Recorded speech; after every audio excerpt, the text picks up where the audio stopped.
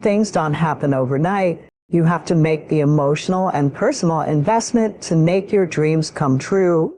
How bad do you want it? That's all you ever talked about. It's all you ever dreamed about. All you did was wait around, hoping that someone was just going to hand you the keys to the city. No one is just going to hand you over their keys and expect you to drive. What you are looking for, what you need, is self-discipline. Self-discipline, as the very name implies, comes from the self. It comes when you make a decision to be disciplined, when you make a decision to be better, when you make a decision to do more and be more. You can set yourself a goal that you can attain, and there's not going to be much glory in it to begin with.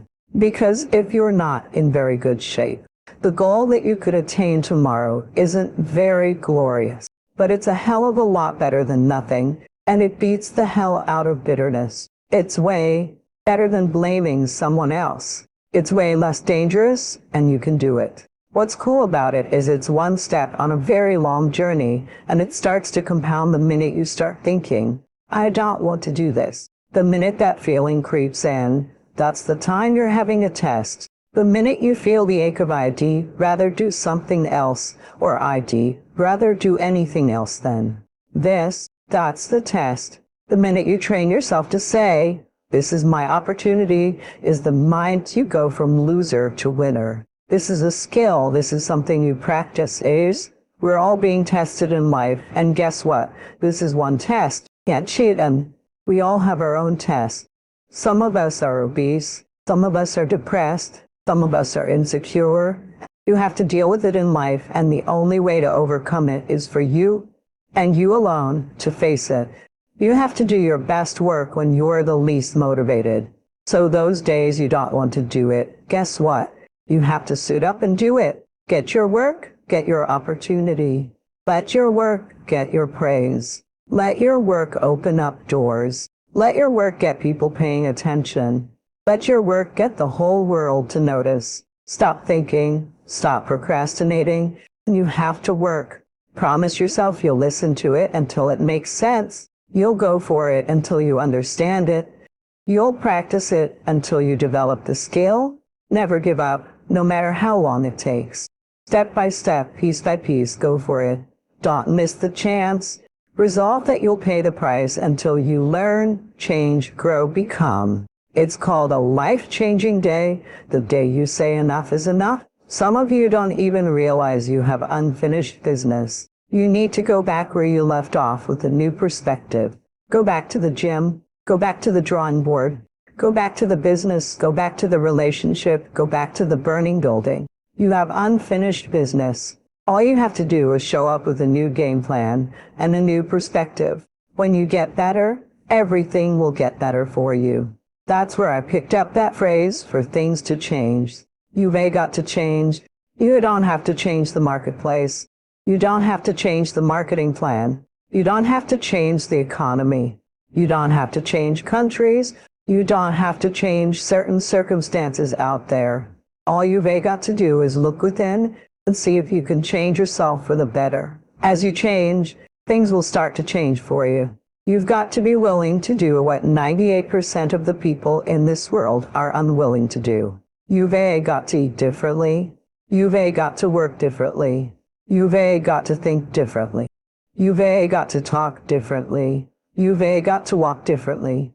If you want elevation, if you want the next level, if you want to see things differently this year, everything you do has to change. You won't need that rest. Chances are you will realize that the desire to rest was just weakness. It was just the desire to take the path of least resistance, the downhill path, the easy path. By simply going through the motions, you overcame that path and stayed on the righteous path, the disciplined path. You stayed on the war path. If you can just begin to take one step, slowly moving towards your dream, I promise you that thing you want to achieve will not be nearly as difficult as you think it is. It does not matter how slowly you go, as long as you do not stop. You do not have to be great to start, but you do have to start to be great.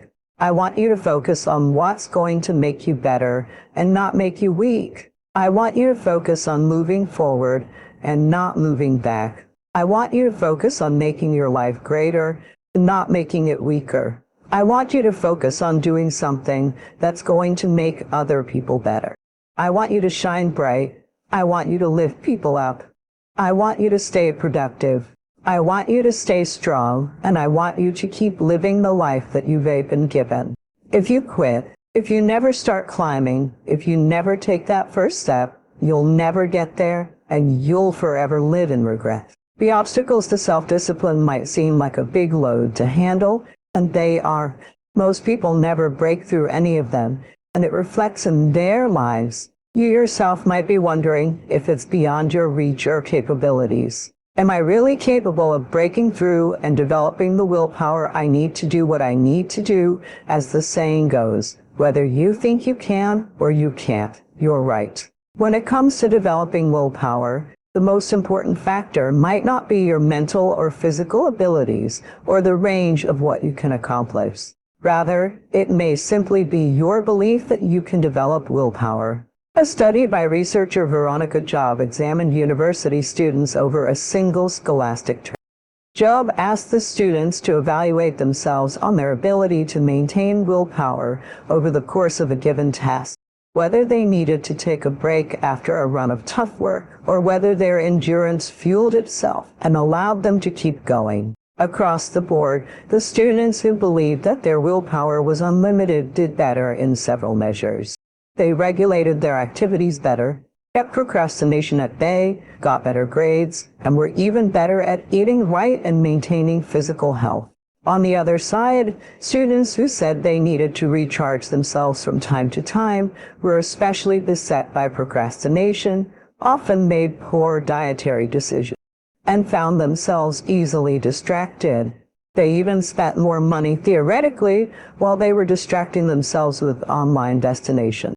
Jobs results indicated that those students who were convinced of their own abilities and really believed they had more willpower actually their self-messaging turned out to be a crucial element in their superior performance, to the point where it couldn't simply be coincidence. Score another point for the placebo effect. This is great news because it implies that although building willpower is a challenge, a huge part of the solution is simply believing that you can do it. We have exactly as much willpower as we think we do. Building self-discipline is your choice and yours alone. It's all up to you. Well, I'm saying, nobody and nothing else has as much influence on the attainment of your goals. It doesn't matter how your brain is wired or where you are oriented with regards to time. What overrides those is your belief in yourself. Ultimately, this ends up being a good thing because it places the power in your hands. Whether you can or cannot be disciplined is up to you.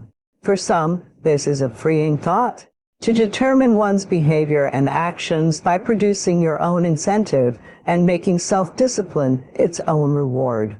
You'll see positive effects unveil themselves on a daily, gradual basis.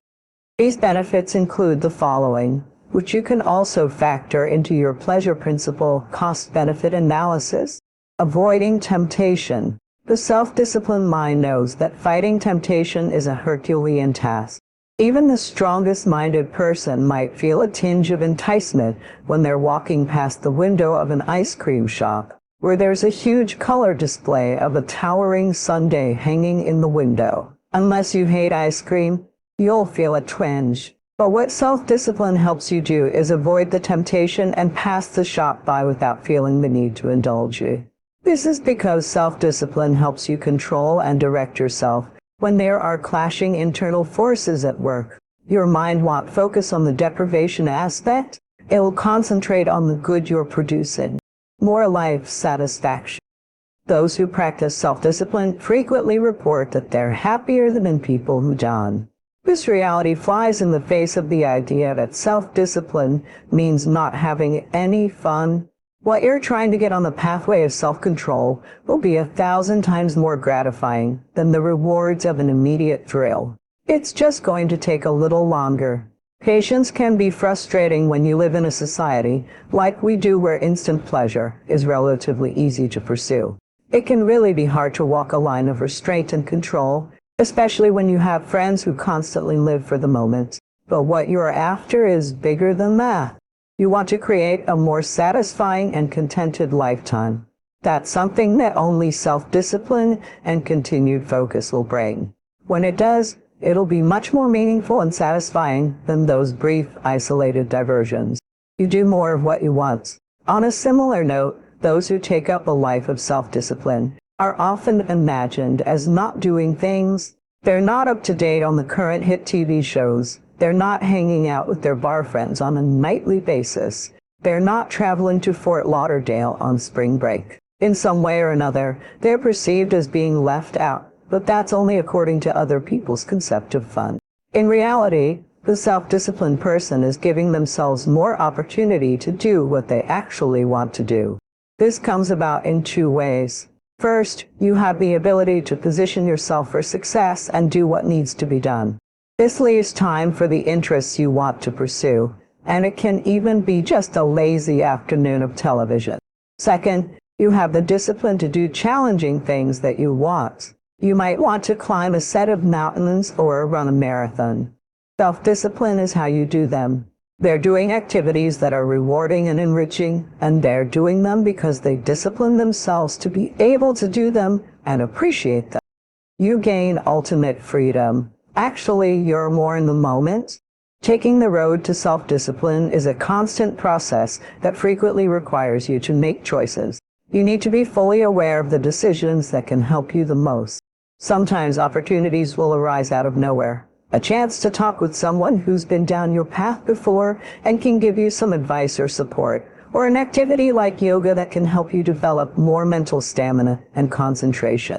These opportunities seem to arise for people who are working on self-discipline, but it's not magic. It's because you're more aware and attuned to things that will help you get to where you want to go. The self-disciplined mind isn't shut off.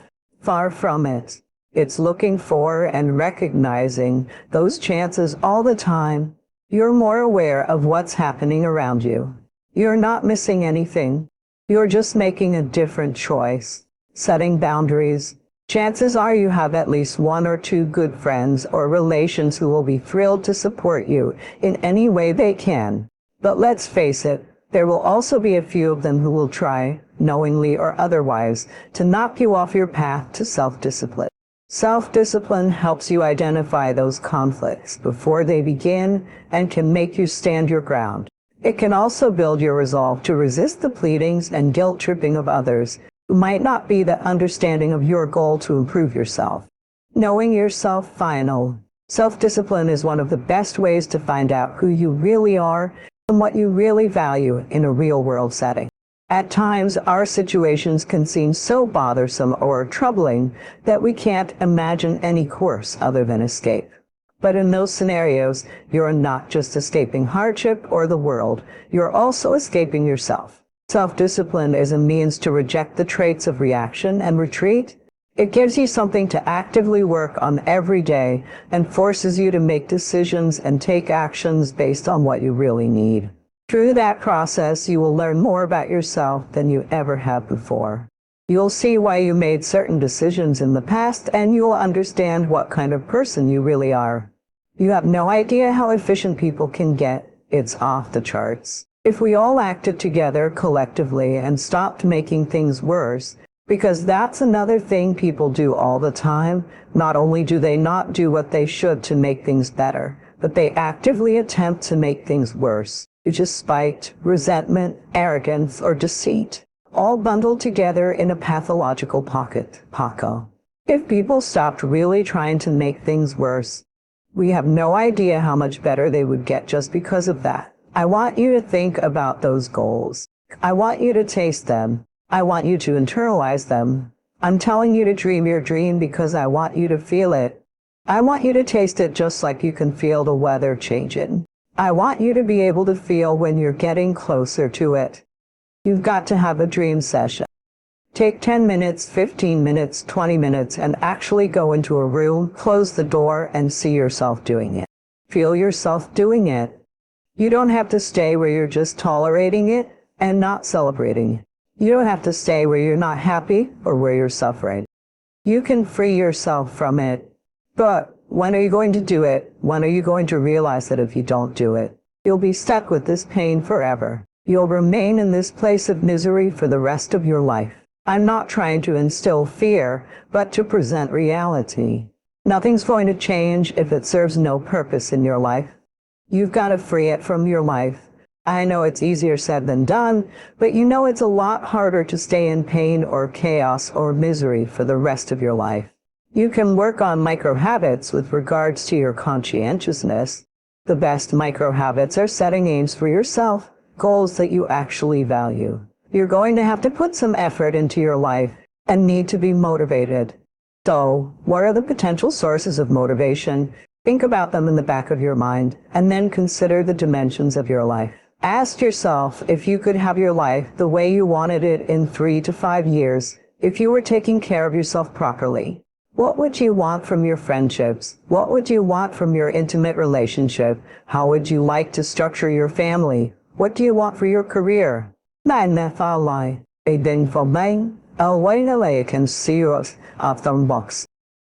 is a game, and the rules demand that we constantly lean into growth, purpose over desire, and purpose over pleasure. Become congruent with the person you want to be, to live a life of fulfillment and significance without anxiety, depression, shame, or guilt. A life of sovereignty and freedom to have peace of mind and sound sleep at night, because you carry no weight of guilt and shame. This is the idealized version of yourself that you are building. We all have a duty to become and create the most idealized version of ourselves, the person we needed in our lives. Sometimes desire waits for a trigger, something that happens, like a song. The lyrics, a movie, the dialogue, a seminar, a sermon, a book, an experience, a confrontation with an enemy, or a conversation with a friend who finally levels with you. Whatever the experience, it is valuable. Here's my best advice: welcome all experiences. You never know which one is going to turn everything. Don't put up walls. The same wall that keeps out disappointment also keeps out happiness. Take down the walls. Go for the experience. Let it teach you. Ask yourself, if I could have what I needed and wanted, what would that look like? You'll get a dream, a vision, and it will make itself manifest in the theater of your imagination. It's a rather frightening question to allow yourself to ask what you really need and want. You're only limited by the weakness of attention. All you need is to give it your full attention. The will gives us the ability to concentrate. I don't know what you want, but I do know this: if you can think it, let yourself get emotionally involved with it, and stay focused on it, you can have it. The point is not to avoid the pain. Stop asking yourself what's the least you can do to get good. Start asking yourself what's the most you can bear to become great. Understand that the suffering and pain can harden you into becoming the version of yourself needed to execute at the highest level and be world-class at anything. Stop avoiding it, stop being afraid of it, and start understanding it for what it really is, the thing that shapes you. I got here not because I'm the strongest, fastest, or best. I never stopped fighting. It got harder and harder, and it seemed the further I went, the harder it got. I didn't stop. I didn't quit. I just kept fighting. Once you begin to discover who you are, you'll realize how you've been given authority and dominion over everything on earth, including all dimensions of your life. You can only do that through the struggle of life as you pursue your goals and dreams with mighty faith. Write the book that ought to be written by you. Help the people who ought to be helped by you, and make the difference in society that ought to be made by you. It's time to level up. Get out of your routines and make it a reality. Do something unique and different. Struggle a little bit, hurt a little bit, sacrifice, and dedicate yourself, because there's no other way. The time is now to make a difference, to be better than you were yesterday. You may not believe this, but you've got to do more than less. You've got to give a little bit more. Enhancing your inner resilience involves integrating these methods. Empower yourself to tap into and embrace empowering habits. Successful individuals undertake tasks that others might avoid, embracing habits that amplify their productivity. Incorporate morning rituals, such as priming, to shape your mindset positively and establish a constructive tone for the day. Other rituals like affirmations and envisioning your goals are also effective. A cold morning plunge, followed by a nourishing breakfast, can invigorate you. Setting a proactive tone. Recognize the impact of your decisions. Humans possess the unique gift of conscious decision-making. We can assign meaning to our experiences, opting for positivity even in challenging situations. Building inner resilience entails confronting difficulties head-on and leveraging them for personal growth. Acknowledging our role as architects of our lives empowers us to take charge and rise above circumstances. Elevate your standards. Maintaining the status quo rarely leads to significant change. Elevating your standards, however, can yield transformative results. Surround yourself with accomplished individuals who align with your aspirations. Proximity to success influences your journey, as does mentorship or professional guidance. Raising your standards contributes to a comprehensive enhancement of your life. Discover your life's purpose. A compelling purpose acts as a driving force that propels us to excel. True purpose often transcends material gain, aligning with a desire to contribute positively. Reflect on the legacy you wish to leave and the milestones you consider essential. Contemplate what achievements will bring you pride or regret. This introspection unveils your purpose. Transform shoulds into musts, shifting from a casual attitude of should to a determined mindset of must injects a sense of urgency into your actions. Inner resilience thrives when you commit fully to your journey, treating each step as essential. Release the weight of the past. While our past experiences shape us, dwelling on them can hinder progress. Individuals who build inner resilience learn from failures, extracting valuable lessons and cultivating a growth-oriented mindset. Replace disempowering narratives with positive thoughts, redirecting your mental energy towards personal development. Prioritize your focus. Directing your attention towards your goals is crucial for success, rather than fixating on past failures. Channel your energy into shaping your future. The present moment holds significance, while the past is behind you and the future is shaped by your imagination. Commit to achieving your goals, making setbacks seem inconsequential. Leverage prior experiences. Drawing from past encounters can be a valuable resource for building inner resilience during challenging times. Reflect on the emotions or beliefs that helped you find strength before and analyze how these factors have evolved over time. Use past experiences to bolster your resilience. Cultivate a foundation for success by developing inner resilience through intentional preparation. Establish routines and a mindset that encourage the utilization of your strengths. Use your abilities to work towards your goals in a purposeful manner. The importance of inner resilience. Individuals who have left remarkable legacies demonstrate the power of inner resilience. Beyond entrepreneurial achievements, inner resilience offers a sense of tranquility and purpose. It provides the strength needed to endure challenging times, fostering forgiveness and self-control. Positive thinking becomes a tool to overcome adversity. Importantly, unlocking inner resilience doesn't always stem from adversity. Anyone can tap into this potential.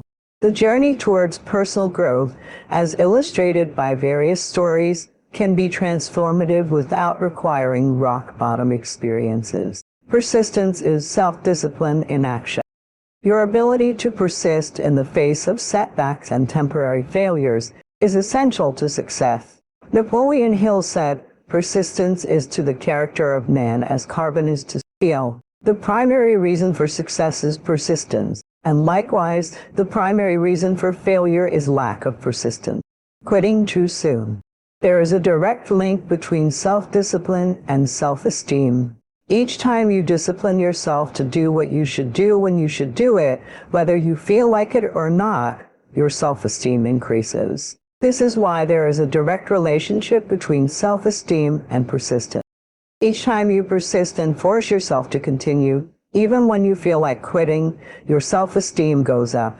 Each act of self-discipline strengthens every other act of self-discipline. Every act of persistence strengthens every other act of persistence. When you discipline yourself to persist over and over, you like and respect yourself more and more. You become stronger and more confident. Eventually, you become unstoppable. Persistence is its own reward. Every time you force yourself to persist on a task, whether it is large or small, you feel happier and better about yourself. When you go the extra mile and do more than you are paid for or more than is expected, your self-esteem goes up. You feel more powerful and in greater control of your life and career. When you go the extra mile, you put yourself on the side of the angels.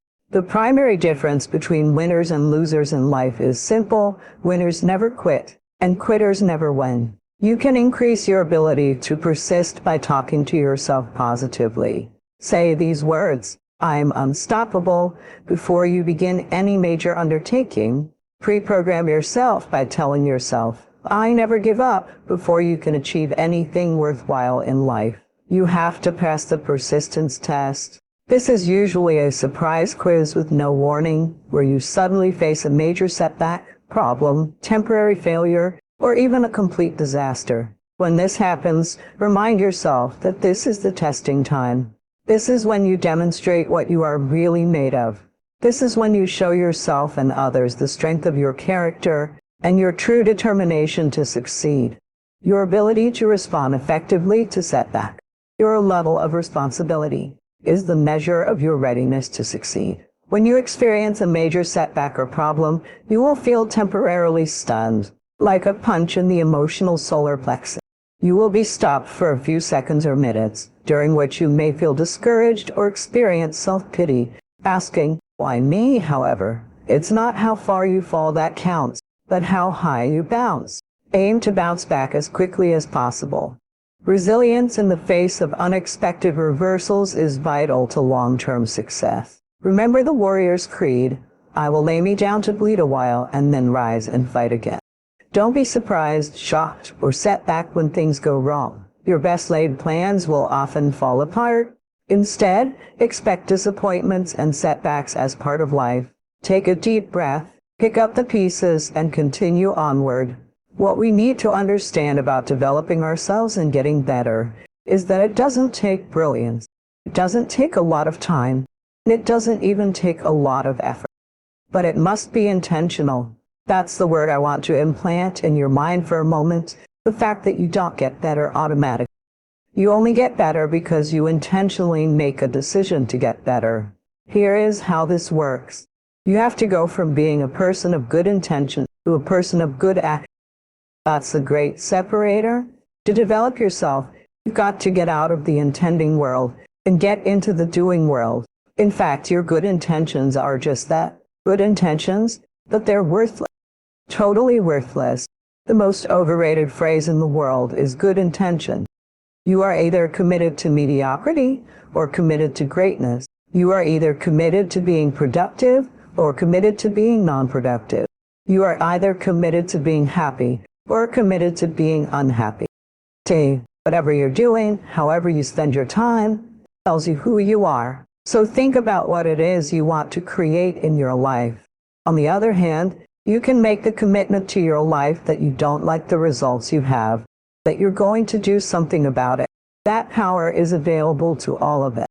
People who look at life and decide they want something different for themselves, make the commitment and achieve it. Why are people frightened by commitment? Because when you say the word commitment, it intimidates a lot of people. Why? Because it means you have to deliver. Most people prefer not to commit themselves because commitment means, among many things, no excuse is acceptable. It seems to be the only way to create a human adventure. To create an adventure, we must play this game. We must fight this game. Here's what it creates: a great adventure. Let me give you the ultimate question. Could you win if you couldn't lose? The answer is no. You couldn't call it winning if you couldn't lose. For the foreseeable future, it looks like it's been that way as long as we can remember. And history tells us so. Here's what you want to do. You want the adventure, you must learn to play this game. To contain the ravages of disease that want to take you early, you've got to fight back. You can't just leave it to chance. Some say, well, I've got my fingers crossed. That's not a good philosophy. You've got to take your vitamins, do the stuff you need to do, and jump on the positive side of whatever you want. If you can't help out in this warfare, in this push-up match, that's the key. Dare to dream, but please do. For dreamers are many, but doers are few. Dare to dream, but please do. For dreamers are many, but doers are few. We're going after doers. Ask yourself this question: what I am doing or about to do, is it going to help me get where I am going? Is this action going to make me stronger or weaker? Is this action going to make me smarter or more skilled? Will this action move me toward the strategic, long-term goals I am trying to achieve in my life? Do not lie to yourself. If you've had a bad week, just sit down and ponder that for a while. Study it, Einstein. See if you can pick up some ideas from a poor week, then make a better week. Learn from your own experiences. One way to learn to do it right is do it wrong. Now the key is, don't let it take too long. If you've done it wrong for a year, we suggest that's long enough. You don't need another year just to prove a point. No, 1 year is enough. Learn from your own experience. I don't care how hard you fall. I don't care if nobody believes in you. It only takes you believing in yourself to get this thing done. And listen to me, it isn't failure if you learn from it. So, if you fall on your back so you can look up. Because if you can look up, then you can get up. I dare you to take a little pain. I dare you. At the end of pain is success. You're never ever going to feel like doing the things you need to do in order to have what you want. You're always going to need to push yourself. You're always going to need to parent yourself. So what is the net advice on this? What is the bottom line? The bottom line is, no one's coming. No one. No one's coming to push you. No one's coming to tell you to turn the TV off. No one's coming to tell you to get out the door and exercise. Nobody's coming to tell you to apply for that job you've always dreamt about. Nobody's coming to write the business plan for you. It's up to you. Because you're only ever going to do the things that you feel like doing right now, or that feel good right now, unless you understand. You've got to parent yourself. You've got to push yourself. Mom, Ali, you're not going to make your dreams come true. You're just not. We're not wired that way. You weren't born that way. You weren't that way when you were growing up. And you're certainly not that way as an adult. There's a tremendous amount of liberation that comes when you accept the fact that you're always going to need to give yourself a push. What a blessing is that you've got that breath. That means you still have something inside you. You've got to work for it. You've got to contribute for it. You've got to give for it. You've got to lead for it. You've got to love for it. Because you still have something inside you. You're still here for a reason. And now you just have to earn that blessing. The first and most important success quality is common sense. It is said that the average person has an enormous amount of common sense because he or she hasn't used any of it yet. Common sense seems to be something that a person accumulates as the result of experience over a long period of time. Common sense was defined by the participants in this survey as the ability to cut to the core of a matter, to recognize and deal with the essential elements of a problem or situation, rather than getting sidetracked by smaller issues or symptoms. Another definition of common sense was the ability to learn from experience and then to apply those lessons to subsequent experiences.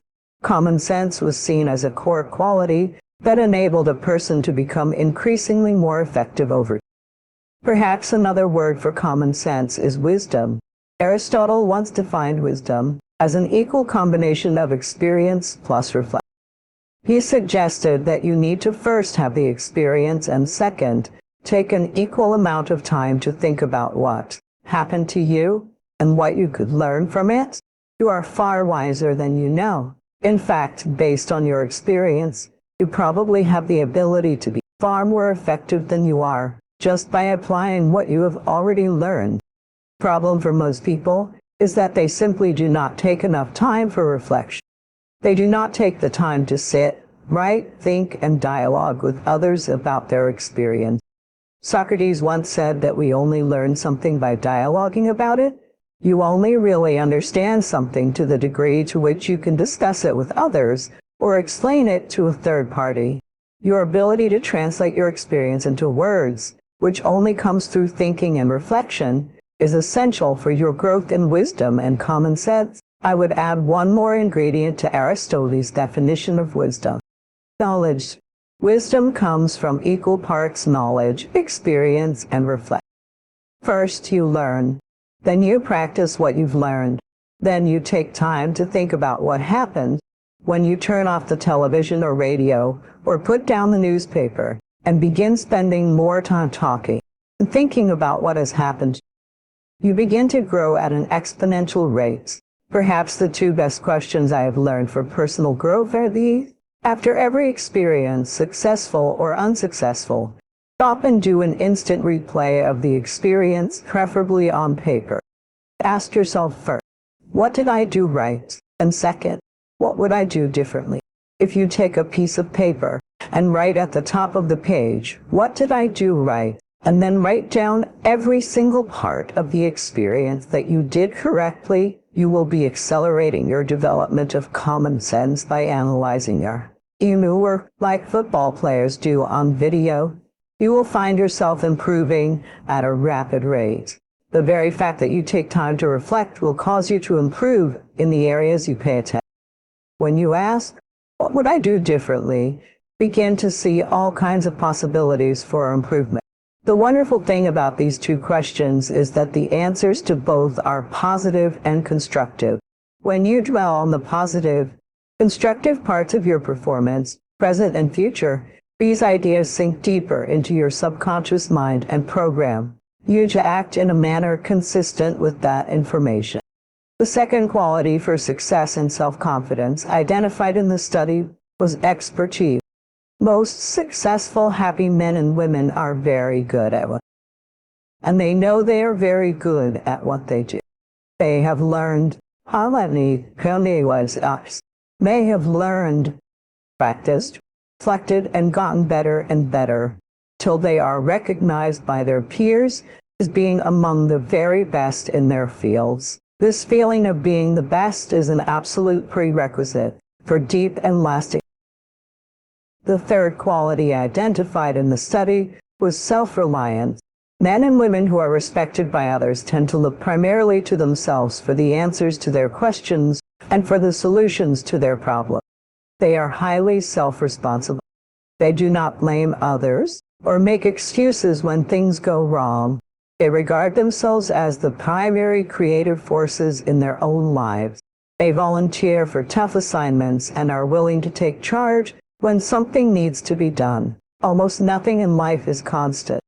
Conditions and circumstances are perpetually in flux, like the winds and the tide, which is why my mind is never fixed. I tack and adjust, forever searching for my new 100%. Age, health, and the responsibilities we carry can be limiting. That doesn't mean we should give in to those limitations or use them as excuses to let ourselves or our dreams go. But we can acknowledge them as long as we are committed to finding out what we can still do given those limits, whether they be temporary or indefinite, and maximizing that every day. Thousands of people wake up to a life defined by newfound limitations that are difficult to accept. Maybe they've been diagnosed with a terminal disease, suffered a spinal injury, lost a limb, or are suffering from PTSD. More often, the shifting circumstances are not nearly so dear. Sometimes it's good news that changes the equation. Maybe you are a new parent or landed a lucrative gig that demands 10 to 12-hour workdays. Could be you recently got married, which means you have to consider more than just your own goals. No matter the variables, your new 100% is out there, waiting for you to find it. The thing is, most people don't want to, because whenever you're trying to find your new anything, it means you're not who you used to be. That can be depressing enough to give up the search. Some people use their new circumstances to dial down their effort level instead of adjusting their approach, still giving it their all to achieve their goals. You've got to work with what you have. I couldn't run a rock. That didn't mean I was out of the fight. No matter what you are dealing with, your goal should be to maximize the resources and capabilities you do have. You may have suffered a freak injury or received a diagnosis that changes everything. What does your new maximum effort level look like? A lot of people bide their time and wait to see what happens next. But a year or two later, they find they are still waiting. With every unfortunate turn in life, no matter how heavy the weight, you have to be committed to pushing back against pressure with effort. No matter your age, abilities, disabilities, or responsibilities, we must all stay committed to finding our new benchmark. Because not only does that keep your mind engaged and your demons at bay, but you might actually achieve things the old you never could have conceived. Look at all the things that you could do and ask yourself if you want to win. You see, the win is to know what's important. Now the challenge is to just get started. Not now, but right now.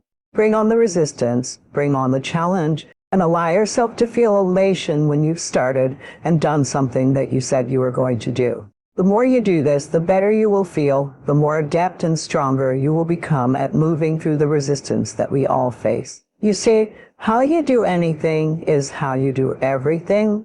It all comes down to one thing, true choice. And what's the easiest choice to make?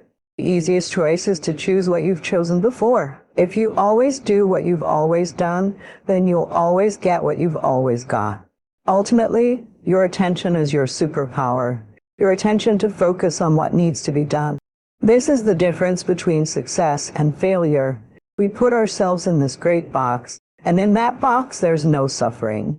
So what we do is shelter ourselves from greatness. On the other side is where you start your journey. People think they start their journey because they're born, but there are many people in graves who have lived 100 years and never started their real journey. Your real journey starts when you go outside that box and start climbing mountains. It goes on, and there you are. You have to have a plan and spend all your waking hours outside of whatever job you do, planning your escape.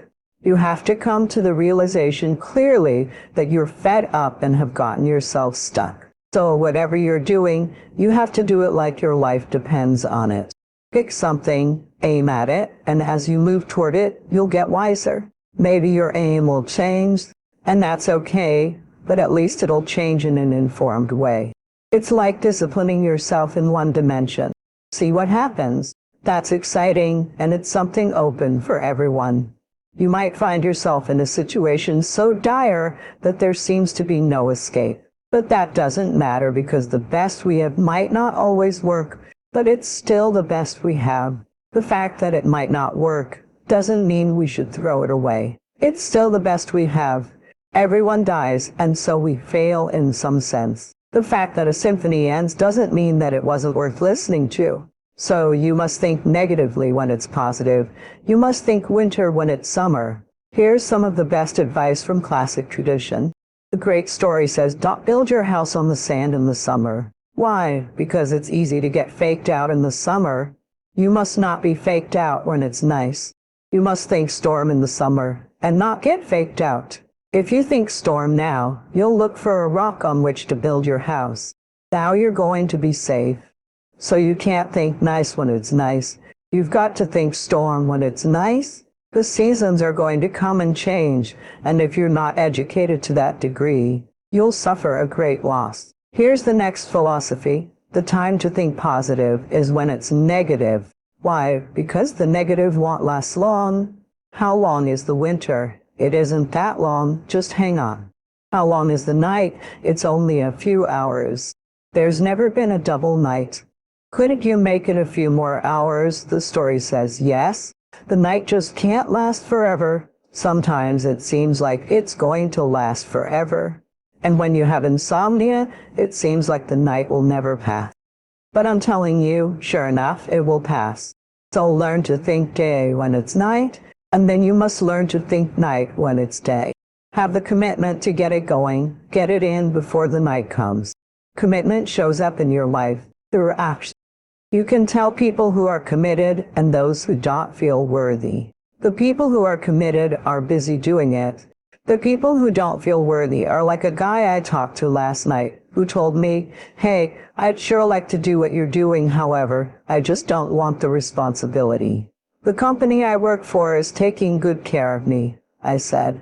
"Let me tell you something. Once you increase your sense of worthiness, you won't even be able to open your mouth, saying that somebody is taking care of you. You want to take care of yourself. Well, raise out knowledge." You see, because he doesn't feel worthy, even though he's intelligent, with 17 years from a major corporation and thousands of dollars spent training him, he knows he has the book knowledge. But his attitude, his vision of himself, his sense of deservingness says he can't have that. So he will fabricate all kinds of excuses why he can't have it. You can only have two things in life: reasons or results. Notice, reasons don't count. We as individuals control our lives here on Earth to an altogether unsuspected extent. Each one of us is the architect of the structure fashioned by our years. The failure of most people to live successfully is not caused by their lack of abilities, far from it, but rather by their failure to decide what it is they want. Understanding that our wants are governed by our talents and abilities. Success is the progressive realization of a worthy ideal. That is, anyone who knows where they are going in life is a success. The great paradox. There is an interesting and important paradox in life that you need to be aware of. It is that if you are an intelligent person, you do everything possible to organize your life in such a way that you minimize and avoid adversity and disappointment. This is a sensible and rational thing to do. All intelligent people follow the path of least resistance to achieve their goals, doing everything possible to minimize the number of difficulties and obstacles they will face in their day-to-day activities. Disappointment is inevitable, yet in spite of our best efforts, disappointments and adversity are normal and natural, unavoidable parts of life. Benjamin Franklin said that the only things that are inevitable are death and tax. But every bit of experience shows that disappointment is also inevitable.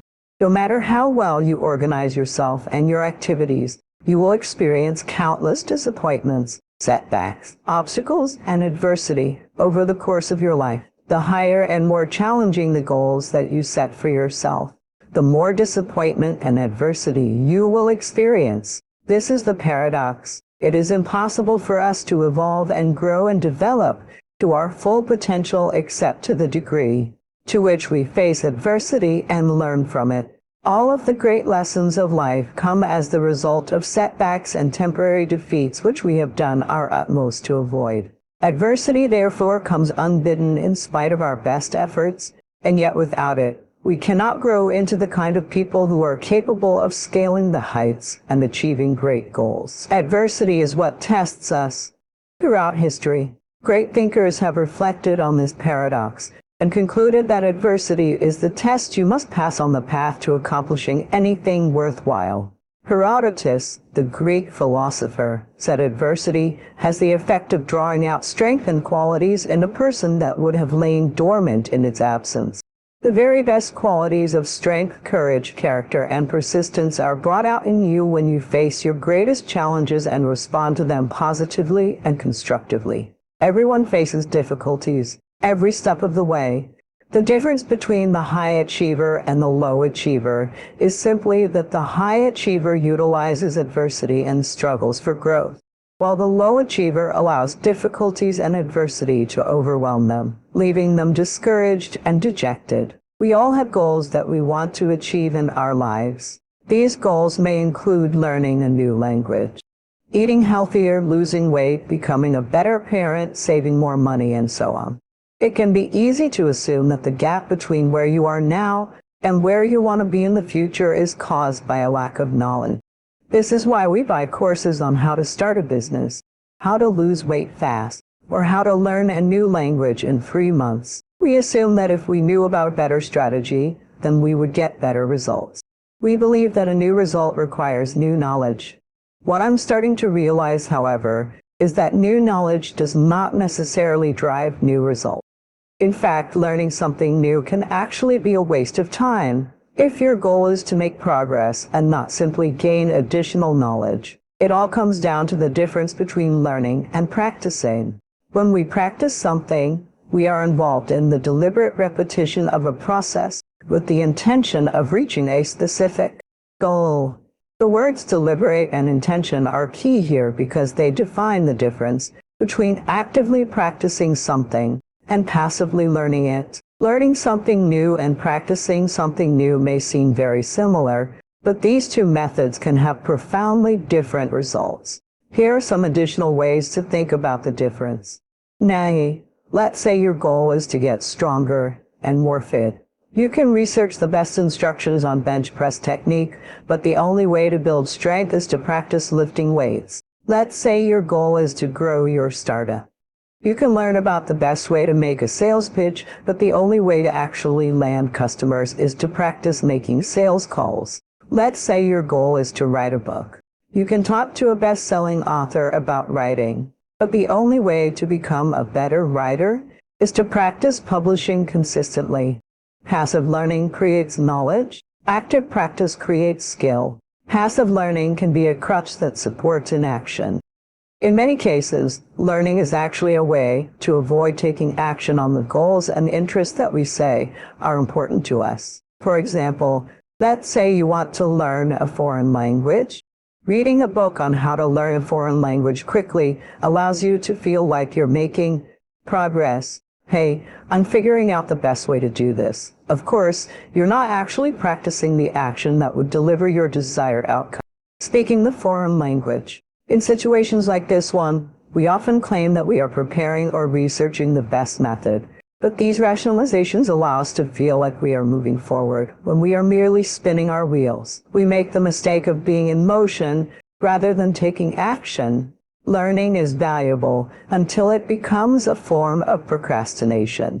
Practice is learning, but learning is not practice. Passive learning is not a form of practice because although you gain new knowledge, you are not discovering how to apply that knowledge. Active practice, meanwhile, is one of the greatest forms of learning because the mistakes you make while practicing reveal important insights. Even more importantly, practice is the only way to make a meaningful contribution with your knowledge. You can watch an online course about how to build a business or read an article about a terrible disaster in a developing nation. But that knowledge is unproductive unless you actually launch your business or donate to those in need. Learning by itself can be valuable for you, but if you want to be valuable to others, you have to express your knowledge in some way. Practice focuses your energy on the process. Progress is a natural result of staying focused on the process of doing anything. The state of your life right now is a result of the habits and beliefs that you have been practicing each day. When you realize this and begin to direct your focus toward practicing better habits day in and day out, continual progress will be the logical outcome. It is not the things we learn, nor the dreams we envision that determine our results, but rather the habits that we practice each day. Fall in love with boredom and focus your energy on the process, not the product. The bottom line is passive learning is useless. Of course not. In many cases, learning for the sake of learning can be a beautiful thing. Not to mention that soaking up new information can help you make more informed decisions when you do decide to take action. That said, the main point of this article is that learning by itself does not lead to progress. We often hide behind information and use learning as an excuse to delay the more difficult and important choice of actually doing something. Spend less time passively learning and more time actively practicing. Stop thinking and start doing. What is your giant name? It is fear. Fear is it? Is it? Anxiety is it? For. Insecurity is it? Doubt. What is the number one killer of dreams? What do you think is the number one reason the majority fail to live a life they love? What is the number one reason why people fail to succeed at any level? It's not luck. It's not lack of money or opportunity. It's certainly not circumstance. It's fear. You're never going to have a fear-free existence. Some fear is acceptable and legitimate. There are some things you should really be afraid of. Now, you shouldn't allow it to immobilize you. Acknowledge it, take it into account, and carry yourself accordingly. There are times when we should proceed with caution, but the difference between being stopped by fear is the difference between having a fear and the fear having you. The decision is yours, and the outcome is yours. It is that simple. It has nothing to do with the outside world. There are no excuses when it comes to happiness. It's time to pull that energy from fear, doubt, anxiety, out of competition and comparison. Acknowledge your fears, embrace those fears, and then move on. Act on whatever it is that you fear, because once you embrace it, you see what you resist will persist. What you resist will persist. One of the most important things is to begin to embrace your fear. If you look upon every step forward as a learning experience and every setback as a valuable lesson sent to make you stronger and better, you will not be afraid to launch in faith into the unknown. Fear can cause us to play it safe, but playing it safe will never be fulfilling. Start with small risks.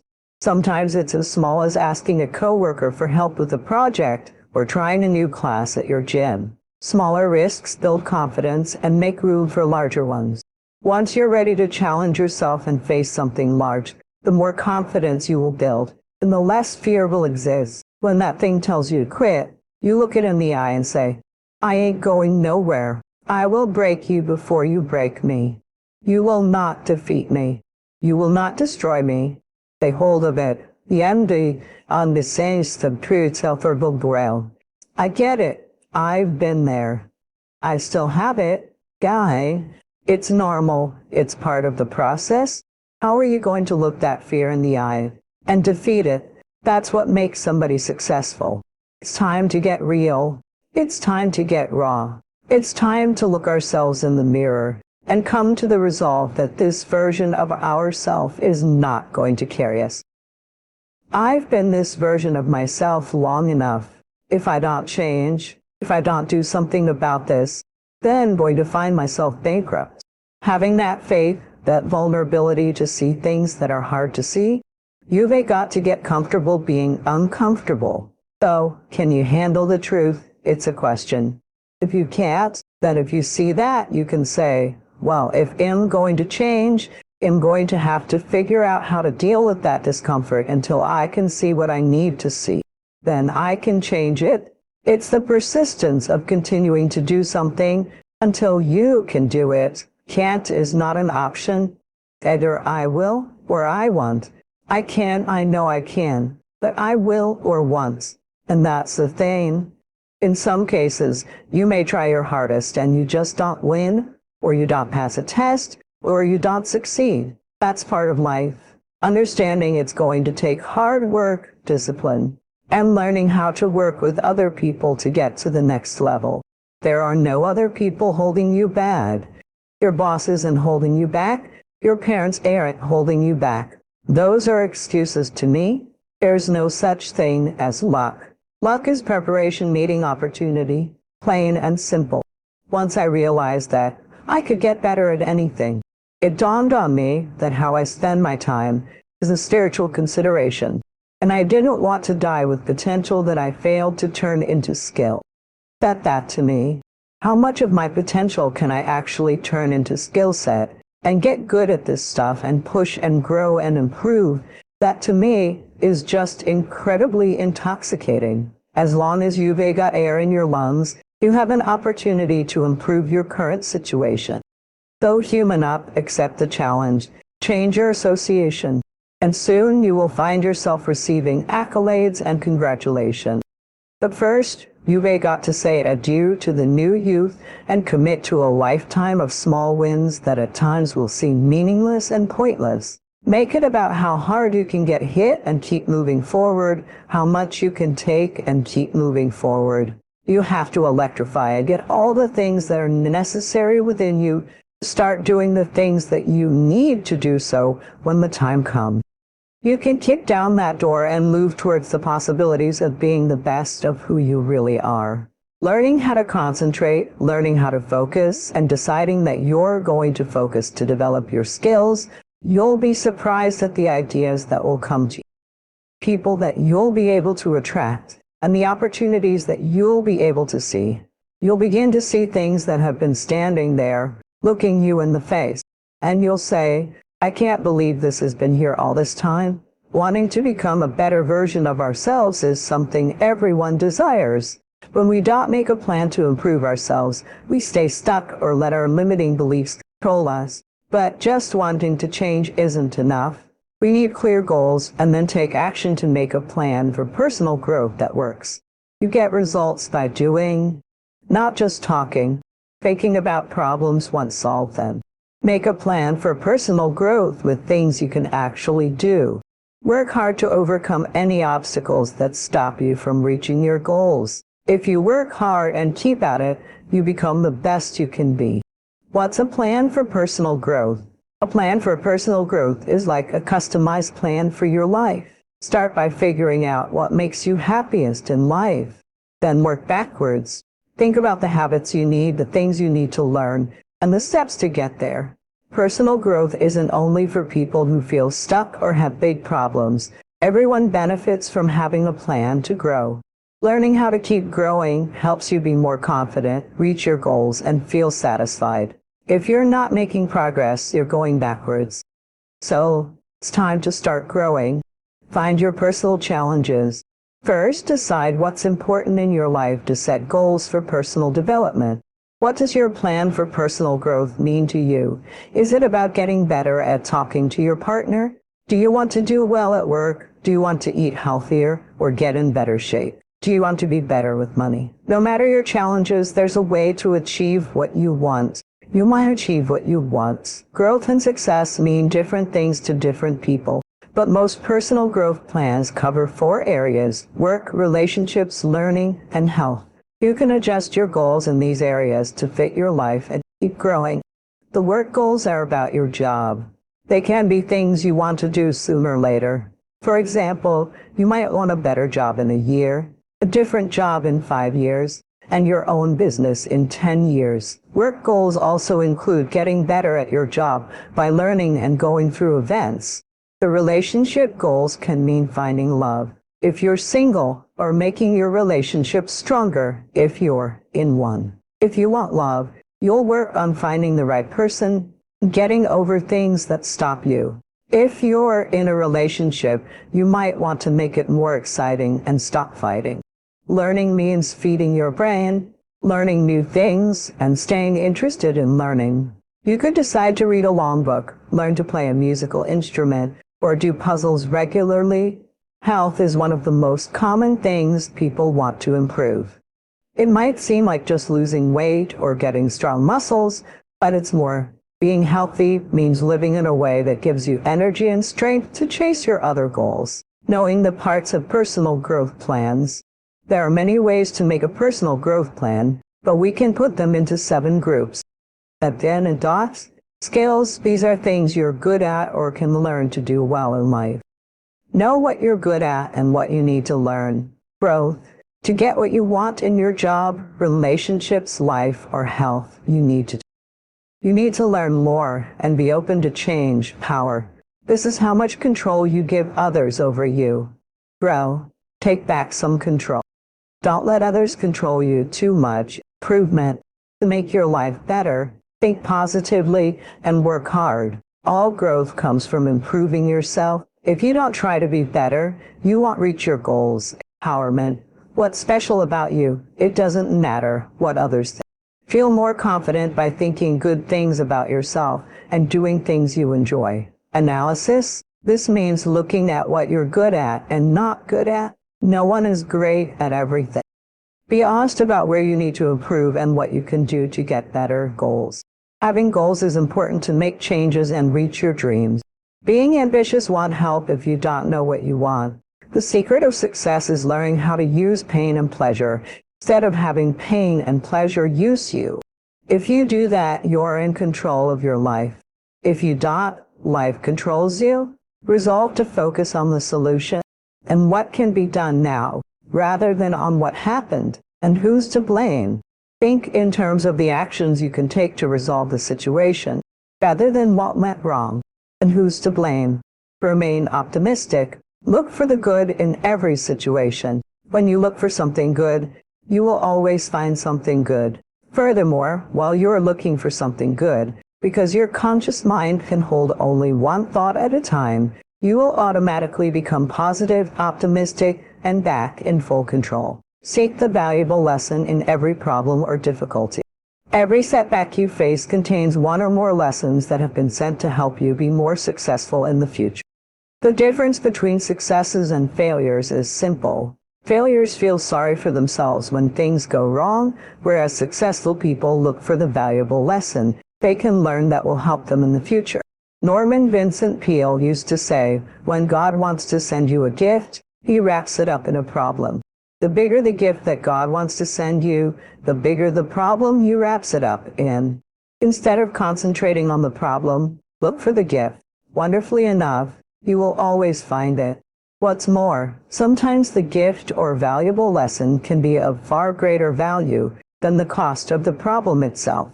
Sometimes one lesson that you learn in dealing with a problem can be the key to your long-term success. As Napoleon Hill wrote, within every problem or obstacle lies the seed of an equal or greater opportunity for benefit.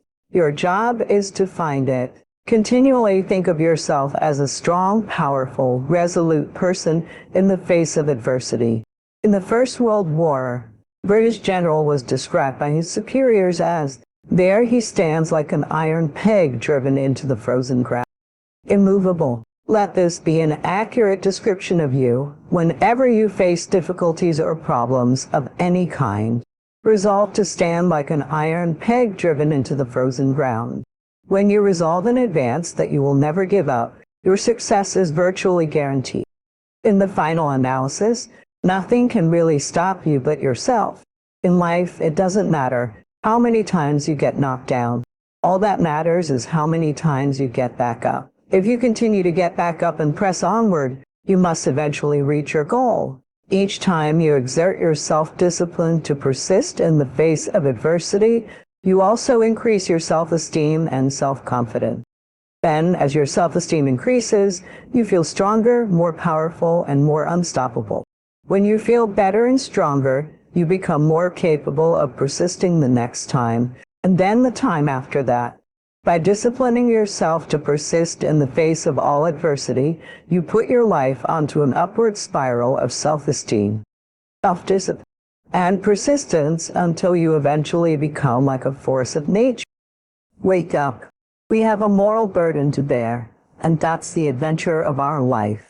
That's the other thing so interesting about the Abrahamic story. God calls Abraham out of his luxurious slumber and sends him into catastrophe, tyranny, starvation, war, brutality.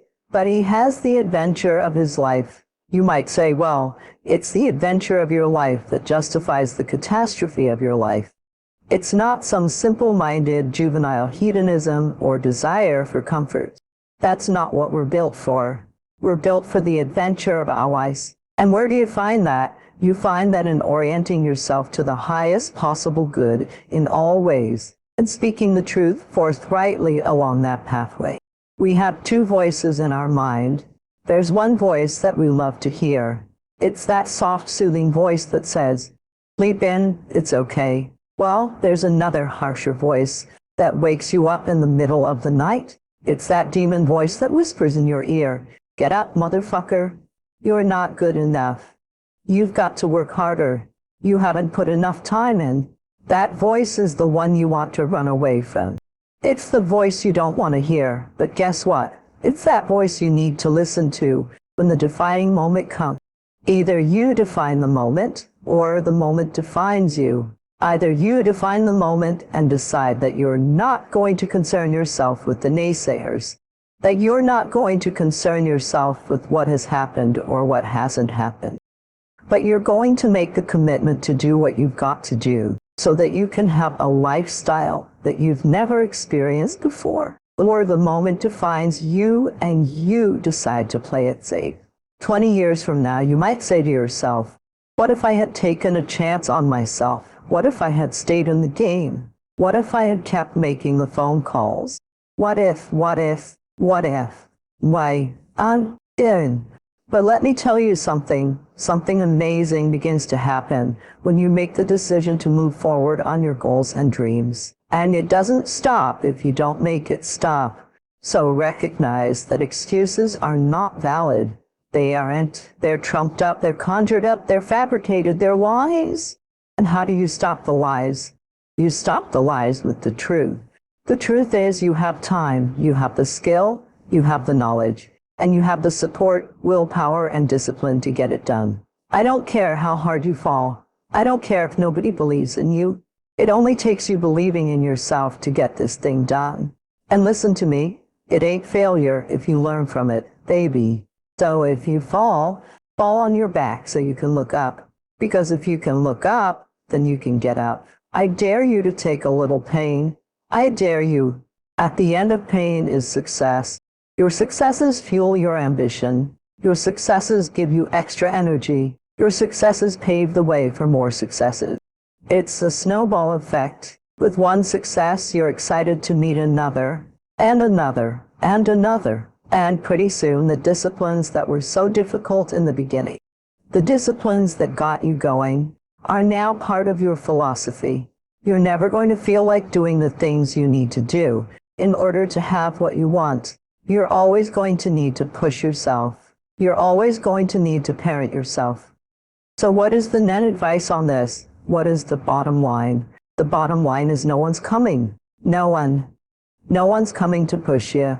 No one's coming to tell you to turn the TV off. No one's coming to tell you to get out the door and exercise. Nobody's coming to tell you to apply for that job you've always dreamed about. Nobody's coming to write the business plan for you. It's up to you. And because you're only ever going to do the things that you feel like doing right now, or that feel good right now, unless you understand that you've got to parent yourself, you've got to push yourself. You've got to push yourself. You're not going to make your dreams come true. You're just not. We're not wired that way. You weren't born that way. You went that way when you were growing up, and you're certainly not that way as an adult. And there's a tremendous amount of liberation that comes when you accept the fact that you're always going to need to give yourself a push. Ask yourself this question: what I am doing, or what I am about to do, is it going to help me get where I am going? Is this action going to make me stronger or weaker? Is this action going to make me smarter or more skilled? Will this action move me toward the strategic long-term goals I am trying to achieve in my life? And do not lie to yourself. Then, when you see people take on more responsibility and decide that they're going to aim up and confront their suffering honestly and forthrightly, their lives get better, and the lives of people around them get better too. And so it's very strange as well, because it also means that the pathway to less suffering is through suffering, right? And that's kind of hopeful if the world was constituted that way. It's like, well, there's suffering. How do you make it worse? Run away. How do you make it better? Confront it. Yeah, but it's suffering. It's like, yeah, but it's there. There it is. It's right there. It's a precondition for existence or something like that. And it's like, you have something important to do as well. And you confront it, and that's the pathway to transcending it. If I grow, think of what that will do for my future. Self-development earns success. Self-investment earns respect. And the only way to make a better and better investment in your future is to become better, stronger, wiser, and more competent. It's easy to look at those people who have succeeded and assume that they just got lucky.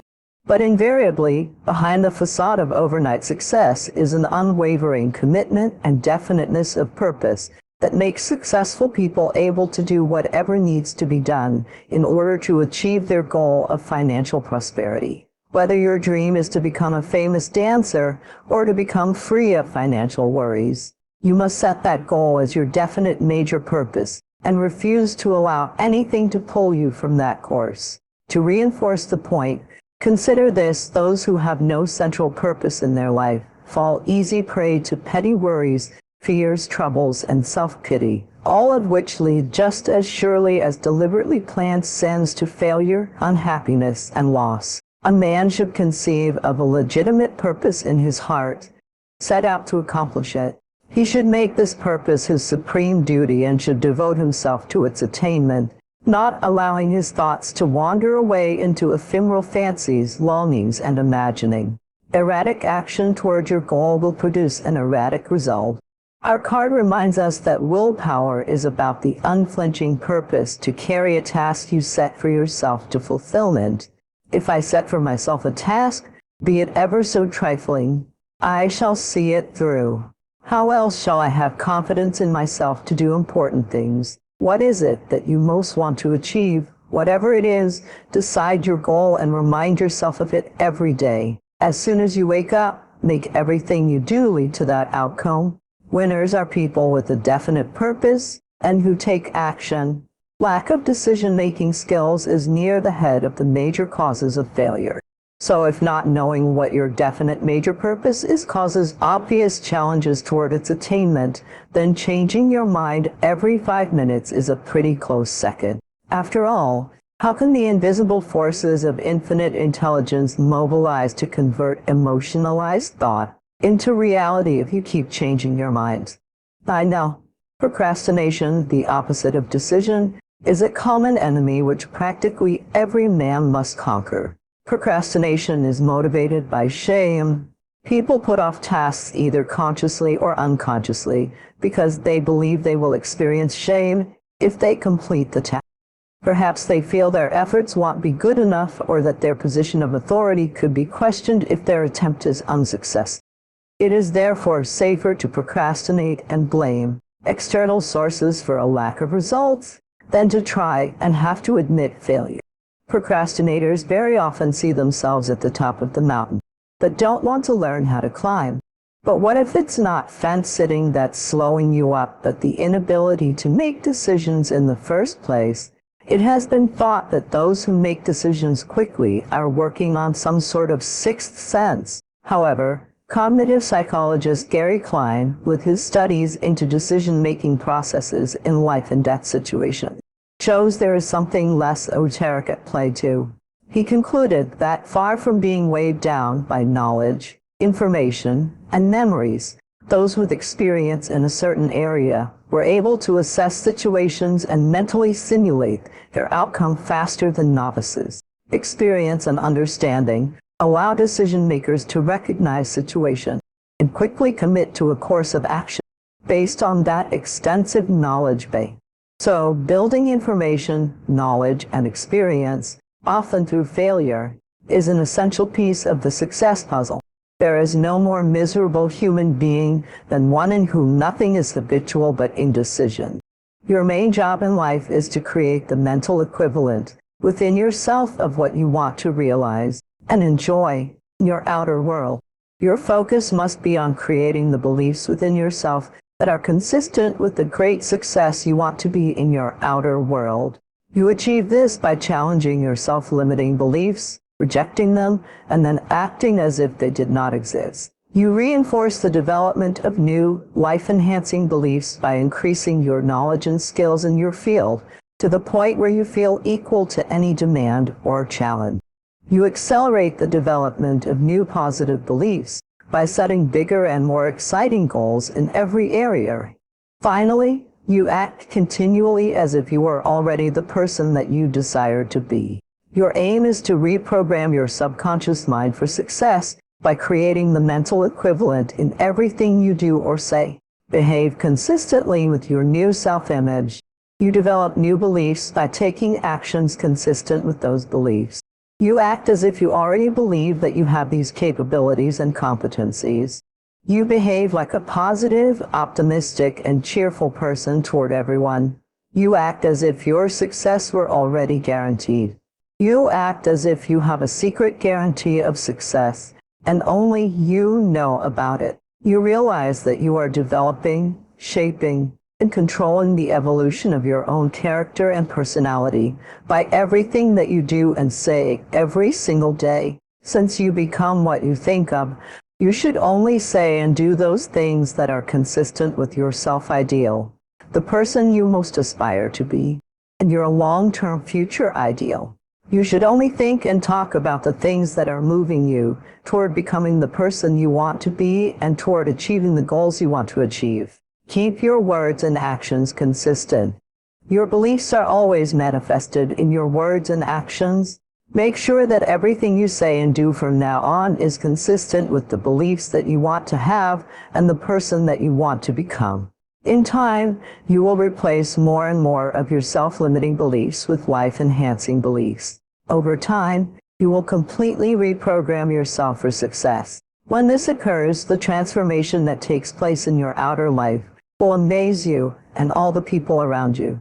Well, the simple part that most people don't understand is that every thought we think and every word we speak is creating our future. It's as though our thoughts go out into the universe and are accepted and brought back to us as experience. Now, that is a very simple thing, but most people don't get it. They don't understand it. They've never heard it before, and they think it's ridiculous. But if you can really accept the fact that every time you think a thought and every time you speak a sound word, you are literally painting your future, making your dinner, or whatever you want to call it. You are creating, and you are creating your own life. This is simple, but it's not easy to accept. There are a lot of things that are beyond our control, but what you do have control over is how you react to whatever happens in your life. Stop focusing on what you do not have and shift your consciousness to an appreciation for all you are and all that you have. Remember, what you think about is what expands. If you think about what you don't have, then what you don't have will expand. If you think about what you don't like in someone, then what you don't like in someone will expand. So when you catch a negative thought, just think to yourself, this is an old thought, I no longer choose to think that way. Then find a positive thought to substitute for it as quickly as you can. Remember, you want to feel good as much as possible. Thoughts of bitterness, resentment, blame, and guilt make you feel miserable. And that is a habit you really want to release. When we say a joyful world, that means everything that you want is happening. So this is all that you're looking for. All that you need to do is commit yourself to creating it. Create a peaceful, joyful, and loving world, both for yourself and everybody around you. Every day in the morning, if you start your day with this simple thought in your mind, today, wherever I go, I will create a peaceful, loving, and joyful world. If you fall down 100 times a day, what does it matter? For a committed person, there is no such thing as failure. If you fall down 100 times, there are 100 lessons to be learned. If you commit yourself to creating what you really care for, now your mind gets organized. Once your mind gets organized, the way you think is the way you feel. Your emotions will get organized. Once your thoughts and emotions are organized, your energies will get organized in the same direction. Once your thoughts, emotions, and energies are organized, your very body will get organized. Once all these four are organized in one direction, your ability to create and manifest what you want is phenomenal. You are the creator. 95% of your life is coming from the subconscious. So all you have to do is look at your life and just say, for what I say, what comes to me that I want comes to me easily. You have programs to allow that to happen, but what you struggle with, what you work hard on, and what you have to put a lot of effort into, why are you working so hard? The answer is simple, because you have an invisible program that is sabotaging you from that point. So now all of a sudden you say, what do I need to change? I say, look at your life and tell me what you're having trouble with, because that's the direct expression of a program that's not supporting you. There are many ways to get the things that we want for ourselves in our lives, but basically, it all begins with how we choose to think. As you think, so shall you be. 7 little words that I think are perhaps the most important things that we can learn and master in our lives. This old proverb notion that I become what I think about all day long, and once you know that what you think about is what expands, you start getting real careful about what you think about. You don't allow your thoughts to be on anything that you don't want, or that you wouldn't want to have manifest or show up for you in your life. Crossing that river of change, the creative process now gets exciting, because what thoughts do you want to fire and wire your brain? What kind of attention and intention do you want to place so that that becomes the loudest voice in your head? And if you keep practicing it, the hardware becomes a software program. and it'll say, Jay, you can do anything. Jay, you live in no time and accomplish everything. Jay, you're unlimited. You just got to hang with it.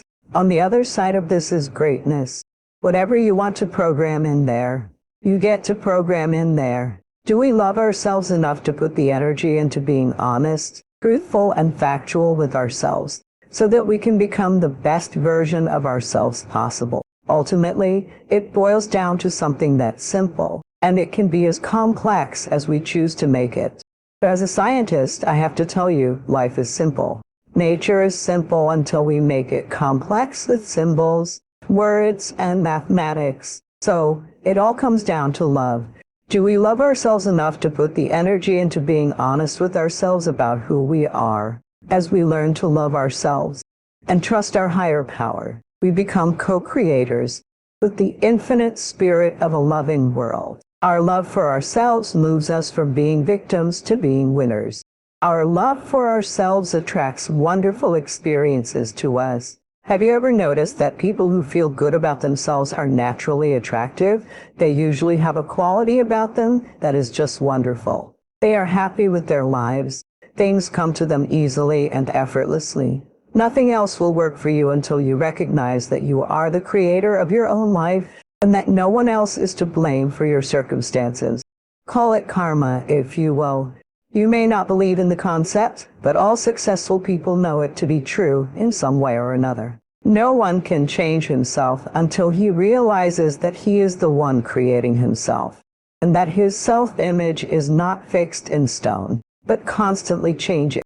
Why is it that one day you can feel happy and confident, and the next day feel sad and depressed? Most people will say it's because of what is happening to them that causes their fluctuations in mood. But this is giving power to the outside world, which is actually completely powerless to affect your inside world of thoughts and emotions, unless you give it full permission to do so. Owning full responsibility for one's thoughts and emotions is not a common choice.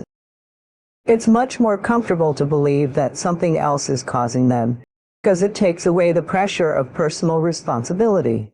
Why own your experience of life when you can just sit back and blame everyone else for it?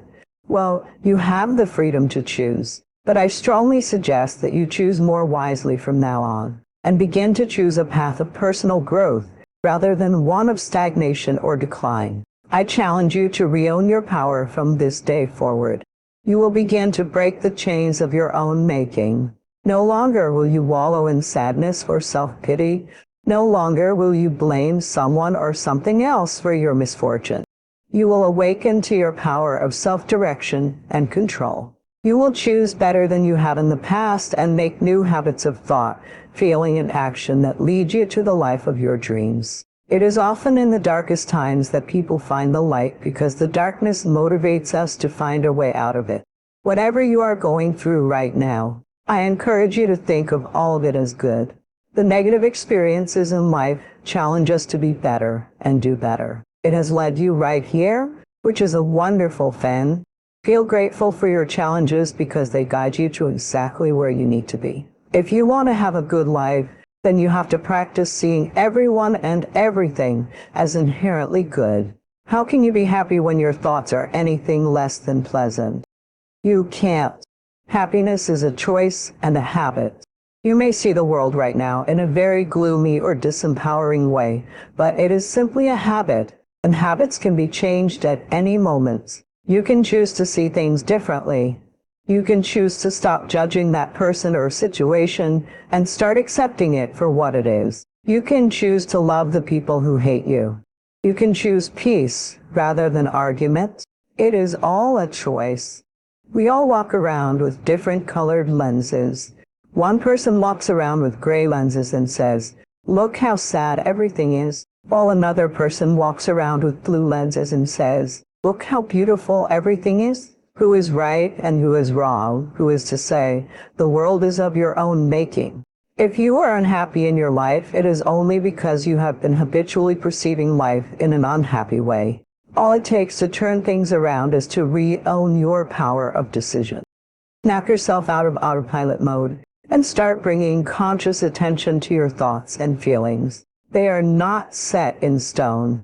How you see and experience things are changeable, not according to what happens outside of you, but according to what you choose to experience within yourself. The most enjoyable moments are the ones where we are fully immersed in what we are doing.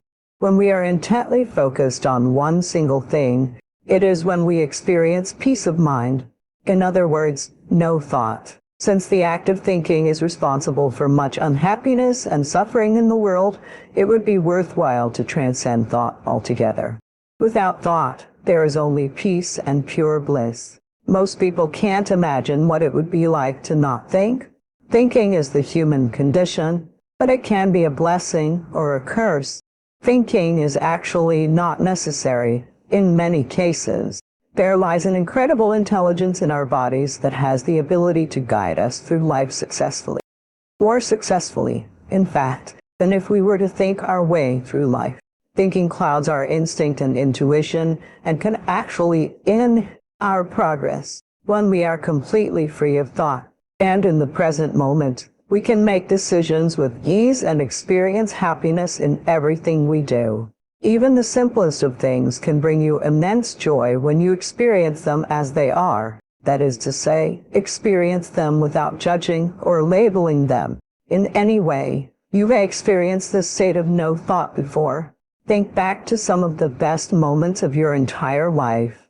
It's very likely that those moments were spent in a state of no thought. And that's exactly why those moments were so enjoyable.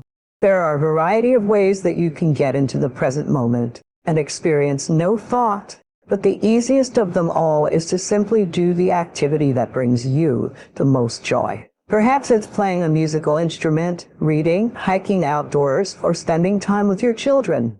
Whatever it is that you thoroughly enjoy, you should do more of it. Immerse yourself in the activities that get you out of your head and into the present moment, because those activities serve a great purpose. They serve the purpose of allowing you to realize your true nature and showing you that joy and happiness are your natural states beneath all the layers of thought you have accumulated over the years. While these activities may seem like only temporary relief from your pain, they actually allow you to evolve and heal your pain. When you find your bliss and immerse yourself in it, you are one step closer to realizing that happiness is always available to you. The more bliss you experience, the easier it is to find it again. Eventually, you will be able to feel happy at your own choosing.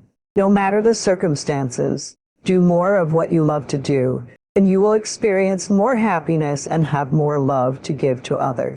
Many people who seem cold and withdrawn from the world are people who feel as if they have little to live for. If they only discovered their passion and lost themselves in artistic expression of that passion, they would have more to live for than they could now imagine. Doing what you love and what makes you happy is not selfish. It is one of the most generous things you could do for others. Only when your cup is full can you give anything away. Find your bliss so that others may be inspired to do the same. If you believe that there's very little potential, how much action are you going to take? Nothing. Little action. And when you take little action with a little potential, what kind of results do you get? Lousy. Little results.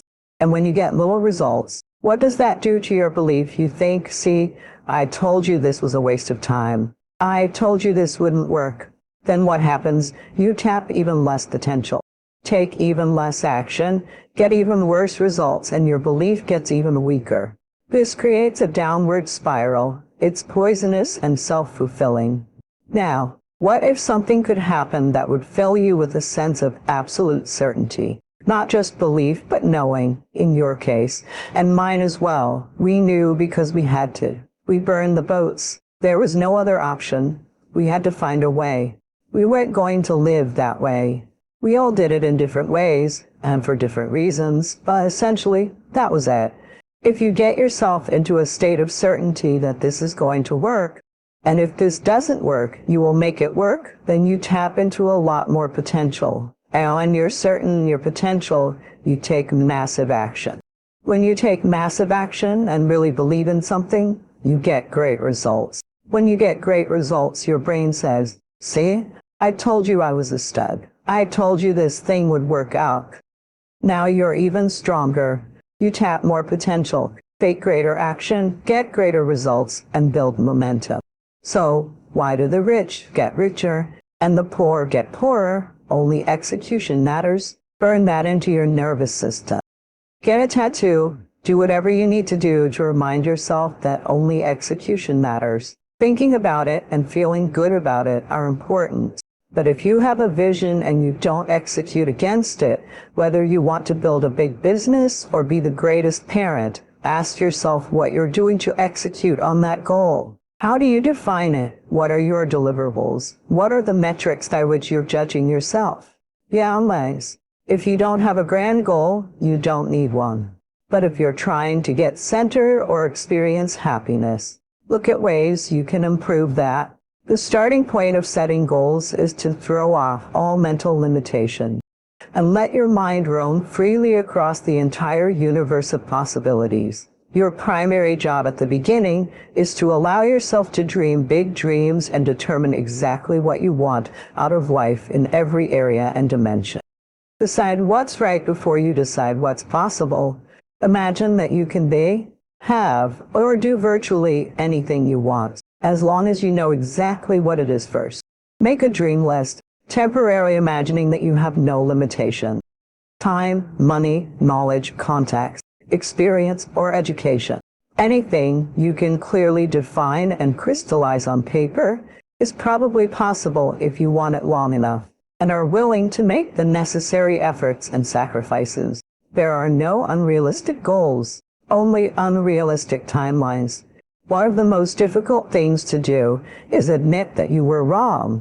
Admitting that you were wrong is simply saying, I've been making choices with my mind that have created things in my life that are not working, and I no longer intend to continue making those choices. You don't have to make a declaration or feel guilty about it. Just acknowledge that it didn't work. The relationship I was in before, where I behaved in these ways, didn't work for me, but now I do, and this is where I choose to be. A better story is about transformation. These are perceptual frames of reference that transform.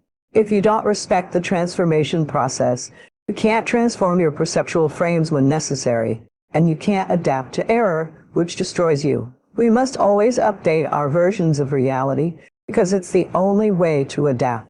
Don't believe everything you've read or heard. It may not be the truth. There's always a greater truth to investigate.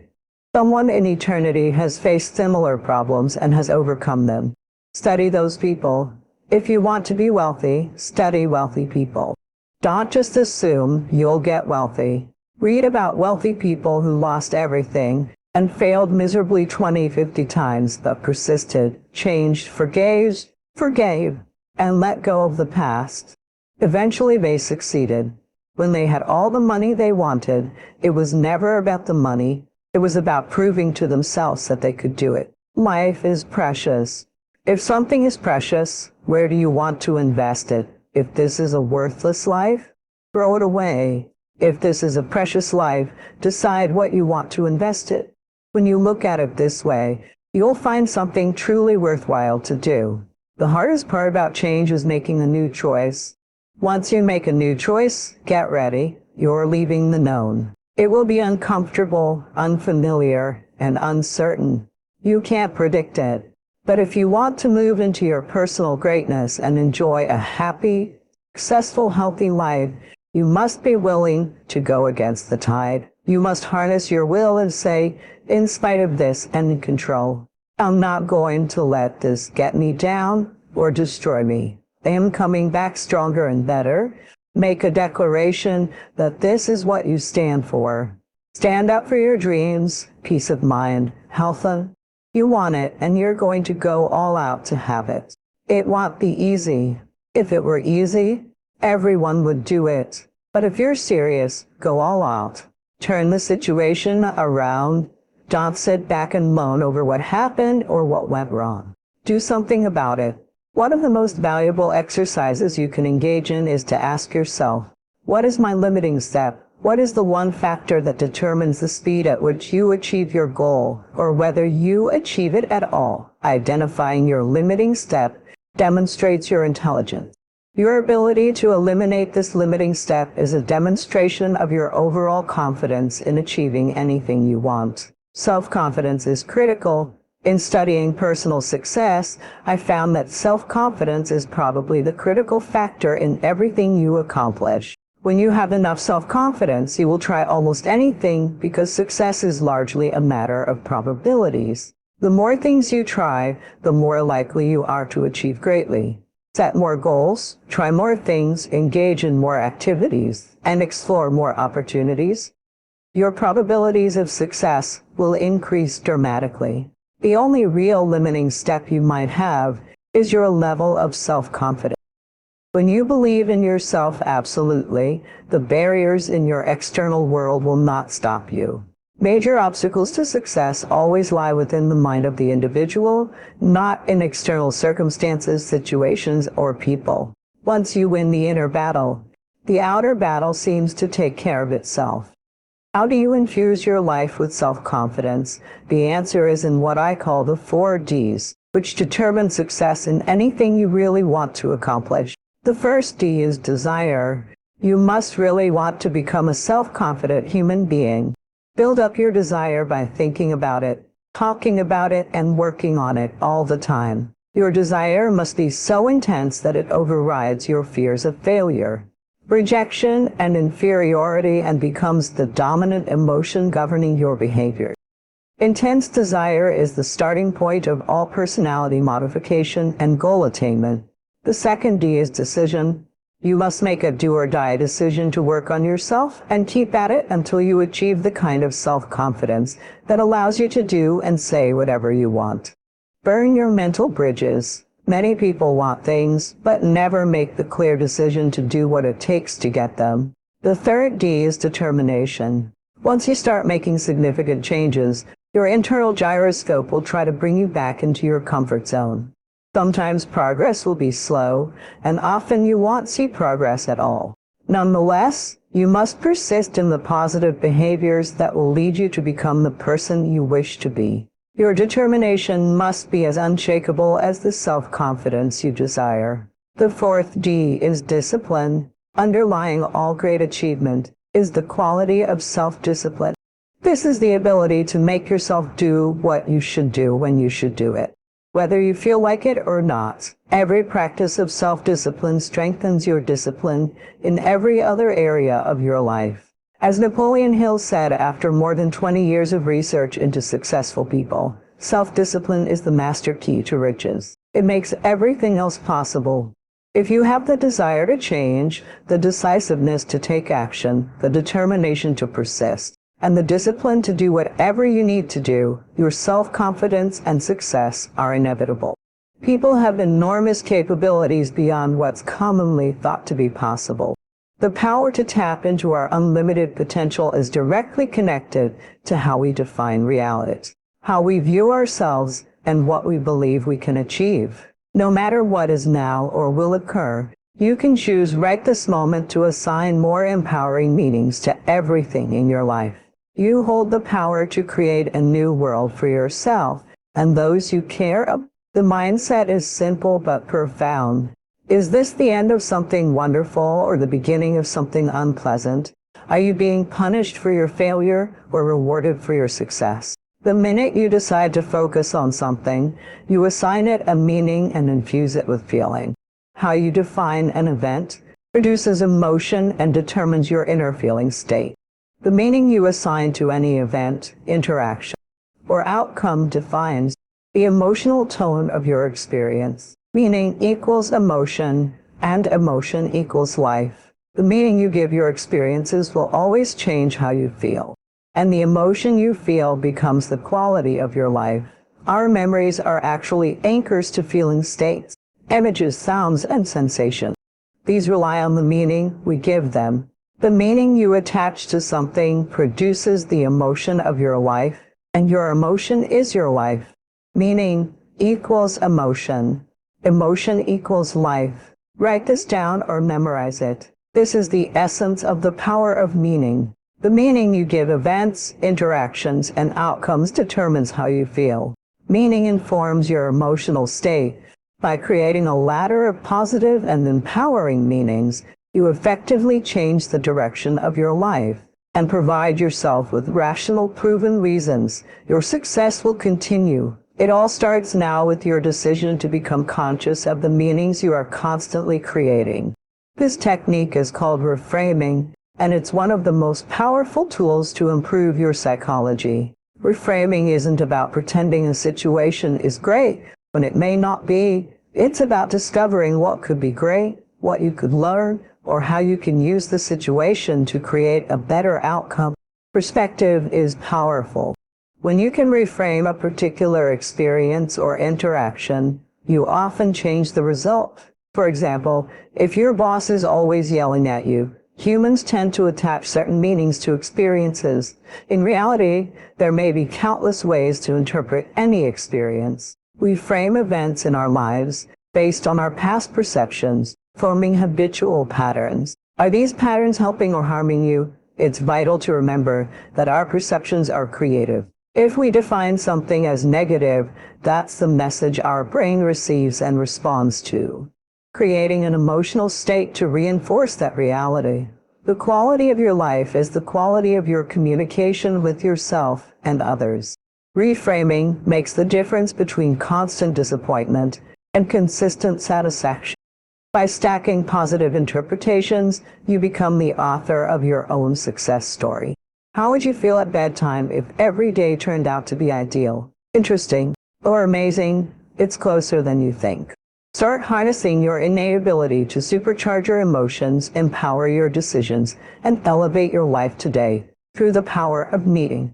I was paralyzing myself by believing and assuming the limited part of myself, as opposed to believing that I had something special. You have something special.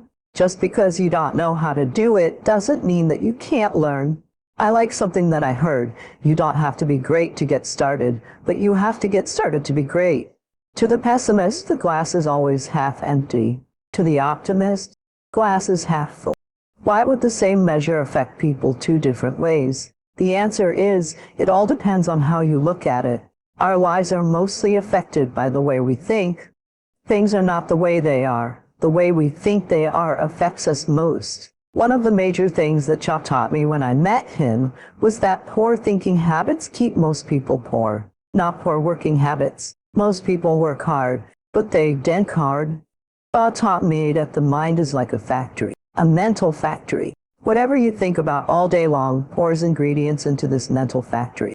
And that's what builds the economic, social, and financial fabric of your life. He quoted a Bible phrase that says, "As you think, so you become." You have control of this. This belongs to you. This is yours. You're the captain. You're the master. You're the foreman. You're the general. You're the head.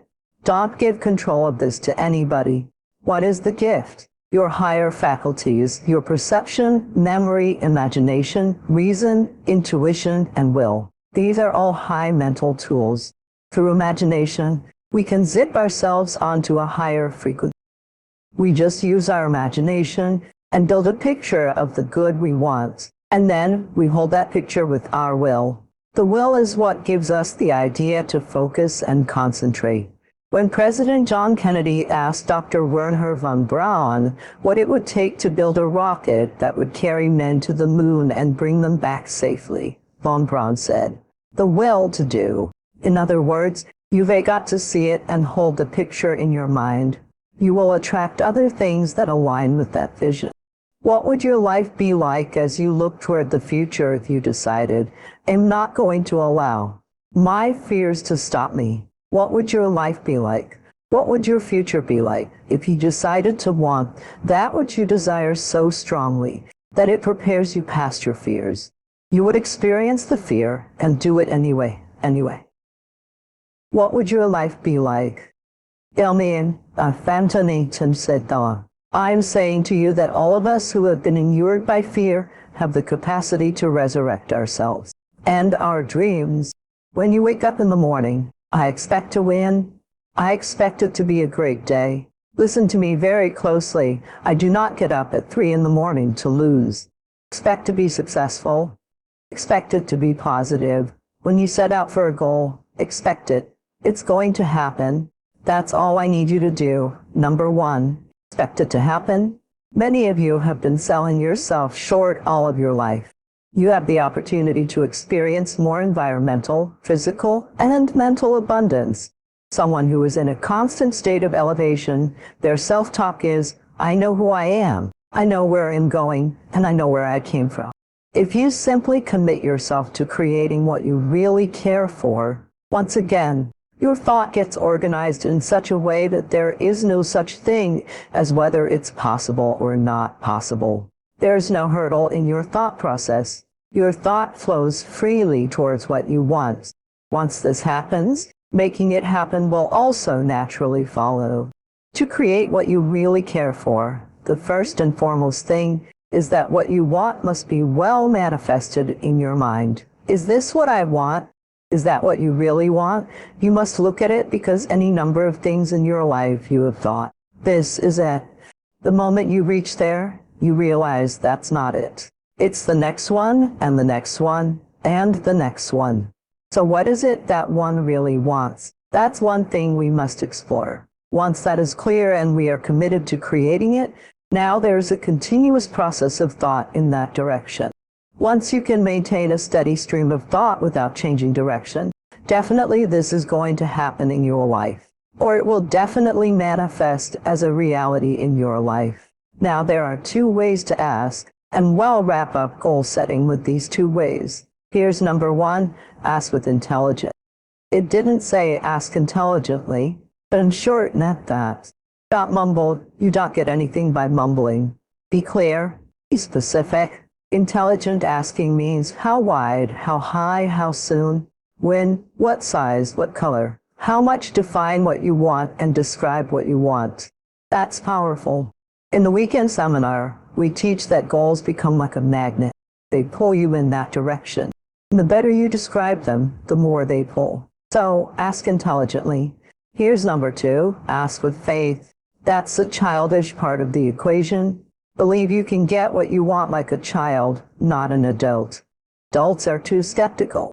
So the formula really reads, make plans like an adult and believe in them like a child, and the most incredible things will happen.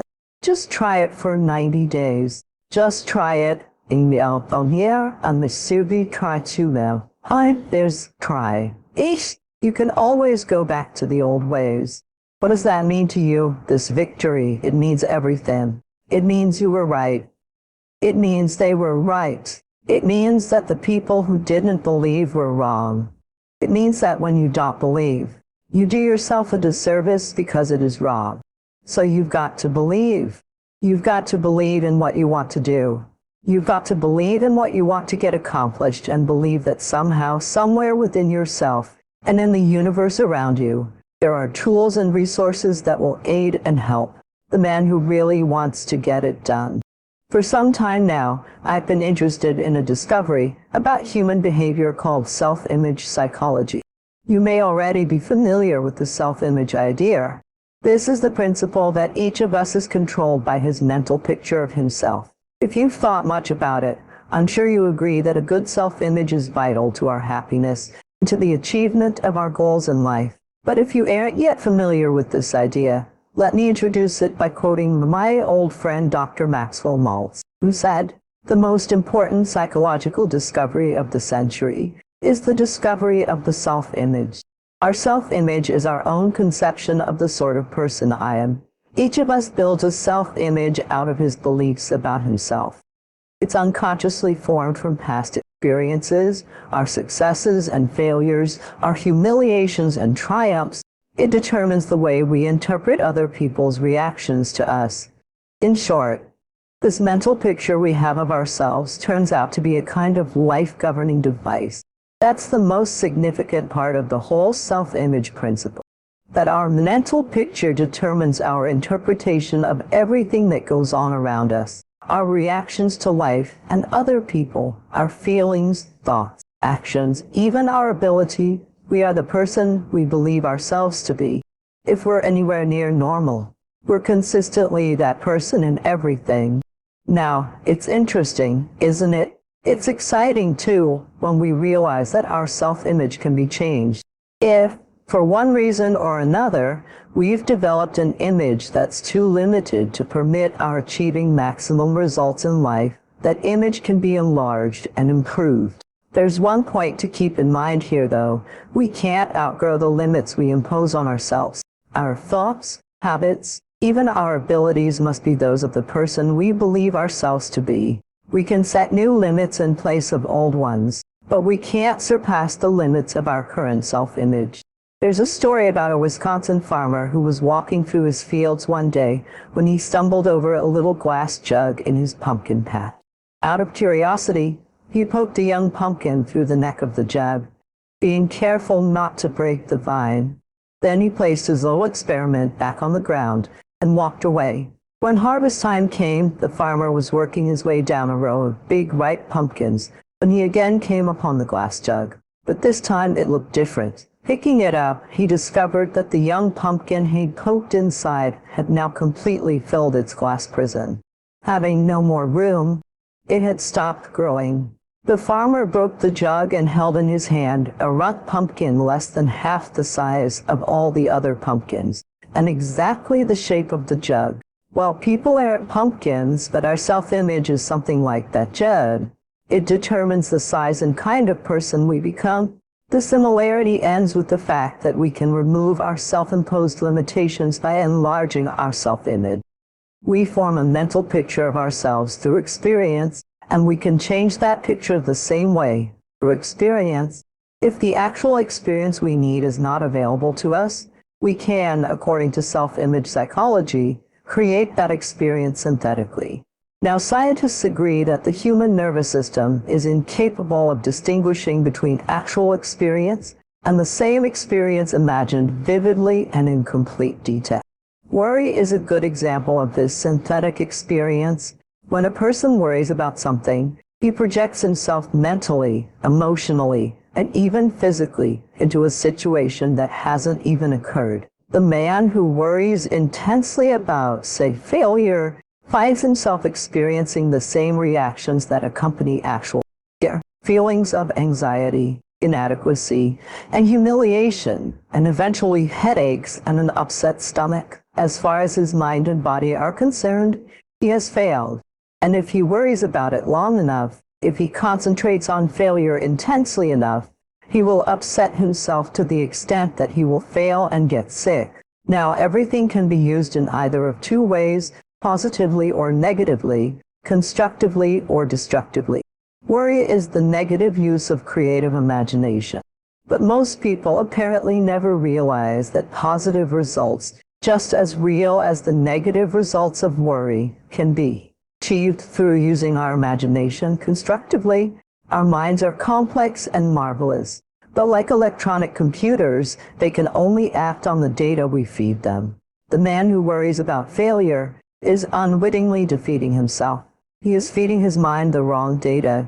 If he spent the same amount of time visualizing success as he spends thinking about failure, he can develop confidence, self-assurance, poise, and a feeling of well-being, which would replace apprehension.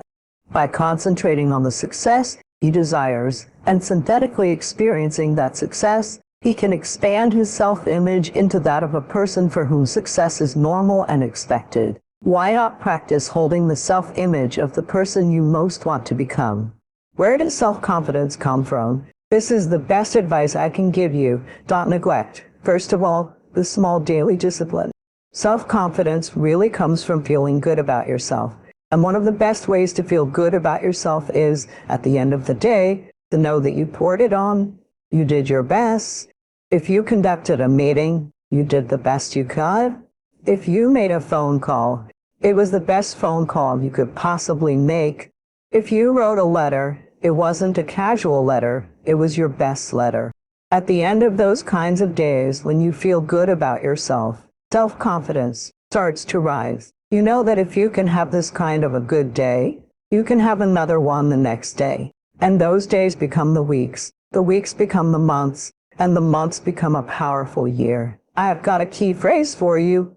Life accumulates.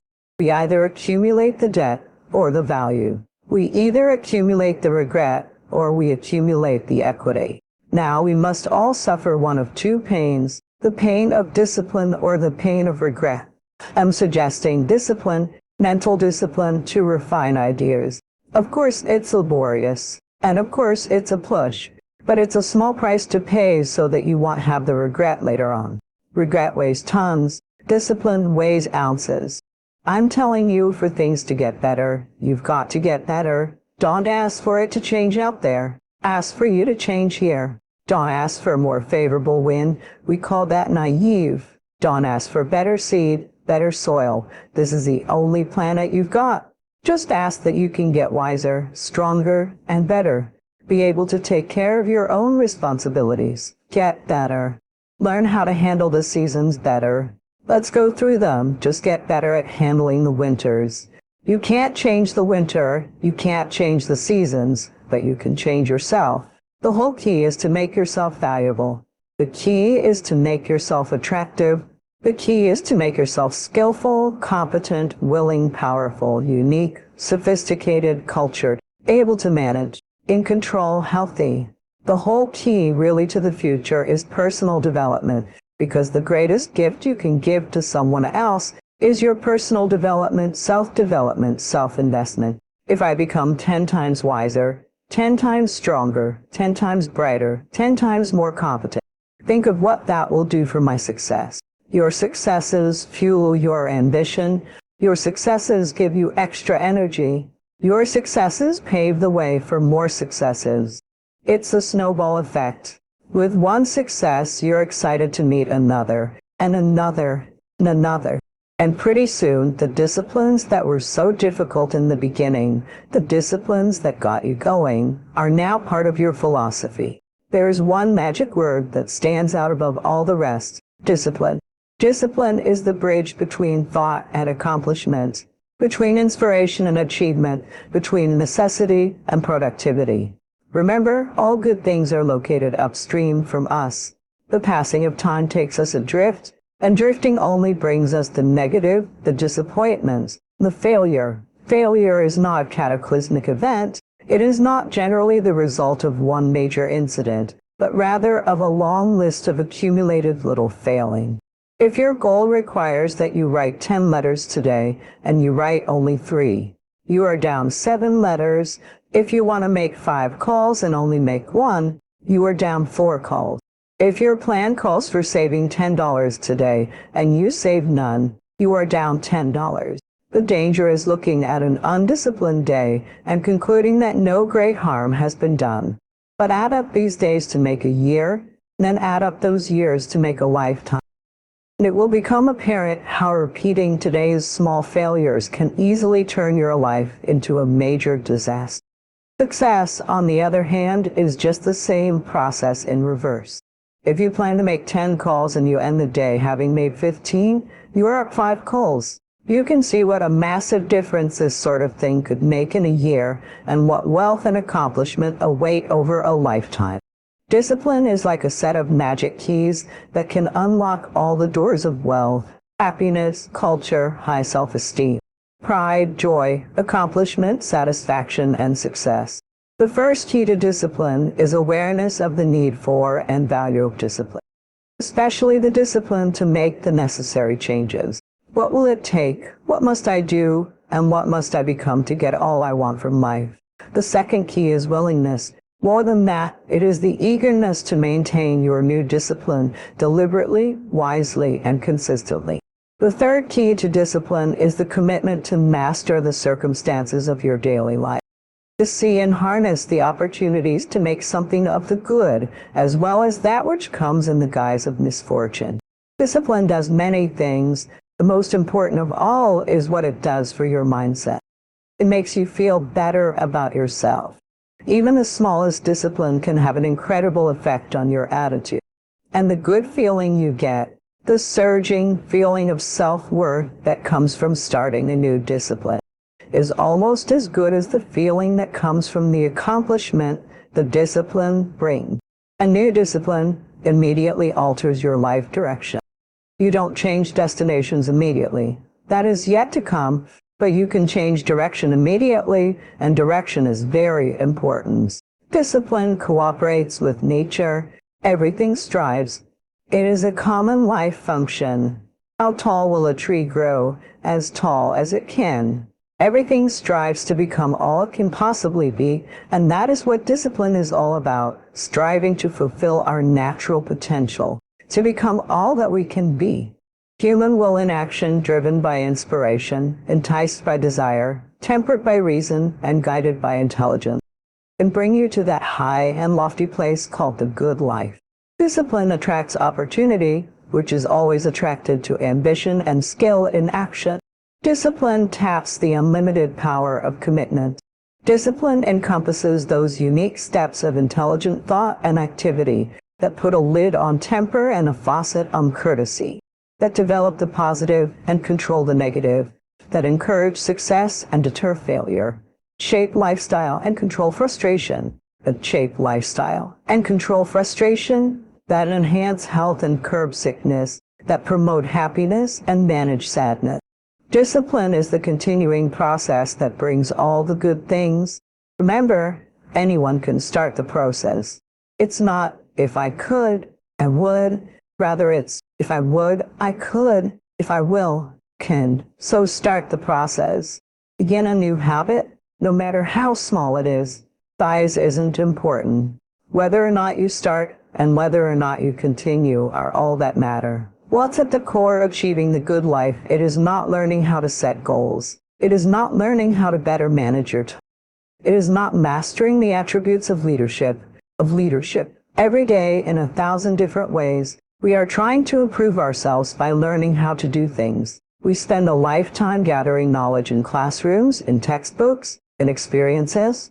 And if knowledge is power, if knowledge is the forerunner to success, why do we fall short of our objectives? Why, in spite of all our knowledge and collected experiences, do we find ourselves aimlessly wandering, settling for a life of existence rather than a life of substance? There may be many answers to this question.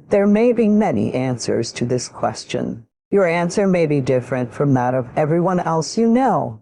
While there may be many answers to this question, the ultimate answer may be the absence of discipline in applying our knowledge. The key word is discipline, as in self-discipline. It doesn't really matter how smart you are if you don't use your knowledge. It doesn't really matter that you graduated magna cum laude if you're stuck in a low-paying job. It doesn't really matter that you attend every seminar that comes to town if you don't apply what you've learned. We spend our lives gathering knowledge, gathering skills, gathering experiences, but we must also apply the knowledge, skills, and experiences we gather. In the realms of life and business, we must learn to use what we have learned, and once we've applied our knowledge, we must study the results of that process and refine our approach. Finally, by trying and observing and refining and trying again, our knowledge will inevitably produce worthy, admirable results. With the joy and results of our efforts, we continue to fuel our ambition with the positive reinforcement of continued progress. Pretty soon we'll find that we're swept into a spiral of achievement, a vertical rise to success, and the ecstasy of that total experience makes for a life triumphant over tragedy, dullness, and mediocrity. But for this whole process to work for us, we must first master the art of consistent self-discipline. It takes consistent self-discipline to master the arts of setting goals, time management, leadership, parenting, and relationship. If we don't make consistent self-discipline part of our daily lives, the results we seek will be sporadic and elusive. It takes a consistent effort to truly manage our valuable time. Without it, we'll be consistently frustrated. Our time will be eaten up by others whose demands are stronger than our own. It takes discipline to conquer the nagging voices in our mind. The fear of failure, the fear of success, the fear of poverty, the fear of a broken heart. It takes discipline to keep trying when that nagging voice within us brings up the possibility of failure. It takes discipline to admit our errors and recognize our limitations. The voice of the human ego speaks to all of us, Sometimes that voice tells us to magnify our value or accomplishments beyond our actual results. It leads us to exaggerate, to not be totally honest. It takes discipline to be totally honest, both with ourselves and with others. Be certain of one thing: every exaggeration of the truth, once detected by others, destroys our credibility. It makes all that we say and do suspect. As soon as a business colleague figures out that we tend to exaggerate, guess what? He'll think we always exaggerate and will never quite hold us in the same regard again. The tendency to exaggerate, distort, or even withhold the truth is an inherent part of all of us. It starts when we're kids. Johnny says, "I didn't do it." Well, maybe Johnny didn't do it, but he probably had something to do with it. And then it continues when we're adults. Exaggerating the benefits of a product, make a sale, exaggerating our net worth to impress old friends, exaggerating how close we are to closing a deal to impress the boss. Only an all-out disciplined assault can overcome this tendency. It takes discipline to change a habit, because once habits are formed, they act like a giant cable, a nearly unbreakable instinct that only long-term disciplined activity can change. We must unweave every strand of the cable of habits slowly and methodically, until the cable that once held us in bondage becomes nothing more than scattered strands of wire. It takes the consistent application of a new discipline, a more desirable discipline, to overcome one that is less desirable. It takes discipline to plan, to execute our plan, to look with full objectivity at the results of our applied plan, and to change either our plan or our method of executing that plan if the results are poor. It takes discipline to be firm when the world throws opinions at our feet, and it takes discipline to ponder the value of someone else's opinion when our pride and our arrogance lead us to believe that we are the only ones with the answer. With this consistent discipline applied to every area of our lives, we can discover untold miracles and uncover unique possibilities and opportunities. It's so easy to get lost in the fog of life. Tragedy hunts us all, and any event that causes suffering will linger longer than it should if you let it, because our sad stories enable us to grade ourselves on a forgiving curve. They give us latitude and justification to stay lazy, weak-minded. The longer it takes for us to process that pain, the harder it is to reclaim our lives. Sometimes weakness and laziness are rooted in hate and anger. Until we receive the confession, apology, or compensation we believe we are owed, we stay stuck in our self-righteous rebellion against our tormentors, or even against life itself. Some of us become entitled. We think our pain entitles us to feel sorry for ourselves, or that we are entitled to good fortune because we've survived hell. Of course, feeling entitled doesn't make it so. Understand that the clock is always ticking, and at some point, your golden hour will expire unless you take action.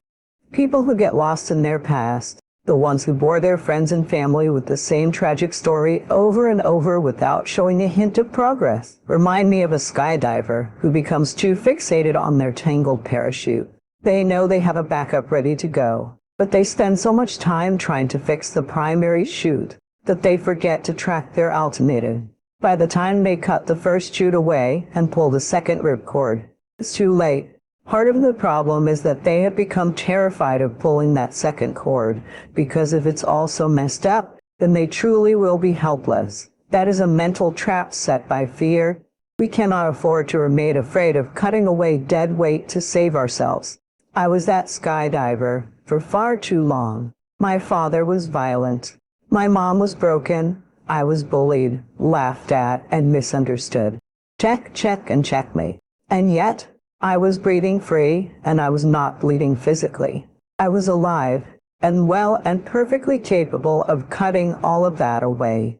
I wasted way too much of my life telling myself the same sad story. I needed to move forward. It was time to write something new. If an act of God or nature tore your life apart, the good news is that you really have nobody to blame. Yet the randomness of it all can feel so personal, as if you've been marked for doom by the fates. If you feel wronged by somebody else, You may be waiting on a confession or an apology in order to move forward, but I'm sorry to say the apology, that tearful confession you've been dreaming of, will never come. The good news is, you don't need anybody else to free you from your trauma. You can do it on your own. My father never apologized to me, and nobody ever said sorry for anything I went through. I had to come to the conclusion that while I didn't deserve any of it, I was my main problem and primary obstacle. I'd given all of my power away. I had to take it back. I had to diffuse my demons. I had to shrink them down to the lowly, pathetic figures they were by humanizing. Just as there was no other way to come out of the gauntlet that was my childhood except to face it, I had to see that he was a mortally fed-up piece of shit because of what he went through. Once I understood that, it was up to me to either do the hard work to break that cycle or stay cursed. Like medics on the scene of a car accident, we all must act with a sense of urgency. Tune into that ticking clock in the back of our minds, because there is a drop-dead time on everything we do in life. All our dreams and visions come with expiration dates etched in invisible ink. Windows of opportunity can and do close it. So, it is imperative that we do not waste time. None of us have any clue what's coming for us or when our time might run out, which is why I do my best to ignore anything that is counterproductive. I'm not suggesting we act like robots, but we need to understand that forward motion gives our lives momentum. We need to remember that sometimes chaos will descend and a clear highway can be wiped out by a flash flood in the blink of an eye. When that happens, a lot of motherfuckers look for a cozy place to hunker down and hide out until the storm passes. I'm only human, they say. When holy hell rains down upon them and they feel drained and powerless, they cannot conceive of a way to keep going. I understand that impulse, but if I had succumbed to the I'm only human mentality, I never would have dug myself out of the deep hole I was in at 24 years old. The second you utter those words, the white towel is fluttering in the air. Your mind stops looking for more fuel. I didn't know for sure if I'd ever find my way out of the darkness. I just knew that I could not throw in the towel. Neither can you, because there's no towel in our corner. There's only water and a cut man. And if those are your only options, you have no choice but to keep fighting until you overcome every last thing that once held you back. You have been preoccupied by it for way too long. It's time to switch your focus to the things that will slingshot you forward. Mediocrity is everywhere right now, and we're always trying to find an easy way out. And we are judging ourselves like, let's say there are 10 people in this room, and we're all mediocre, but I'm the best of the mediocre people. I now think I'm great. We surround ourselves with people that make us feel great, that tell us what we want to hear. The second we put ourselves among uncommon people, we don't like that feeling, the challenging feeling of that person who wakes up at 3:30 in the morning and says, "Hey, get your ass up. We're going for a run." We don't like that challenge. We like that person who says, "Hey, man, I don't feel good today. Maybe we can get a pizza and watch the game." We love that feeling because it reinforces our mediocrity. We want to be the best among the average people. People wonder how I stay hungry all the time because after I accomplish something, I don't sit back like a lot of guys who graduate buds or other programs and get comfortable. They wonder why they're getting weak. They lost their edge. Once you hit the top of the mountain, you've got to build another one. That's mediocrity. There are a lot of people in mediocrity who have a nice resume but are one-timers. They hit a big deal, got a lot of money, but then they're done. You're mediocre if you're not pushing yourself every day. What are you doing today, tomorrow, the next day? That's why I listen to the people who keep pushing, who keep working, even when it makes them nauseous and sick to their stomach. There's no end to the suffering, but on the other end of suffering is a world that very few have ever seen. It's a beautiful world because that's where you find yourself. You don't find yourself over here. You find yourself on the other end. Like in the 100-mile race I was in. I ran for 24 hours. I found myself on the other end of that race after 19 hours. I discovered there's a whole other world out there that I've never even seen. But the world is in your mind, and that's what all that mediocrity is at. Mediocrity is contagious. Knowledge has to be improved, challenged, and increased constantly, or it vanishes just like knowledge. You can't take self-discipline for granted. Unfortunately, being a self-disciplined person isn't a one-time thing. Once you have learned how to live that way, you can still lose it if you don't consistently strengthen it by setting new challenges and rejecting instant gratification in favor of bigger future rewards. Never assume that you're disciplined enough. There's always a new area in which you can improve your self-control and further expand your comfort zone. For example, regular exercise poses no challenge for my self-discipline.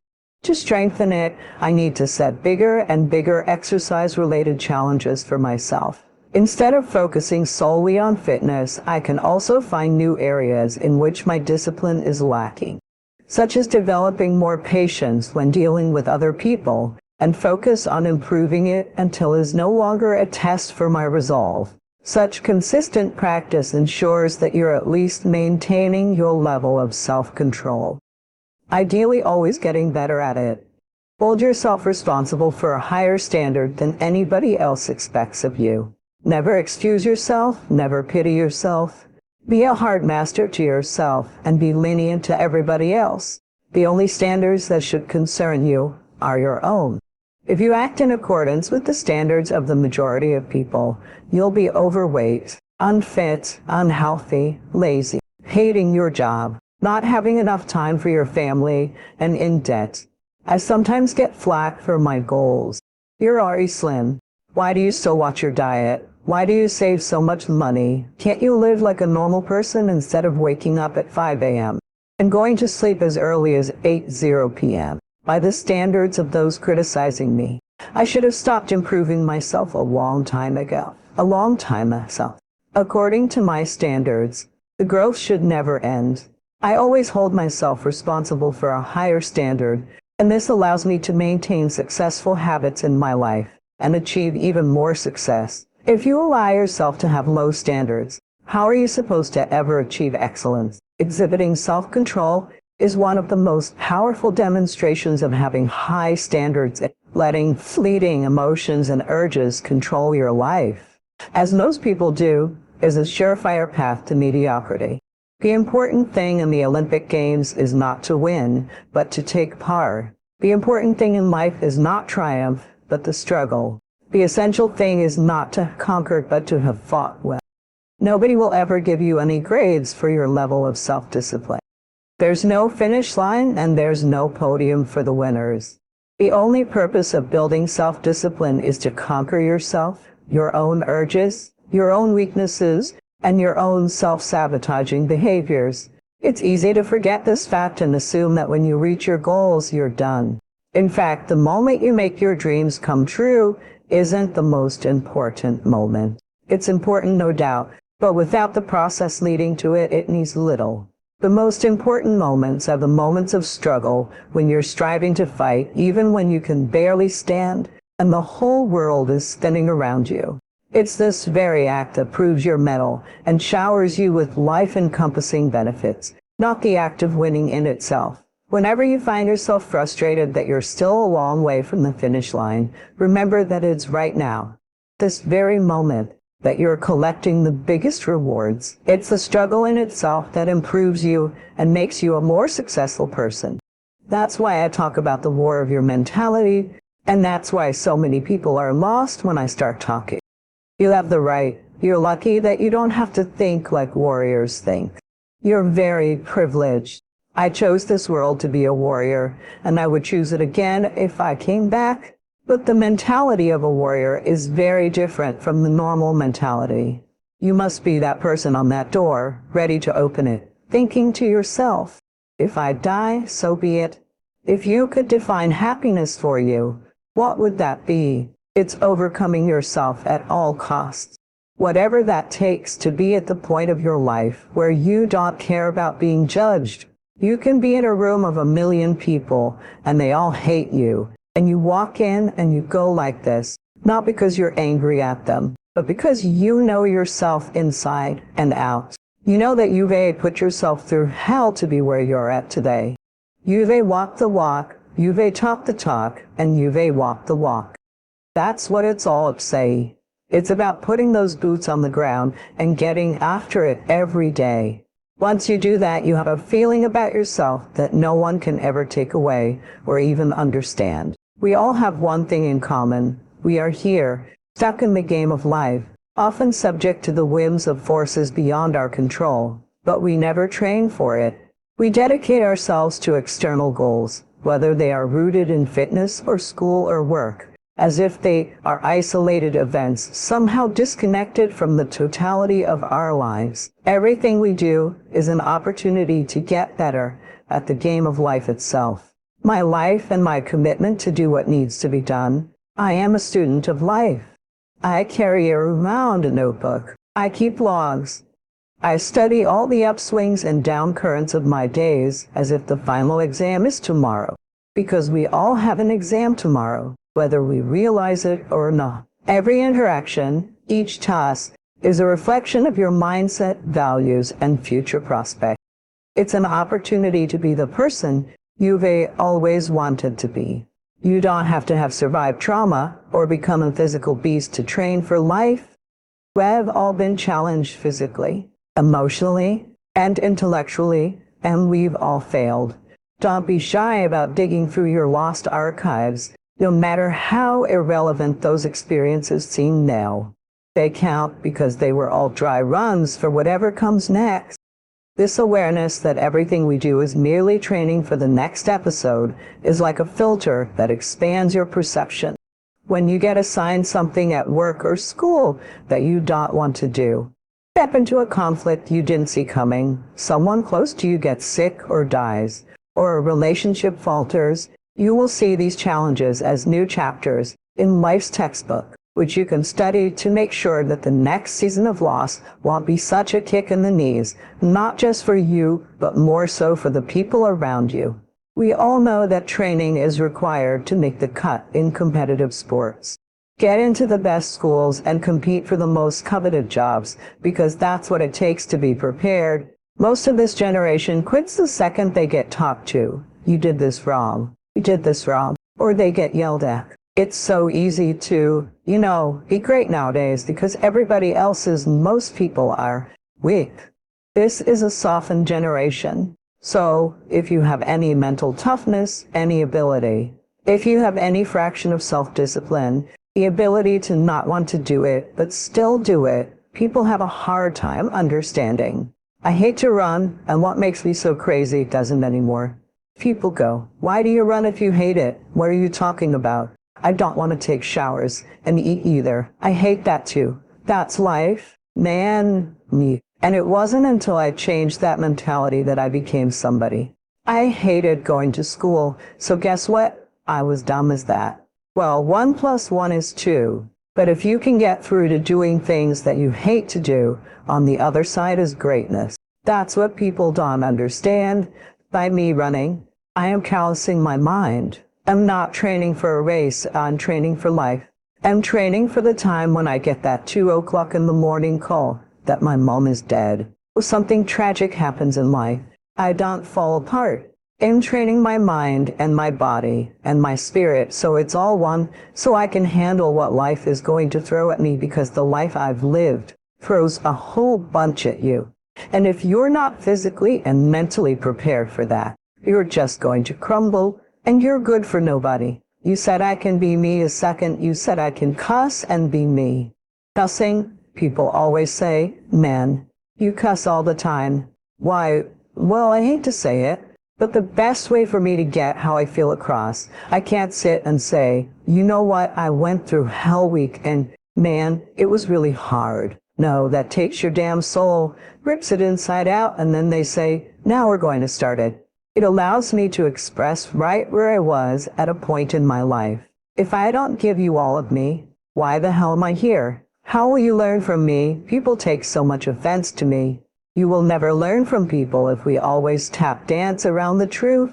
We tap dance around the truth by finding the right words. So I don't hurt you because you have thin skin.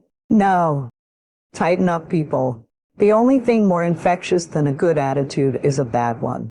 The more you dwell on the negative, the weaker you feel, and that weakness infects those around you.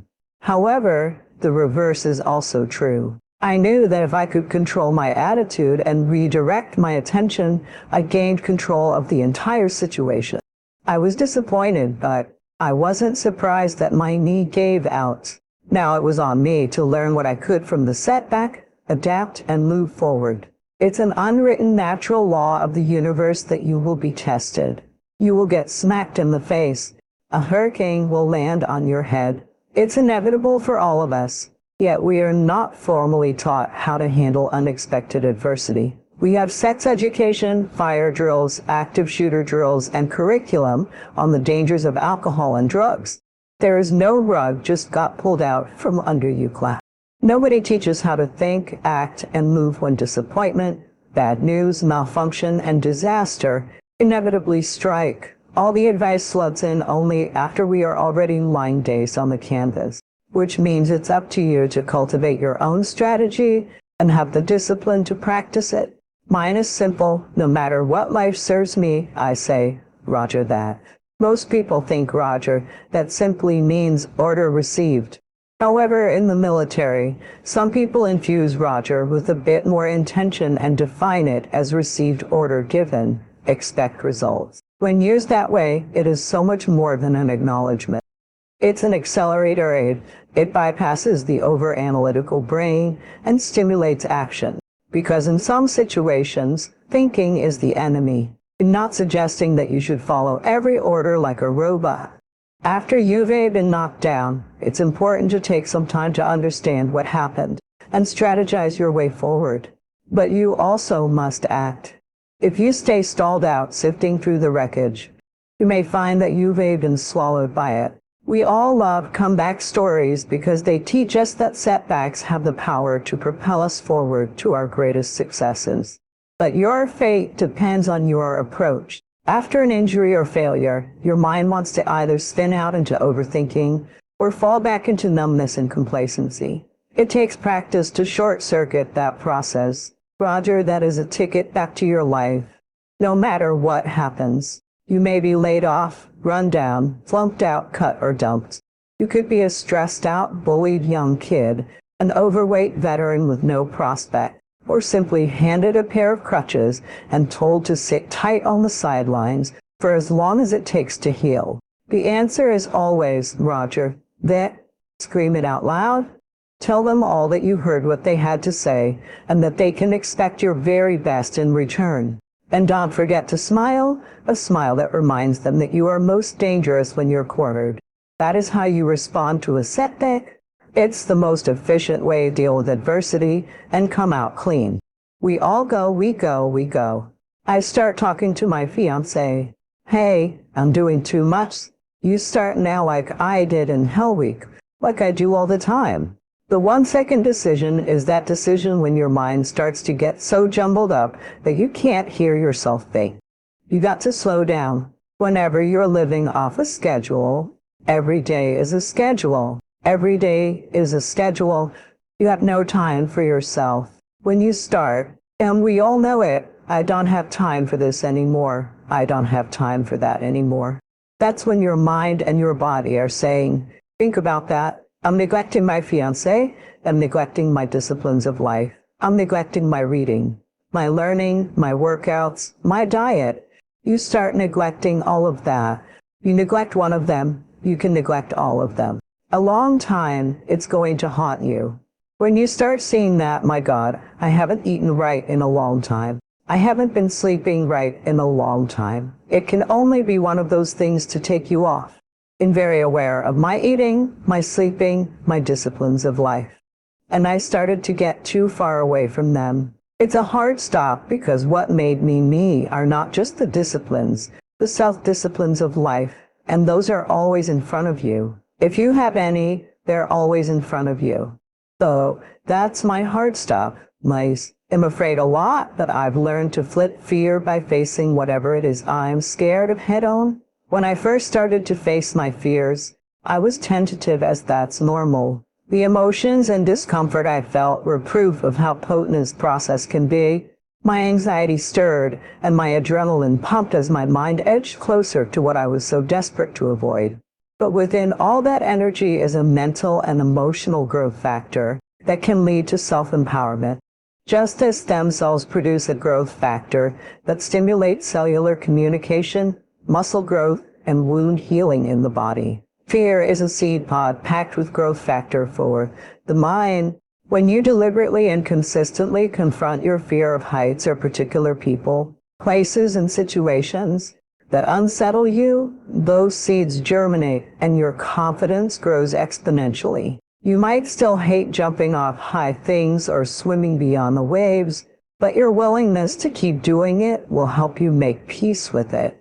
You may even be inspired to try to master it. That's how a kid who was afraid of the water his whole life became a Navy SEAL.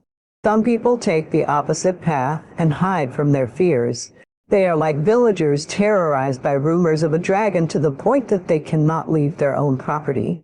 They cower, and that dragon, who they have never seen themselves, only gains strength and stature in their minds. When you hide from whatever it is that freaks you out, that growth factor works against you. It will be your fear that grows exponentially, while your possibilities become ever more limited. I had 40 miles of steady altitude gain in front of me. That is a lot of time to contemplate last year's breakdown, and quick cuts of me doubled over, begging for breath did flash in my head. But each step up onto another hump of the dragon's spine confirmed my commitment to the task at hand until I became the knight who turned up in that village one quiet evening, sharpened my sword, and slayed the mother dragon. Those scars are real.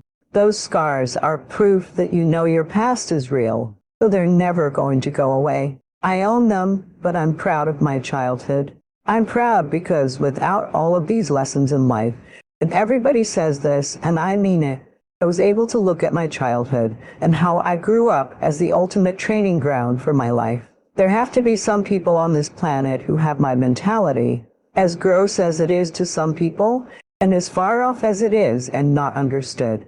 There must be some warriors out there who can take this mindset and do something with it. So once you are able to look at your life and realize that all these bad things are actually the ultimate training ground for what you're going to encounter in life, you start looking at your past very differently. Your present, future, and past are all important aspects of who you really are. Unfortunately, many people overlook at least one because they don't feel at peace with who and what they are. They find it hard to follow through on the goals they set. To stick to your plans confidently, you have to get to know all parts of you. Face your past. Your past will shape who you become today. Your past influences your feelings and the natural responses of your brain to stimuli. In your earliest years of life, you realize that certain actions led to certain responses. These associations may have been positive or negative. There are always negative aspects in our past that can make it difficult for us to move forward. Others may see the past as an idyllic time and long for the golden age they can have back. In either case, a negative outlook can affect both your future and your present. This is why it's so important to acknowledge your past. Accept the fact that your life is your past and that you cannot change that. The past cannot be changed no matter how much you try, but you can change it to better reflect who you are. Your past is yours to make meaning of. It doesn't have the power to disable you. You can harness it to power your drive for the future. It can only hold as much power as you give it, so make sure you use that power wisely. Recognize and accept the trauma you have, even though it may be difficult. You don't have to forget about trauma or minimize its importance, but you must learn to see the trauma as a whole and give it the weight it needs. This is true for both minor and major trauma. No matter how much trauma you still have, it is important to learn from it. Analyze your past to see how it has affected you. Once you have recognized your trauma, you can explore how that trauma or your joy in life has changed you. Now think about all the things you might have done differently without the trauma. Without it, think about where you might be. It's okay to regret the decisions you made, but see the impact of your past on who you are today and envision how it can influence the future. Your past will impact who you are, but it is not your only influence. Avoid keeping painful reminders that only make you feel worse about your present. Don't keep old trinkets around that make you feel less good about yourself. Forgive, but don't forget. If you feel it will help you, forgive those who have hurt your feelings. Do so if it helps you. You don't have to forgive people who have hurt you. It's about letting go of the guilt and shame that have held you back. Release yourself from the pain of your hurt and its power over you. It is important to remember what happened. You can't block those memories, but it is a waste of time. Let yourself forget the pain and move forward without bitterness. You must realize that what you remember may not be 100% accurate. Memory is a fuzzy thing. People can forget what happened to them. Even a casual conversation may change your memory of past events. Memory is flexible, so remember that your memories may be incomplete. You may only remember the basic details of an event, but might forget the specifics. It's normal to forget details. Your memories are influenced by your emotions and experiences. It's that simple. Once you realize this, the past may not be as powerful as it seems. Although it isn't changeable, as I stated, you can make changes to bring about peace. Your past is a source of gratitude. Even if your history is terrible, there are still things you can be grateful for. You can think of something positive and be grateful it happened. It could be something small, but it can save someone who is suffering. Your dad might have been a negligent drunk, but you will always remember that he used to take you out for ice cream, and that was the best time you had with him. That small memory can be a great way to keep the hard memories in your mind so you can get through the tougher ones. Your past is irrelevant to you. No matter what happened in your past, you aren't that trauma. You are you, and you are what you present to the world. You cannot be reduced back to the same person you were 5 years ago. You are free to be the person you want to be in the future. There's no need to remain the person you were hurt. There is no way to erase your past. It might seem impossible for you to come out of your past, but with time, self-reflection, and possibly some therapy, it is possible. It is not necessary to be tied down by the events of the past. Get rid of the past and begin living in the future. That's why I talk about the warrior mentality, and that's why so many people are lost when I start talking. You have the right. You're lucky that you don't have to think like warriors think. You're very privileged. I chose this world to be a warrior, and I would choose it again if I came back to this world. But the mentality of a warrior is very different from the normal mentality. You must be that person on that door, getting ready to open it, thinking to yourself, if I die, so be it. The only way you can go through that door is knowing there's a great chance you're going to die. Like being a SEAL, you train with live ammo, you jump out of an airplane. Everything you do could result in death. To be a warrior, why people don't understand me, I'm glad you don't understand me. Merry Christmas, good on you, because being a warrior takes a whole different mindset. A whole different mindset. To know that there's a great chance you may not be in the M like I was in for 21 years. I'm lucky. I'm very lucky that I'm alive. Able to talk to you, able to still run. But when you sign up on that D line to be a SEAL, your mentality changes. I may not live. You've got to accept that, and that's the mentality you have. I realize that prejudice is everywhere. There is a piece of it in every person and in each and every organization.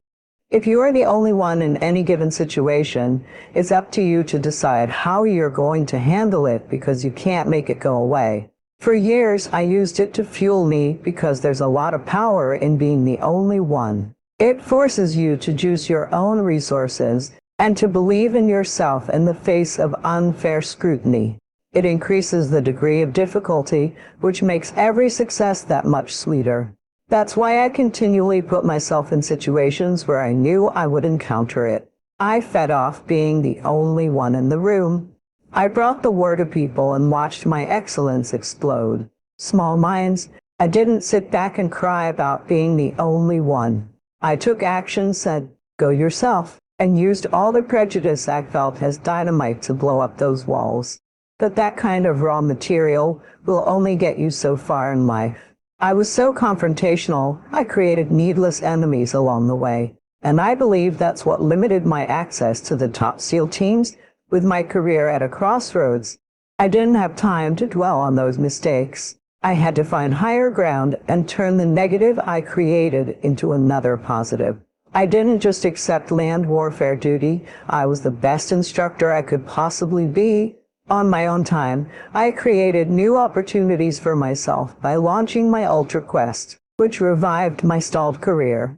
It's not about suffering. Some people may think you have to go to a place where every day of your life is suffering. You have to tap into suffering every day of your life because we have so much scarring to clean up. You have to look at suffering almost like I look at failure. To succeed, you must fail. In failure and in suffering, all the answers are there. All the answers to all the test questions. The test is your life. All the answers are in there. You don't have to live in suffering, pain, and failure all the time. You have to learn. You need to visit it. Like people hate working out, you're only going to visit working out, maybe an hour a day. For the other 23 hours of the day, you're not in it. But how you become in shape is that you must visit suffering. Visit working out 1 hour a day. Visit suffering 1 hour a day. Visit your past failures 1 hour a day. The relationship with it is that the answers are in there. They are in there within the suffering. Go in there, and I call it the live autopsy. In life, you find out how someone died by cracking them open after they're dead. To live, do it while you're alive. Go back in your brain, crack it open while you're alive. Don't wait until you're dead to figure out why you died. Do it while you are living. Go into the suffering, go into the pain of your life and say, why did this suck for me so bad? Why am I afraid of all this stuff? Why have I shut down the whole world? I guarantee I'll tell you why you shut down the whole world. It's in these nooks of the suffering within your brain. In the scarring are all the answers to why you are on the couch feeling sorry for yourself. They lie within the scars. Visit them for at least an hour a day, study them, and then you'll find out more about yourself. You will then grow. So don't look at it as every day you suffer. Go into it an hour a day. Learn from yourself. Learn from life. Learn from your failures, insecurities, and self-doubt. Don't just say, I'm afraid to jump out of an airplane. What makes you afraid of it? Study it. That's why I studied my mind. That's why I became so powerful in the mind, because I realized I was weak. So, instead of running away from the mind, I dove into it and said, what is making me weak? Oh, this makes sense. I came from hell. I came from a place that beat me down to nothing, which is why I'm afraid. All this makes sense. So, systematically, one by one, I went back and met every single person in my mind, every situation. I went one-on-one with them again in my mind and said, okay, let's now revisit this, and that's how you do it. That's how it works. This challenge is for the unusual in this world. A lot of people think that once they reach a certain level of status, respect, or success, they've made it in life. I'm here to tell you that you always have to find more. Greatness is not something that, if you meet it once, stays with you forever, that evaporates like a flash of oil in a hot pan. If you truly want to become uncommon among the uncommon, it will require sustaining greatness for a long period of time. It requires staying in constant pursuit and putting out unending effort. This may sound appealing, but it will require everything you have to give, and then some. Believe me, this is not for everyone because it will demand singular focus and may upset the balance in your life. That's what it takes to become a true overachiever. And if you're already surrounded by people who are at the top of their game, what are you going to do differently to stand out? It's easy to stand out among everyday people and be a big fish in a small pond. It's a more difficult task when you are a wolf surrounded by wolves. This means not only getting into Wharton Business School, but being ranked #1 in your class. It means not just graduating, but becoming the enlisted honor man in Army Ranger School, then going out and finishing Badwater, Torch the complacency you feel gathering around you, your co-workers and teammates in that rare air. Continue to put obstacles in front of yourself, because that's where you'll find the friction that will help you grow even stronger. Before you know it, you will stand alone. Success is something you attract by the person you become. Success is not something you pursue, chase, or run after. Success is something you develop, something you become. You attract success. So the whole key to unlocking all the treasures, whether it's economic treasures or spiritual treasures, financial, social, personal, in every way you can possibly think of, is by your own personal development.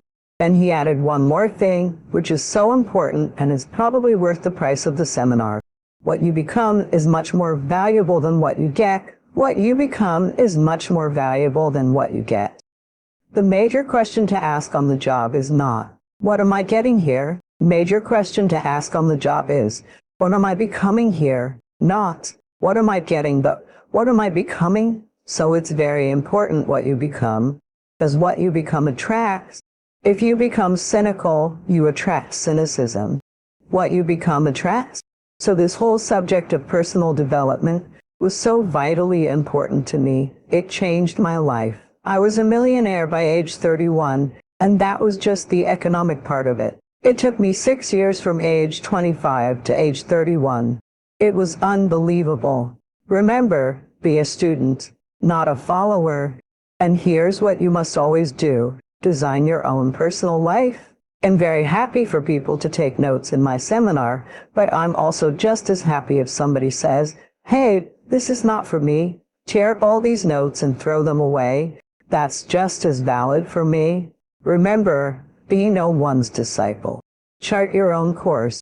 Make what you do the product of your own conclusion. What I'm saying here is be your own person. You don't have to be a model of someone else. You don't have to do it like anybody else. Do it like yourself. Buy what you want to buy. Listen to what you want to listen to. Make changes if you want to make changes, and don't make changes if you don't want to. It's your life. I'm telling you, and don't let anybody persuade you any different. Success is not a stereotype. Success is not a Ferrari. Success is not an automobile. It's not a house. It's not money in the bank. It's not $1 million. That's not success. Success is the continual unfolding of the design of your own life and pulling it off. That's what success is. The continual unfolding of the design of your own personal life and pulling it off in whatever degree you wish. That is success, succeeding in doing whatever you want to do that makes sense to you, for you, your family, your responsibilities, for taking on responsibilities or refusing responsibilities. That's strictly all up to you. Let me tell you what I think messes up the mind the most: doing less than you can. It causes all kinds of psychic damage. Being less than you can be, trying less than you can try somehow, damages your mind, your self-image. Here is what I've discovered. The minute you turn the cycle around and start motivating yourself, you'll see immediate rewards. Maybe not monetary ones, not yet, but it's how you feel about yourself that's of the greatest value. Discover all you can do. See how much you can earn, how much you can share, how much you can start, how much you can finish, how far you can reach, and how far you can extend your influence. Some people out there would have us believe that positive affirmation is more important than activity. Instead of doing something constructive to change their lives, they would have us repeating slogans and canned affirmations like, every day and in every way, I'm getting better and better. Well, proving our lies doesn't just happen with wishful thinking. Getting better and better only happens with the discipline of doing better. That discipline is the requirement for progress, and affirmations without discipline are, in all reality, illusion. Affirmations can be effective as long as you remember two very important rules. Number one, you should never allow affirmation to replace action. Feeling better is no substitute for doing better. And number two, whatever you choose to affirm must be the truth. If the truth happens to be that you're broke, the best affirmation would be to simply say, I'm broke, face it. Accept it, be responsible for it, and change it. By admitting that you're broke, by saying it out loud, you'll probably be disgusted enough to start thinking about how to change the situation. Anyone saying "I'm broke" with any conviction will most likely be motivated to take action. Confronting harsh realities has an incredible effect. Confronting the truth and then disciplining yourself instead of failing to take responsibility inevitably leads to positive change. Reality is always the best beginning.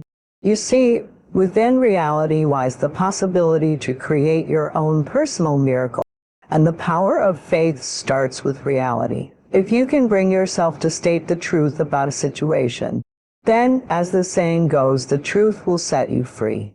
Here's another old saying: faith isn't faith unless it's all you're holding on to. If your life and your circumstances have resulted in a situation that is ugly, call it ugly. If you've lost it all, admit that you've lost it all. Be responsible for it, and if faith is all you've got left, use it. Create your own personal miracle. Once you understand and accept the truth, the promise of the future is freed from the shackles of deception. Once you accept the truth, the promise of the future will pull you forward. For every disciplined effort, there are multiple rewards. That's one of life's great arrangements. In fact, it's an extension of that biblical law that says that if you sow well, you will reap well. Here is a unique part of the law of sowing and reaping. Not only does it suggest that, well, all reap what we've sown, it also suggests that we'll reap much more. Life is full of laws that both govern and explain behaviors, but this may well be the major law we need to understand. For every disciplined effort, there are multiple rewards. What a concept! If you render unique service, your reward will be multiplied.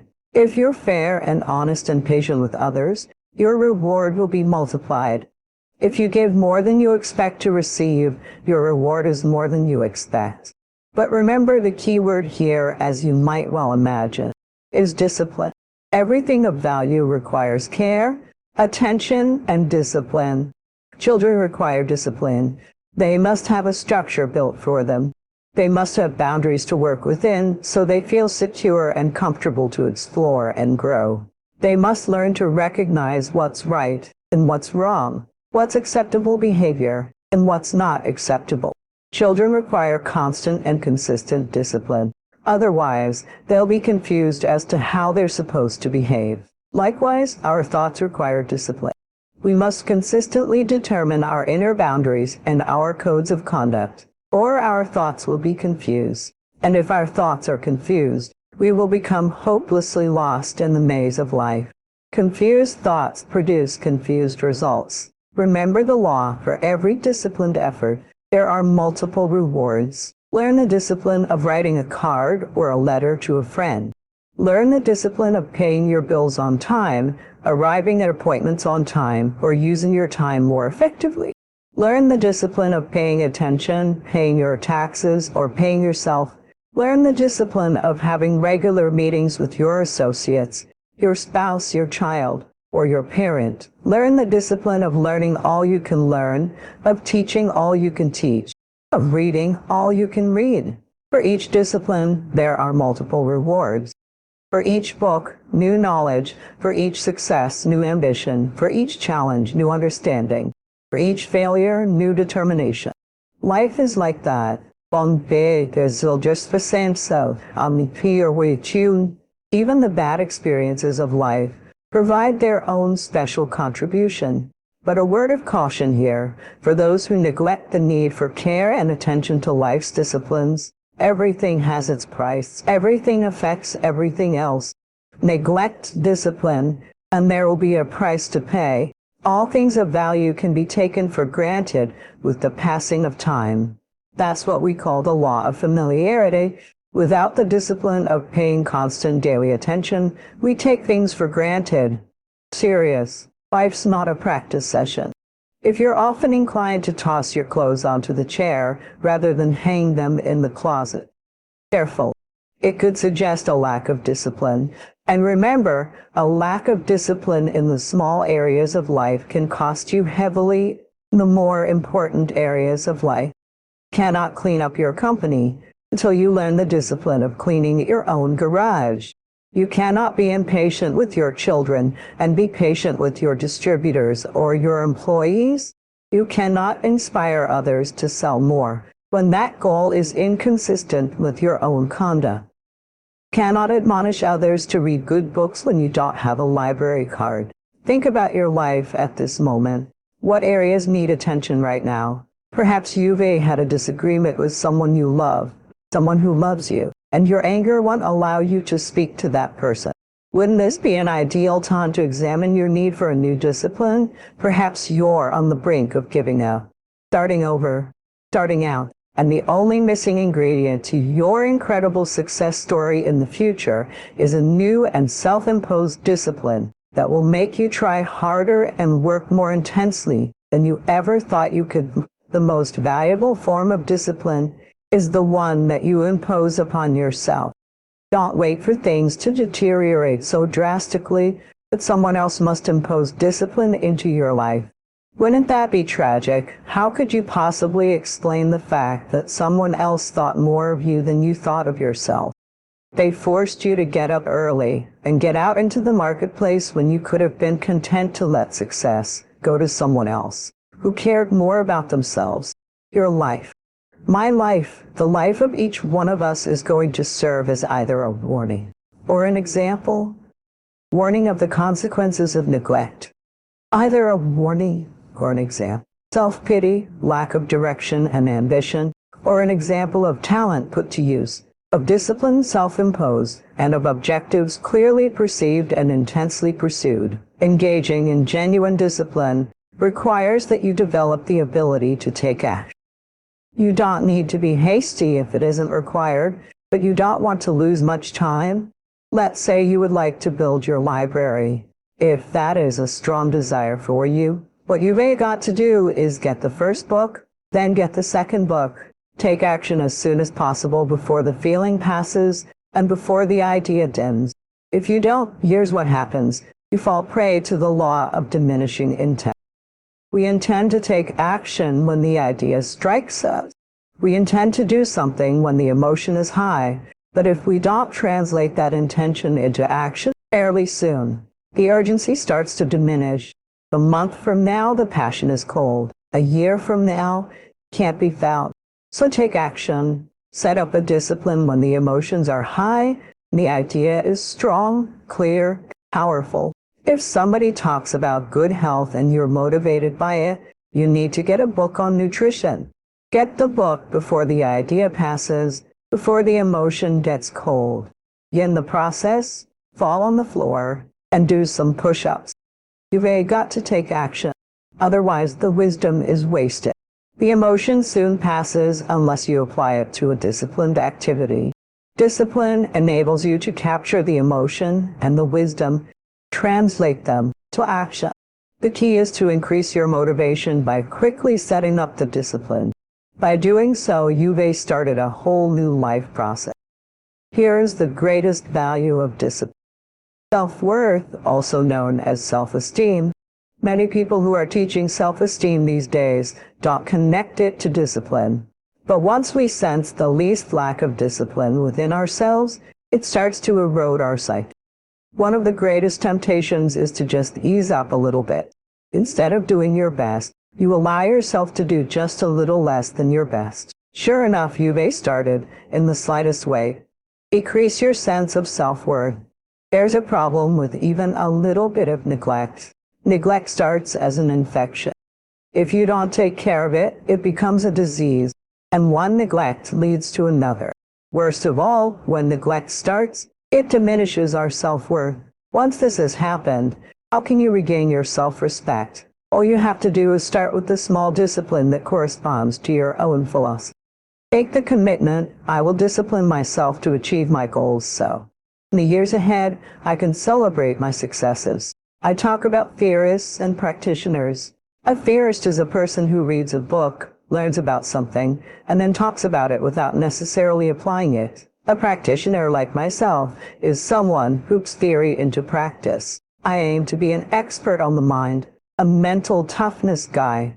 Beyond mental toughness, the only way to achieve this, in my view, is to put yourself in hell repeatedly and study how you process it. That's how I developed various methods and tools to slow the mind down in hell, because the mind tends to speed up and try to escape the painful situation. It can't process the suffering effectively. This realization came from enduring different processes of being in hell for weeks. It's about understanding how the mind processes suffering. We've all experienced this before. There's something we need to do.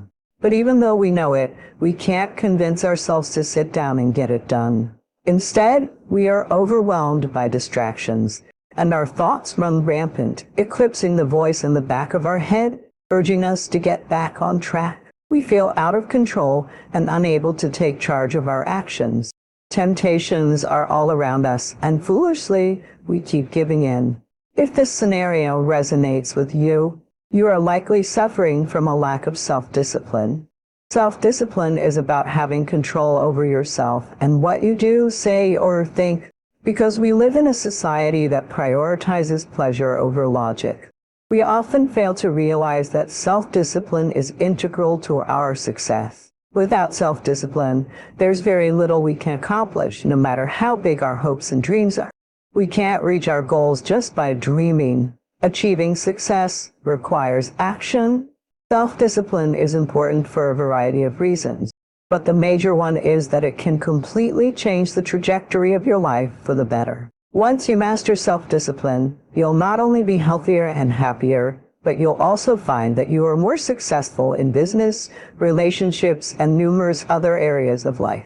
Self-deprecation is no longer looked down upon. Instead, it is expected. We limit ourselves by downplaying our abilities, leading many people to overlook the power they have within them.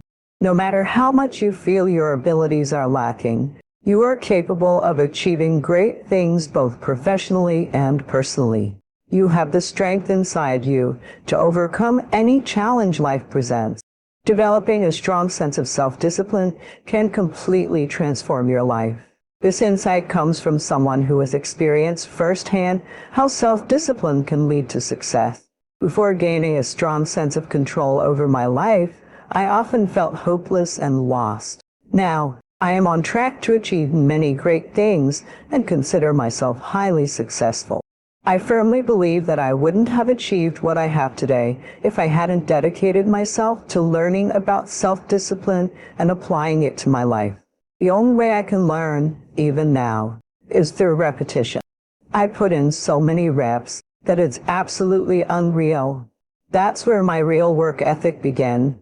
People think it's because of my running and weightlifting, but it started with trying to learn how to read and write. I had to buy spiral notebooks, and with only an hour a week, learning everything needed to pass a test I had failed multiple times before was a significant challenge. I had 6 months to learn everything to pass this ASVAB test, so I had to write down everything repeatedly in these notebooks to memorize it. When it came time for the test, I didn't always understand the material, but I had memorized formulas and equations and could recall them from the pages I had written onto.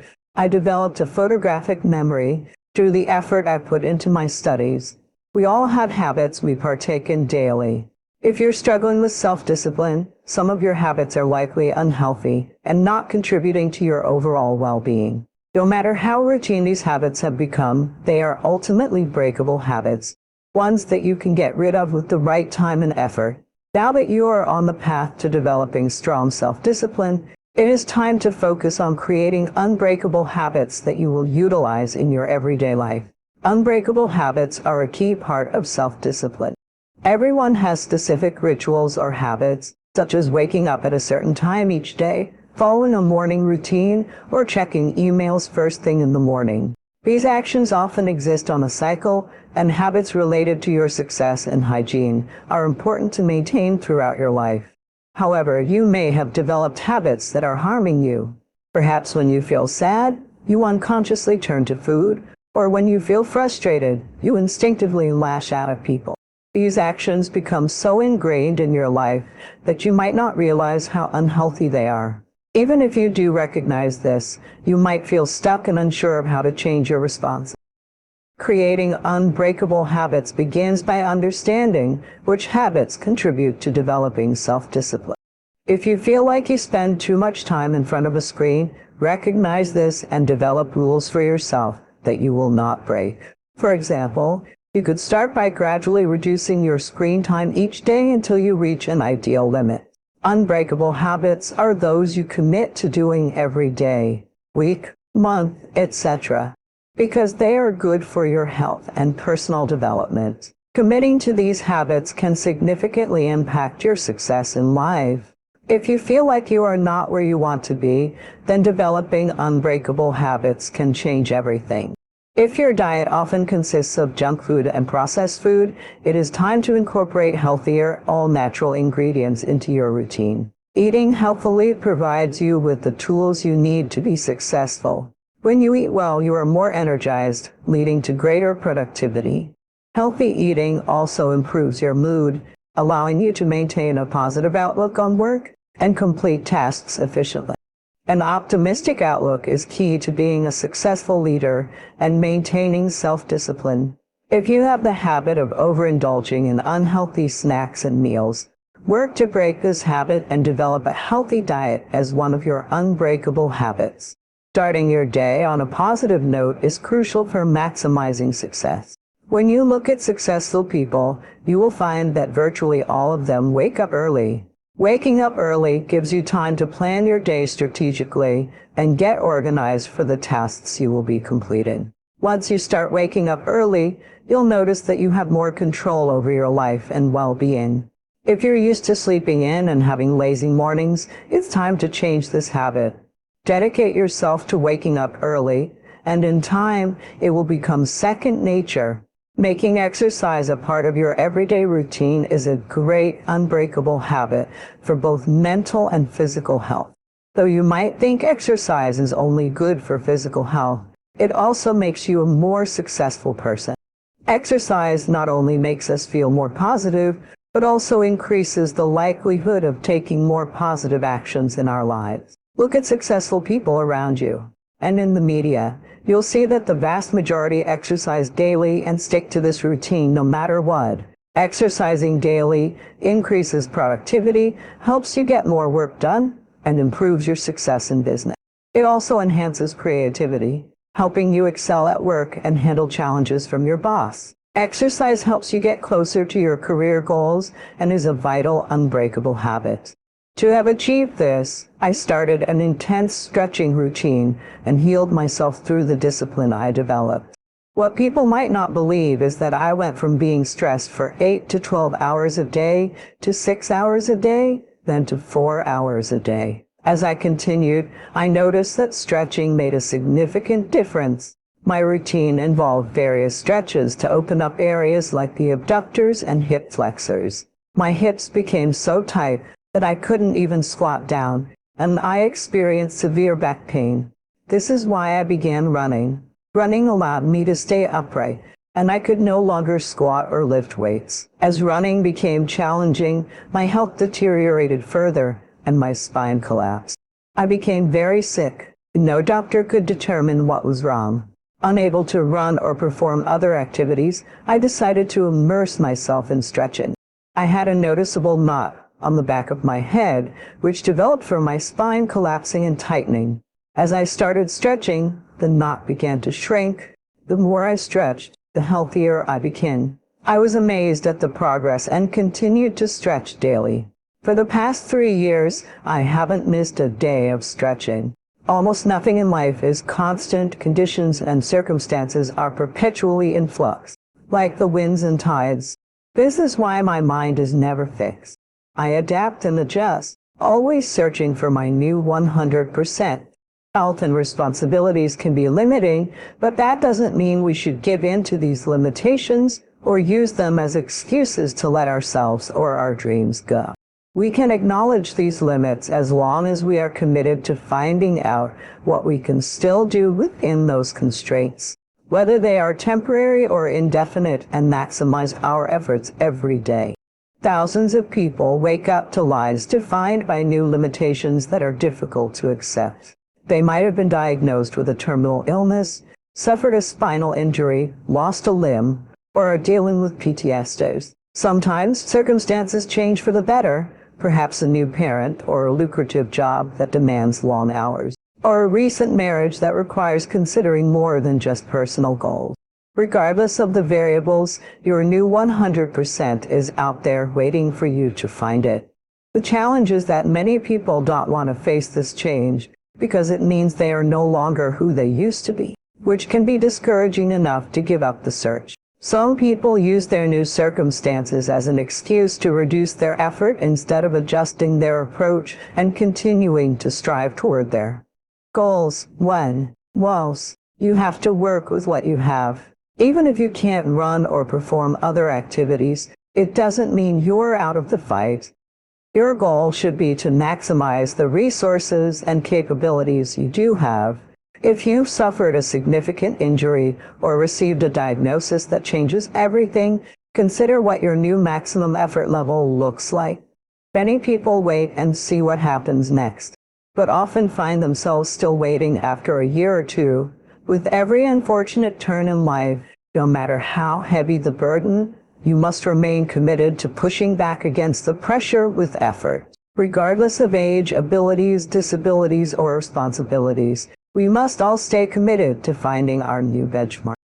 This not only keeps your mind engaged and your demons at bay, but may also lead to achieving things the old you could never have conceived. It's not the economy that's going to determine your next 6 years. It's your philosophy about labor, activity, miracles, soil, seed, sunshine, rain, the economy, banks, money, companies, schools, and what's going on, what's going. It's your philosophy, your attitude, and your ability to take action.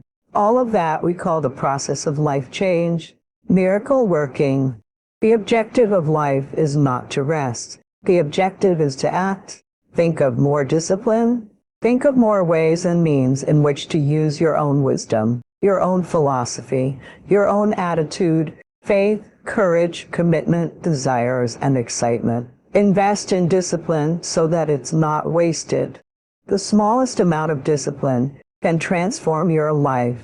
Join the 5%, the 10%, the 3%. We can learn to do the most incredible thing. All we need to do is take the time to do it. It's not a matter of capacity, it's a matter of judgment, excitement, will, and wanting it badly enough. It's exciting to know that any day you wish can change your life. Any day you pick, you can make major changes. It doesn't ever have to be the same again. That's exciting, knowing that intellectually and personally, you can actually make major changes in your life. Happiness is not something you postpone. Happiness is not something off in the future. Happiness is something you design. Happiness is a study, a practice, an art. It's not an accident. It's an art, and anybody who wants to can study and practice the art of happy living. Here's how you get a miracle working in your life. Yaminthara. Do what you can. Make a list of the things you could do but haven't done or have postponed, and start cleaning that up. There's no better place to start personal change that will affect your bank account, future, income, and everything else than cleaning up what you should be doing. Promise yourself you'll read books until your skills change. Attend seminars until you grasp the concepts. Listen until it makes sense. And practice until you develop the skin. And practice until you develop the skin. And practice until you develop the skin. Never give up, step by step, piece by piece, book by book, word by word. Walk around the block, go for it, and don't miss the chance to grow. Resolve to pay the price until you learn, change, and grow. Then you'll discover some of life's best treasures. Let me give you the best of ancient script. Whatever your hands find to do, do it with all your might, all your strength, and all your power. Don't wish for a better wind. The key is to wish for the wisdom to set a better sail. Utilize whatever wind blows to take you where you want to go. Nay, defend me, Manisafori. Amartim my portus why. I picked up this philosophy of success at the age of 25, and it revolutionized my whole life. I found it was easy, I was a millionaire at 31, and I found it wasn't difficult at all. My definition of easy is something I could do. If it's something you can do, it's easy. However, I worked hard at it. I ensured my disciplines were in line. My habits were good, and I did all I could. I worked hard from age 25 to 30. What I did was easy because it was something I could do well. You might ask, if it was so easy, why didn't those around you get rich? Here's why. It's also easy not to do. It's easy to keep doing things that don't work, to keep bad habits, and to avoid developing disciplines. The difference between success and failure, between daydreams and ambitions is this: the things that are easy to do are also easy not to do. The key formula for success is a few disciplines practiced every day. These disciplines have to be well thought out. You don't want to waste time on things that won't matter. A few simple disciplines can change your whole economic future, your family life, your business, your career. Success is a few simple habits, good habits repeated every day. The formula for failure is errors in judgment repeated every day. Just a few errors in judgment repeated daily can spin out of control, leading to undesired outcomes in 10 years. A few bad habits can be disastrous. It's easy to repeat an error in judgment because failure doesn't show immediate results. Bad habits don't show their horrible results right away. If disaster occurred at the end of the first week, we'd change our philosophy immediately. But the slide downward is subtle. You get a little off course and you keep drifting until you're far off course. You have the choice right now, one of two easies: easy to do or easy not to do. Here's how I got rich by age 31. I did not neglect to do the easy things I could do for 6 years. That's the key. I found something easy I could do that led to fortune. And I did not neglect to do it. The major reason for not having more what you want, more health, money, power, influence, everything, is simple neglect. If you don't take care of neglect, it becomes an infection and then a disease. So if you're in the habit of not doing it, get in the habit of doing it. Do all it takes and success will be yours. Where do you go for your intellectual feast? Pity the person who has a favorite restaurant, but not a favorite author. They've picked a favorite place to feed their body, but not a place to feed their mind. Feed your mind and educate your philosophy through the writings of influential people. You may not meet them, but you can read their books. Churchill is gone, but we still have his books. Aristotle is gone, but we still have his ideas. Search libraries, magazines, and documentaries. They are full of opportunities for intellectual feasting. In addition to reading and listening, you need a chance to talk and share. Surround yourself with people who help you with important life questions, assist in refining your philosophy, weighing your values, and pondering questions about success and lifestyle. We all need association with people of substance to provide influence on major issues such as society, money, family, government, love, friendship, culture, and community. Philosophy is mostly influenced by ideas, and ideas are mostly influenced by education. Education is influenced by the people with whom we associate. One of the great fortunes of my life was being around Mr. Cha for 5 years. During that time, he shared many ideas with me at dinners, during flights, at business conferences, and in private conversations. These ideas allowed me to make small, daily adjustments in my philosophy and activities. These daily changes, some very slight but important, soon added up to significant results. A big part of the lesson was having Mr. Cha repeat the ideas repeatedly. You just can't hear the fundamentals of life philosophy too often. They are the greatest form of nutrition, the building blocks for a well-developed mind. It's easy when you find yourself in a good job to stop pursuing mental development. From birth until about age 18, our learning curve is dramatic, and our capacity to learn during this period is staggering. We learn language, culture, history, science, mathematics, everything. For some, the accelerated learning process continues, but for most, it levels off when they get their first job. If there are no more exams or demands to get out paper and pencil, Why read more books? Of course. You will learn from experience, making mistakes and doing things right. But can you imagine what would happen if you kept up an accelerated learning curve for the rest of your life? The skills you could develop, the capacities you could have. 1. So, be that unusual person who keeps up their learning curve. Making the most of your life is not usual. It's unusual. You need to develop some unusual habits to earn outstanding reward. As a friend of mine said, standard education will get you standard results. If you want more than standard results, you need to become more than a standard person. Become a student of good ideas wherever you find them. Always be on the lookout for a good idea. Business idea, a product idea, a service idea, an idea for personal improvement. Every new idea will help refine your philosophy, which will guide your life and unfold with distinction and pleasure. One of the keys to making the most of ideas is developing the ability to reflect. Reflect means to go back over and study again. Go back over your notes, thoughts, and day. There are some particularly good times to reflect.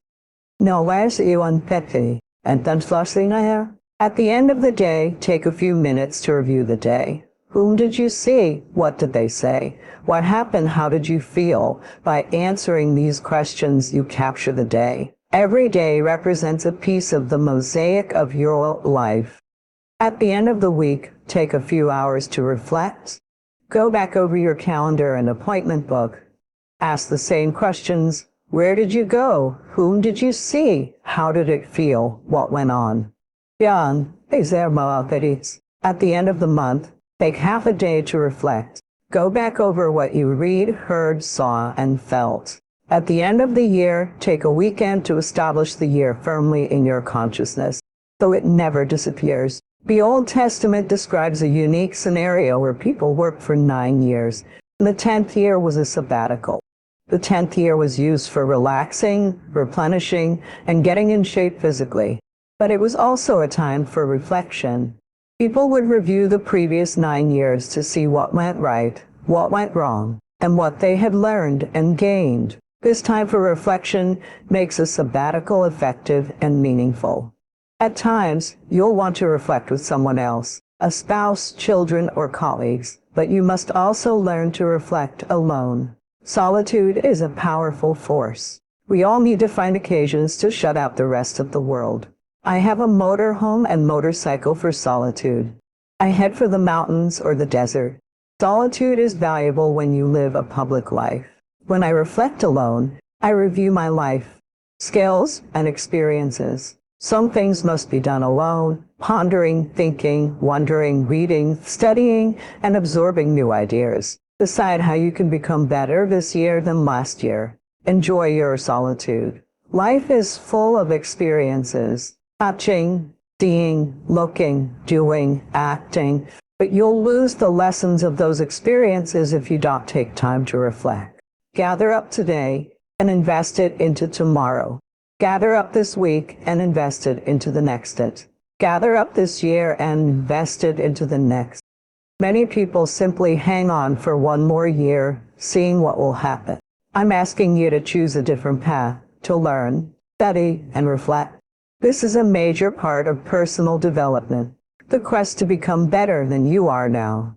First thing I would say is, you should be afraid of taking risks and pursuing something meaningful, but you should be more afraid of staying where you are if it's making you miserable. It's like the first thing you want to do is dispense with the idea that you get any permanent security outside of your ability. Contend and adapt. It's the same issue with children. You're paying a price by sitting there being miserable. You might say, the devil I know is better than the one I don't. Don't be so sure of that. Why? The clock is ticking. If you're miserable in your job now and you change nothing, in 5 years, you'll be much more miserable and a lot older. It's a luxury to pursue what makes you happy. It's a moral obligation to pursue what you find meaningful. That doesn't mean it's easy. It might require sacrifice. If you need to change your job too, let's say you have a family, children, and a mortgage. You have responsibilities you've already taken on. You don't just get to walk away free saying, I don't like my job, I quit. That's no strategy. What you might have to do is consider that this job is killing your soul. So what do you do about that? You have to look for another job. If no one wants to hire you, maybe you need to educate yourself more. Maybe you need to update your resume. Maybe you need to overcome your fear of being interviewed or sharpen your social skills. You have to think about these things strategically. If you're going to switch careers, you have to do it like an intelligent, responsible person. That might take you a couple of years of effort to do properly. I've dealt with hundreds of people in my clinical and consulting practice. We set a goal, develop a vision, and work towards it. Things inevitably get better for people. So it's not a luxury, it's difficult, but it's a moral responsibility. And it isn't happiness, it's not the pursuit of happiness. You need to know who you are so that you understand your strengths and bolster yourself in respect to your limitations. You need to know where you are going so that you can limit the extent of chaos in your life, restructure order, and bring the divine force of hope to bear on the world. You must determine where you are going so that you can bargain for yourself and not end up resentful, vengeful, and cruel. You have to articulate your own principles to defend yourself against others taking inappropriate advantage of you, and so that you are secure and safe while you work and play. You must discipline yourself carefully. Keep the promises you make to yourself and reward yourself so you can trust and motivate yourself. You need to determine how to act toward yourself so that you are most likely to become and stay a good person. It would be good to make the world a better place. Heaven, after all, will not arrive of its own accord.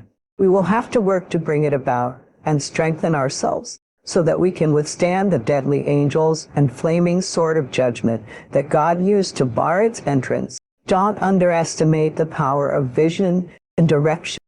These are irresistible forces capable of transforming what might appear to be unconquerable obstacles into reversible pathways and expanding opportunities. Strengthen the individual. Start with yourself. Take care of yourself. Define who you are. Refine your personality. Choose your destination and articulate your being. As the great 19th century German philosopher Friedrich Nietzsche noted, "He who has a why can bear almost any how." You could help direct the world on its course a bit more toward heaven and away from hell. Once you have understood how, particularly your own individual hell, you could decide against going there or creating that. You could aim elsewhere, devoting your life to something that would give you meaning, with a capital M, justify your existence, atone for your sinful nature, and replace your shame and self-consciousness with the natural pride and forthright confidence of someone who has learned to walk with God in the garden again. You could begin by treating yourself as if you were someone you were responsible for helping. If you're hungry and you eat well, that's good, but it's over. And then you're on to the next thing, right? It's not exactly sustaining, it's just necessary. That's called consummatory reward.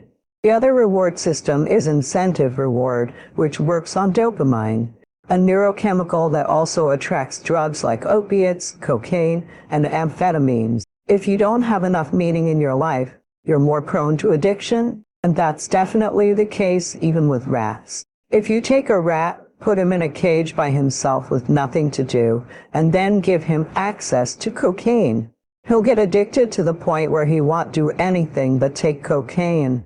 But if you put the rat back with other rats and allow it to engage in rat activities, it's very hard to get him addicted to cocaine. The same principle applies to humans. The magnitude of the reward you experience as you move toward a goal is proportionate to the importance of the goal. So, the more important the goal you pick, the more possibility there is for a meaningful reward. For example, if you're in an important football game and you break a finger, normally, that would be a problem. But if you're in the middle of the game, you'll be so focused on the reward system that it becomes analgesic, alleviating the pain and suppressing anxiety. If you have a purpose, it's analgesic. It takes some of the pain out of life. It motivates, energizes, and focuses you, helping you remember, pay attention, and quell fear. The purpose of religious and philosophical training is to help you understand what you're doing in the world if your life isn't going well. Perhaps your current knowledge is insufficient, or your value structure needs retooling. Maybe your desires are blinding you to what else could be. Perhaps you're holding on to your present desires so tightly that you cannot see what you truly need. Imagine thinking enviously, I should have my boss job. If your boss sticks to his post stubbornly and competently, thoughts like that will lead you to irritation, unhappiness, and disgust. You might realize that your unhappiness isn't due to not having your boss's job, but to your persistent longing for it. This doesn't mean you can simply and magically stop wanting that job. You need to dig deeper and change what you are pursuing more profoundly. You might think, I don't know what to do about this suffering. I can't just abandon my ambitions. But if you're longing for a job that you can't have isn't working, you might decide to ask for a different plan. One that fulfills your desires and gratifies your ambitions in a real sense, but removes the bitterness and resentment affecting you. You might think, I will make a different plan. I will try to want whatever would make my life better, whatever that might be, and I will start working on it now. If that turns out to mean something other than chasing your boss's job, you'll accept that and move forward. You're on a new trajectory. What was right, desirable, and worthy of pursuit was something narrow and concrete, but you were stuck and unhappy. So you let go, make the necessary sacrifice, and allow a whole new world of possibility to reveal itself. What would your life look like if it were better? What does better even mean? You don't need to know exactly right away, because you will start to see what is better once you have truly decided to want it. You will begin to perceive what was hidden by your previous ambition. This will only work if you genuinely want your life to improve. You can't fool your implicit perceptual structures. They aim where you point them. Retool, take stock, aim somewhere better. Think it through from the bottom up. This Seach. Scour your psyche, clean it up, and be cautious, because making your life better means adopting a lot of responsibility, which takes more effort and care than living in pain while remaining arrogant, deceitful, and resentful. Returning to the situation where your aim is determined by something petty, like envy of your boss, reveals a world of bitterness, disappointment, and spite. But if you notice and contemplate your unhappiness further, accepting responsibility for it, and daring to think it might be partly under your control, you open yourself to something better. Sacrifice your pettiness, repent of your envy, and open your heart. Instead of cursing the darkness, let in a little light. Aim for a better life that improves not just your own life, but also the lives of your family, friends, and even your enemies. Start wishing your enemies well, at least in principle, though you may not yet be a master of such sentiment. As your direction of sight changes, new possibilities for your life emerge. Work toward their realization, and your life improves. Then consider that better might mean improving not just today, but also tomorrow, next week, next year, and even 1,000 years from now. Better means aiming at the improvement of being itself. Thinking and realizing all this, you take a risk.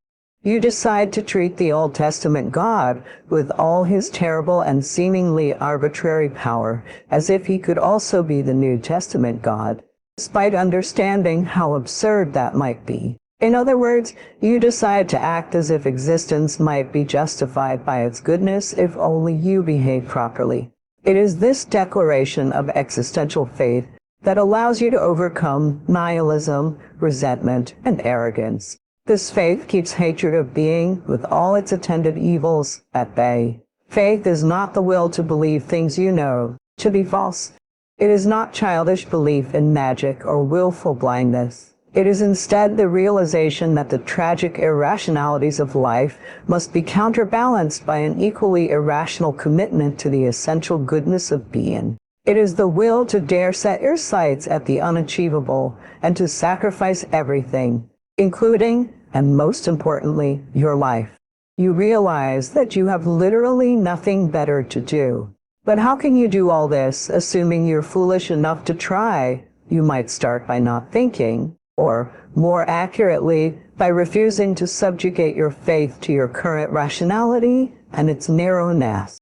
This doesn't mean making yourself stupid. It means placing your old strategies aside. Instead, pay attention as you may never have paid attention before.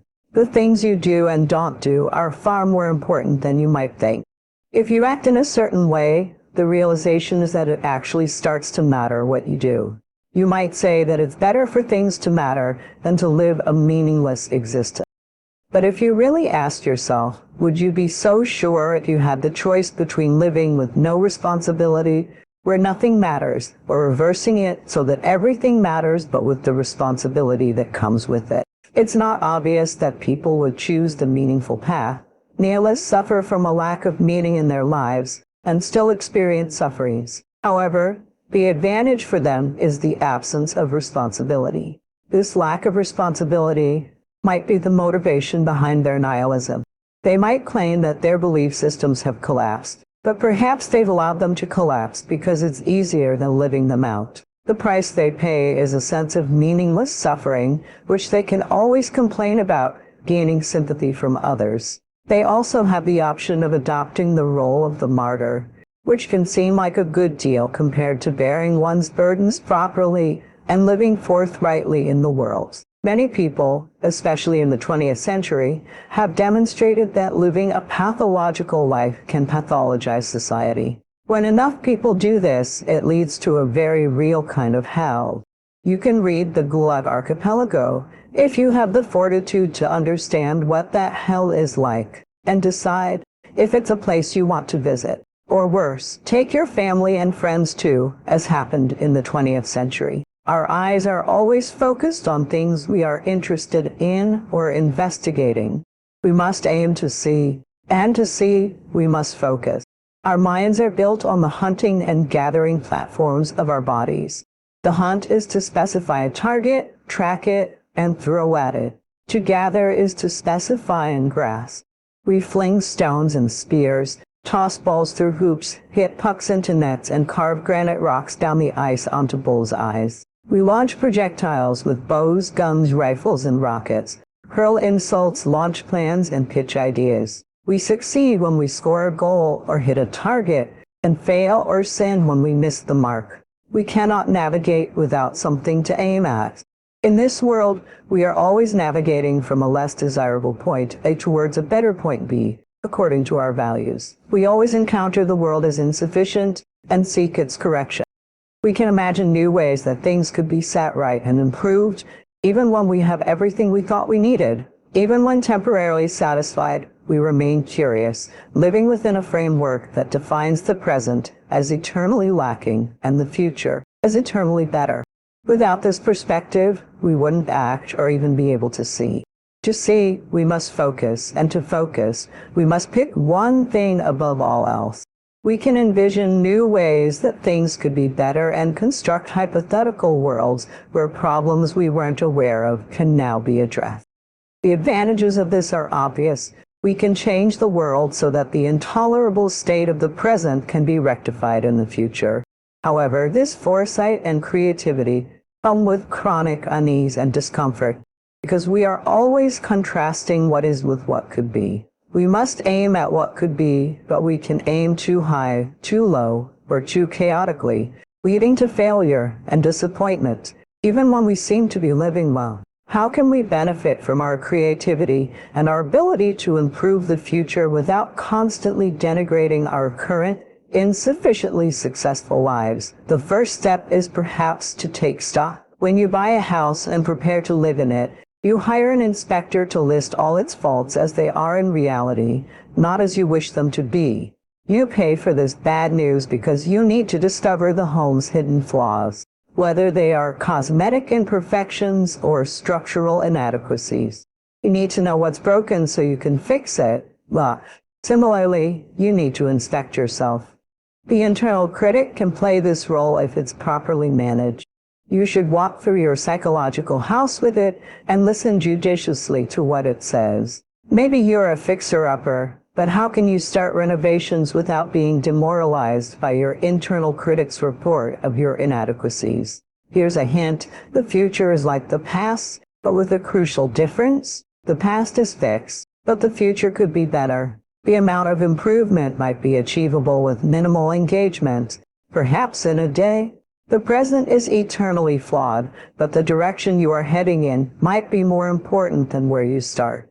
Happiness may be found more in the journey uphill rather than in the fleeting satisfaction at the next peak. Much of happiness is hope.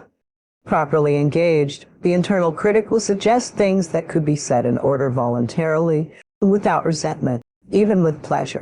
Ask yourself if there is one thing in your life or situation that you could and would set straight. Could you fix that one thing that humbly announces its need for repair? Imagine negotiating with yourself, acknowledging that you might be lazy, touchy, resentful, and hard to go on with. With that attitude, it won't be easy to motivate yourself. You might need to use some charm and playfulness.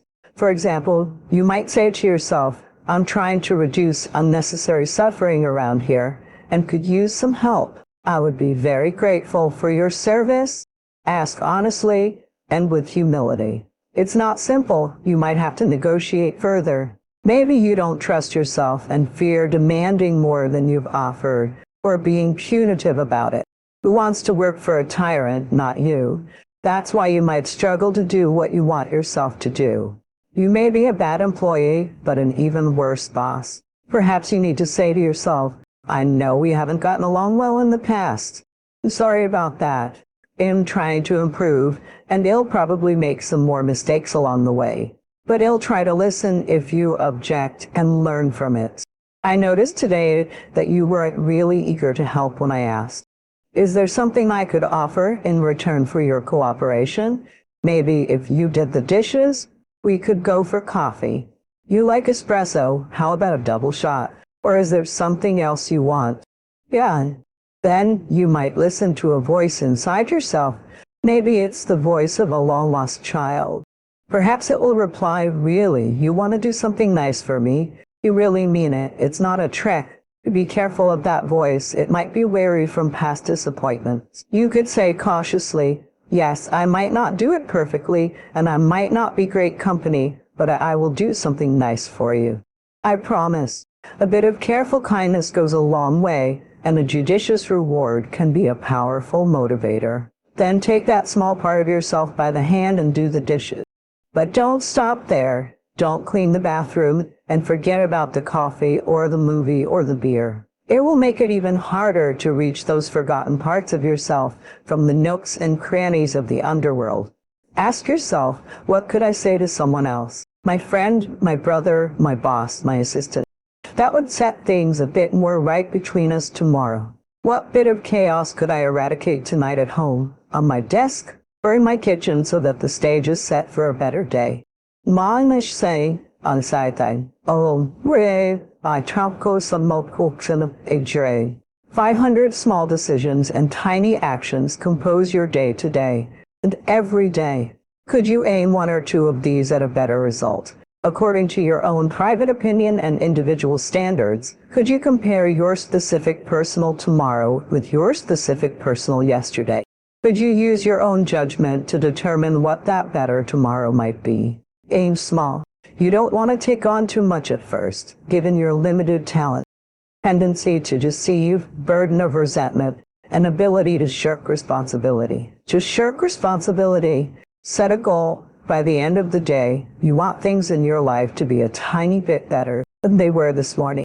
Ask yourself what you could do that you would actually do to accomplish that. What small thing would you like as a reward? Then do what you have decided to do, even if you do it imperfectly. Reward yourself with that coffee in triumph. You might feel a bit silly about it, but do it anyway. Repeat the process tomorrow, and the next day, and the next. With each day, your baseline of comparison gets a little higher, and that's where the magic happens. This is compound interest in action. Do this for 3 years, and your life will be entirely different. Now you're aiming for something higher, wishing on a star. The beam is disappearing from your eye, and you're learning to see. What you aim at determines what you see. This is worth repeating. What you aim at determines what you see. If you configure your life so that you are genuinely aiming at the highest possible good, then the things you need to survive and thrive on a day-to-day basis will deliver themselves to you. That's a hypothesis, and it's not a simple one. It suggests that if you dare to pursue the most challenging thing you can conceptualize, your life will work out better than if you pursue anything else. How can you find out if this is true? It requires a leap of faith. No one can tell you definitively, because what works for someone else isn't proof it will work for you. You have to commit fully to this game. There is no more effective way of operating in the world than to conceptualize the highest good you can and then strive to attain it. There is no more practical pathway to the kind of success you could have if you truly understood what success is. The world shifts itself around your aim because you are a creature that needs an aim to act. You look at a point and move towards it. This is built into you. If your aim is the highest possible aim, it organizes your perceptions, emotions, and motivations. Your day then manifests itself as a series of challenges and problems. If you solve them properly, you stay on the path towards that aim, allowing you to concentrate on the day. This way, you get to point into the distance and live in the moment. Every moment becomes supercharged with meaning because everything you do each day relates to the highest possible aim you can conceive. That's the very definition of meaning that can sustain you throughout your life. It's much easier to come up with excuses for why you can't do something. If you do what is easy, your life will be hard. If you choose to complain about your situation or circumstances, surrender and give up on your dreams, and become depressed and bitter, anybody can do that. But if you choose to tackle what is difficult, your life will become easier. Life is full of ups and downs, disappointment, failures, obstacles, and stumbling blocks. Trust me when I tell you that you need to be mentally tough to overcome and conquer the hurdles life will throw your way. If you're living in the past, you're going to be depressed because you're rehashing things that happened and cannot be changed. If you're living in the future, you're going to be anxious because you're anticipating what's coming or wishing for things that aren't happening yet. Being in the present is where the gold is lying. Being in the present moment is where you have the greatest control, where you feel most at ease, and where happiness flourishes. Many of you have been selling yourself short all your life. You have the opportunity to experience more environmental, physical, and mental abundance. Someone who is in a constant state of elevation says, I know who I am, I know where I'm going, and I know where I came from. If success is the result you're ultimately seeking, you must be obsessed with the process. You have no time for fear, doubt, failure, negative thoughts, or giving up. Invest your energy into things that enhance your vitality or the vitality of the world. Investing your energy in negative things builds a bad world and shortens your life. Consciousness is real. It's a currency. If you use it and spend it wisely, you can have a much better life. To create the life of your dreams, you must believe that you are capable of making it happen. Believe that you have the right stuff and that you can pull it off. Whether you call it self-esteem, self-confidence, or self-assurance, it's a deep belief that you have what it takes, the abilities, inner resources, talents, and skills to create your desired result. To me, every day is a beginning, a new day, a new week, a new shot at life. It's an opportunity to come out of the gate like a man possessed and attack the day without mercy. Of course, I will get tired, beaten up, knocked down, and drained. I will have some bad days, but I will not stop. When you wake up in the morning, expect to win. Expect it to be a great day. Listen closely. I do not get up at 3:00 a.m. to lose. Expect to be successful and expect it to be positive. When you set out for a goal, expect that it will happen. Number one, expect it to happen. That's why action is so important. Even the smallest action is valuable. When you start accomplishing and seeing returns from that action, it will inspire you to take the next step and the next and the next. When life knocks you down, try to land on your back, because if you can look up, You can get up. Man's greatest burden is unfulfilled potential. When I look at audiences, I know that only a small percentage will fully achieve their potential. Unfulfilled potential is man's greatest burden. If you can concentrate your efforts on one thing, you have an edge. Focus on one thing and avoid distractions from other philosophies or income streams. Concentration will set you apart. You're only limited by the weakness of your attention. All you need is to give it your full attention. The will to succeed gives us the ability to concentrate. I don't know what you want, but I do know this: if you can think about it, emotionally involve yourself with it, and stay focused, you can have it. You have to shift from being externally focused to internally focused. Do not yield to distractions. Focus on yourself, be selfish, and take control of your life, abilities, and potential. Don't waste any more time. Have the courage to provide for yourself, grasp your potential, and stop being afraid to make changes. If you want to do something, take it head on. Decide that you are going to start, research it, tackle it, and become involved in it. Explore the possibilities of whatever you're seeking and learn all you can about it. Decide to face it, strengthen your shortcomings, get the necessary training, and start now. Let today be the start of your journey to success built on your power, not anyone else's. Let yourself be your future and define the legacy you'll be proud to leave behind.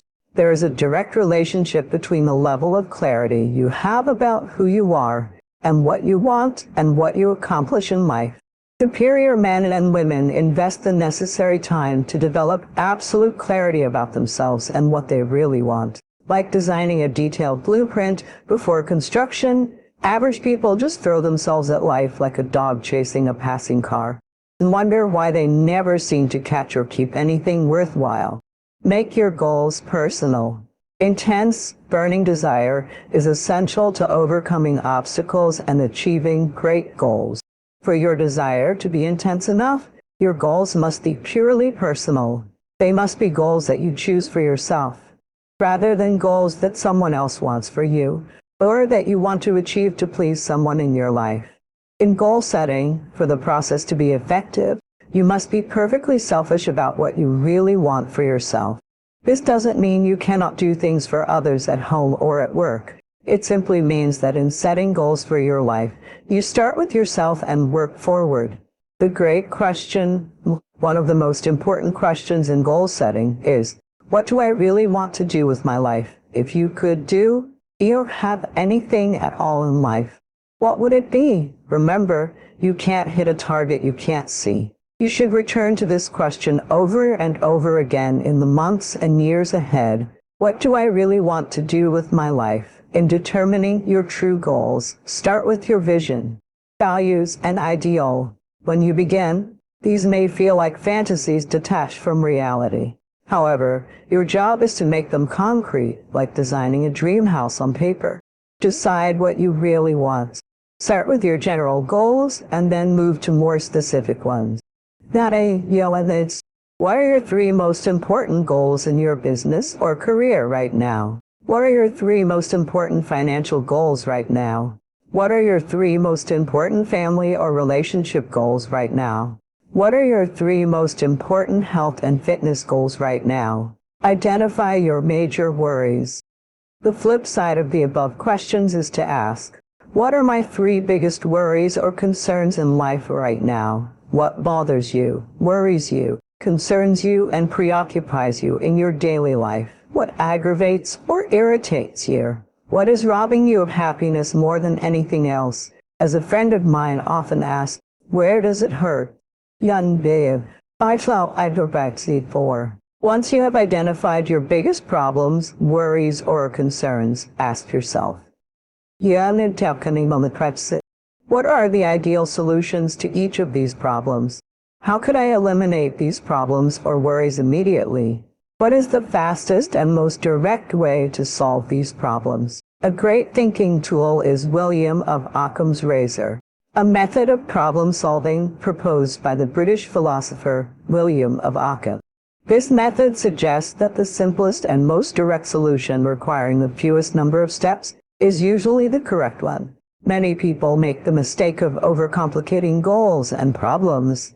The more complicated the solution, the less likely it is to be implemented, and the longer it will take to get results. Your aim should be to simplify the solution and go directly to the goal as quickly as possible. Here is another question to help you clarify your true goals. What have you always wanted to do, but been afraid to attempt? When you look around your world and see other people doing things you admire, what have you always wanted to do but been afraid to try? Have you wanted to start your own business, run for public office, or embark on a new career? What have you always wanted to do but been afraid to attempt?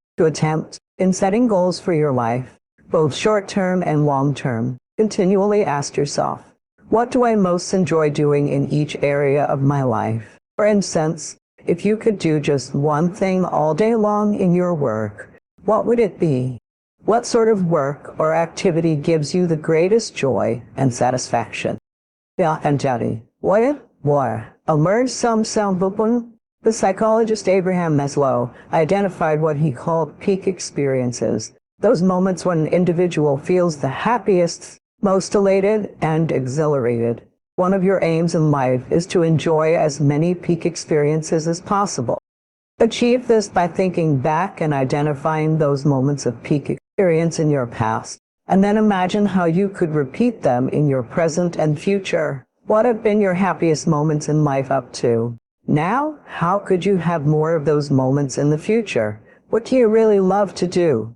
You encounter a plethora of ideas every day, but most of them probably go unnoticed. That's why you need to develop the ability to absorb. Be like a sponge.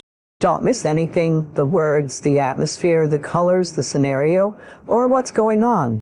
Most people are just trying to get through the day. Commit to learning from each day. Let the day teach you. Attend the University of Life. What a difference that will make in your future. Commit yourself to learning and absorbing. I have a personal friend who is gifted in this area. He absorbs and remembers virtually everything that has ever happened to him. He can tell you vivid stories from his teenage years, where he was, what he did, what was said, how they felt, the color of the sky, and what was going on that day. He absorbs everything that happens to him. It's more exciting to hear him recount his experiences than to experience them yourself. He has an extraordinary gift. Wherever he is, he doesn't miss anything. Here's a good phrase for you to jot down. Wherever you are, be there. Be present to absorb it. Take a picture if you can. Mental. Let your soul and heart take picture. Capture it, absorb it, and don't be casual about it. Casualness leads to casualties. Next, learn to respond. Responding means letting life touch you. Don't let it kill you, but let it touch you. Let sad things make you sad, and happy things make you happy. Let your emotions be acknowledged as well as your intellect. It's important to know how to feel and respond. Let life in and let it touch you. I'm the greatest guy in the world to take to the movies. I really get into a good film. I want it to make me laugh, make me cry, scare me, teach me something, take me high and take me low. I don't want the movie to leave me as I was when I came in. That's what we all need, to have life touch us. And that's exactly what will happen to you when you develop the ability to absorb and respond to all life has to offer. Every day, you know it gets dusty and away. Every day, you don't start with the victories. You don't go, oh, this is nice. Look at me, I love myself. Instead, you go right for the things that are going to keep you buried. I go right there first because if I don't clean those out first, the day doesn't start. So, what he's saying to me is the truth. Like I told you many times today, I can never figure out how to explain this to people because I'm not a neuroscientist. I'm just a guy who said, okay, we've got to start in the dungeon and stay here for the rest of our lives to become successful. The dungeon is a place that has to be clean, and it's the scariest place to be. That's why I'm misunderstood, because I'm speaking from the dungeon. That's why I am successful, because I go there every damn day. And that is the truth. What he says is the exact truth. Those cabinets are dusty. Dirty and scary, broken glass, dark spiders, cobwebs. But most of all, your biggest fears, the things that put you where you are today, are in there. That's why we all like to keep them shut, even lock them up, act like they never happened. That's why you never grow, never improve, never have real conversations like we're having right now. Never. Oh no, no, no, let's not go there. I talk to so many people who tell me that. Let's talk about this, they'll say, but they can only say it once. They won't get deep in the weeds with it. Can't just clean it, you've got to spit shine it. You've got to live every single detail of it. You can't just say, yeah, my dad beat me, and it is what it is. Hey, it is what it is, but it's killing you. It's taking over your whole life. But that's the conversation. Yeah, my dad, I'm fine now, though. I'm good. Okay, all right. No, you ain't. You ain't fine. This is real talk. People don't have that. So your boy's right, 100% right. It's scary as hell, but it makes you who you're supposed to be. And that's the test we forget. We think we're supposed to breathe air, have kids, and pay bills. What's this life about? That makes no sense. Being tested, my friend. Tests come when you have not studied. Tests come when you think you're in a great place. That's the test. The test is every day of your life, and most of us fail because we don't know why we're here. We don't go inward to say, oh, you gave me a lot of shit to fix, man, and this test sucks. But then you start. I learned how to hold myself accountable, and I knew I could take a man's soul in the heat of battle. I had overcome many obstacles and realized that each of those experiences had calloused my mind so thick I could take on any challenge. All of that had made me feel like I'd dealt with my past demons, but I hadn't. I'd been ignoring them. My memories of abuse at the hands of my father, of all those people who called me names, didn't vaporize after a few victories. Those moments were anchored deep in my subconscious, and as a result, my foundation was cracked. In a human being, your character is your foundation. When you build a bunch of successes and pile up even more failures on a cracked foundation, the structure that is the self won't be sound. To develop an armored mind, a mindset so callous and hard that it becomes bulletproof, you need to go to the source of all your fears and insecurities. Most of us sweep our failures and evil secrets under the rug, but when we run into problems, that rug gets lifted up, and our darkness reemerges, floods our soul, and influences the decisions that determine our character. My fears were never just about the water, and my anxieties toward class 235 weren't about the pain of the first phase. They were seeping from the infected wounds I'd been walking around with my entire life, and my denial of them amounted to a denial of myself. I was my own worst enemy. It wasn't the world God or the devil that was out to get me. It was me. I was rejecting my past and therefore rejecting myself. My foundation, my character, was defined by self-rejection. All my fears came from that deep-seated uneasiness I carried with being David Goggins because of what I'd gone through. Even after I had reached a point where I no longer cared about what others thought of me, I still had trouble accepting myself. Anyone who is of sound mind and body can sit down and think of 20 things in their life that could have gone differently, where maybe they didn't get a fair shake and where they took the path of least resistance. If you're one of the few who acknowledges that and wants to callous those wounds and strengthen your character, it's up to you to go back through your past and make peace with yourself by facing those incidents and all of your negative influences and accepting them as weak spots in your own character.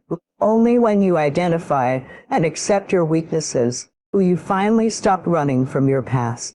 Then those incidents can be used more efficiently as fuel to become better and grow stronger. Right there on Mom's couch, as the moon burned its arc in the night sky, I faced down my demons. I faced myself. I couldn't run from my dad anymore. I had to accept that he was part of me and that his lying, cheating character influenced me more than I cared to admit. Before that night, I used to tell people that my father had died, rather than tell the truth about where I came from. Even in the SEALs, I trotted out that lie. I knew why. When you get beat up, You don't want to acknowledge getting your ass kicked. It doesn't make you feel very manly. So the easiest thing to do is forget about it and move on. Pretend it never happened. Not anymore. Going forward, it became very important for me to rehash my life.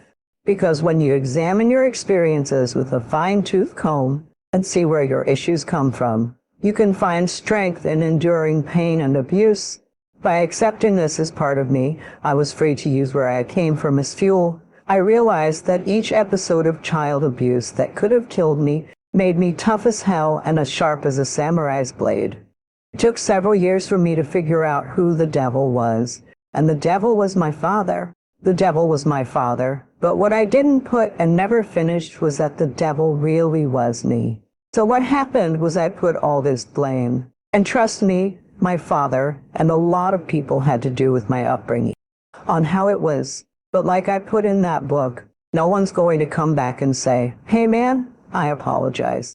Maybe someone does. Very few people will. So at the end of the day, when all things are said and done, well, my dad was the devil.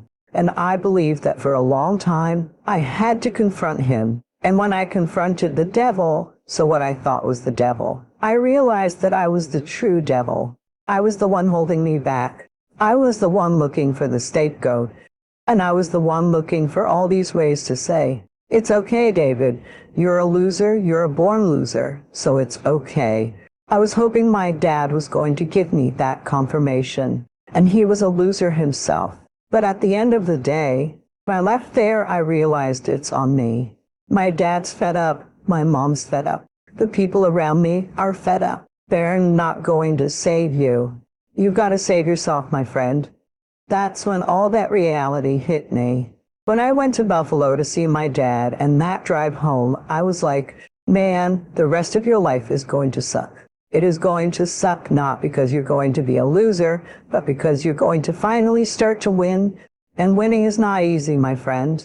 No. I remembered as a kid, no matter how messed up our life was, my mother always figured out a way to stock our damn cookie jar. She'd buy wafers and Oreos, Pepperidge Farm cookies, and chips. Whenever she showed up with a new batch of cookies, she dumped them into one jar. With her permission, we got to pick one or two out at a time.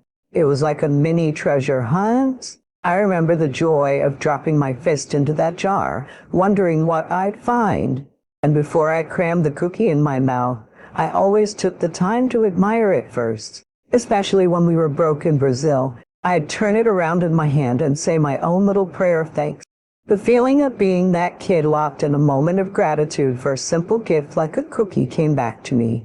I felt it viscerally, and I used that concept to stuff a new kind of cookie jar. Inside it were all my past victories, like the time when I had to study 3 times as hard as anybody else during my senior year in high school just to graduate.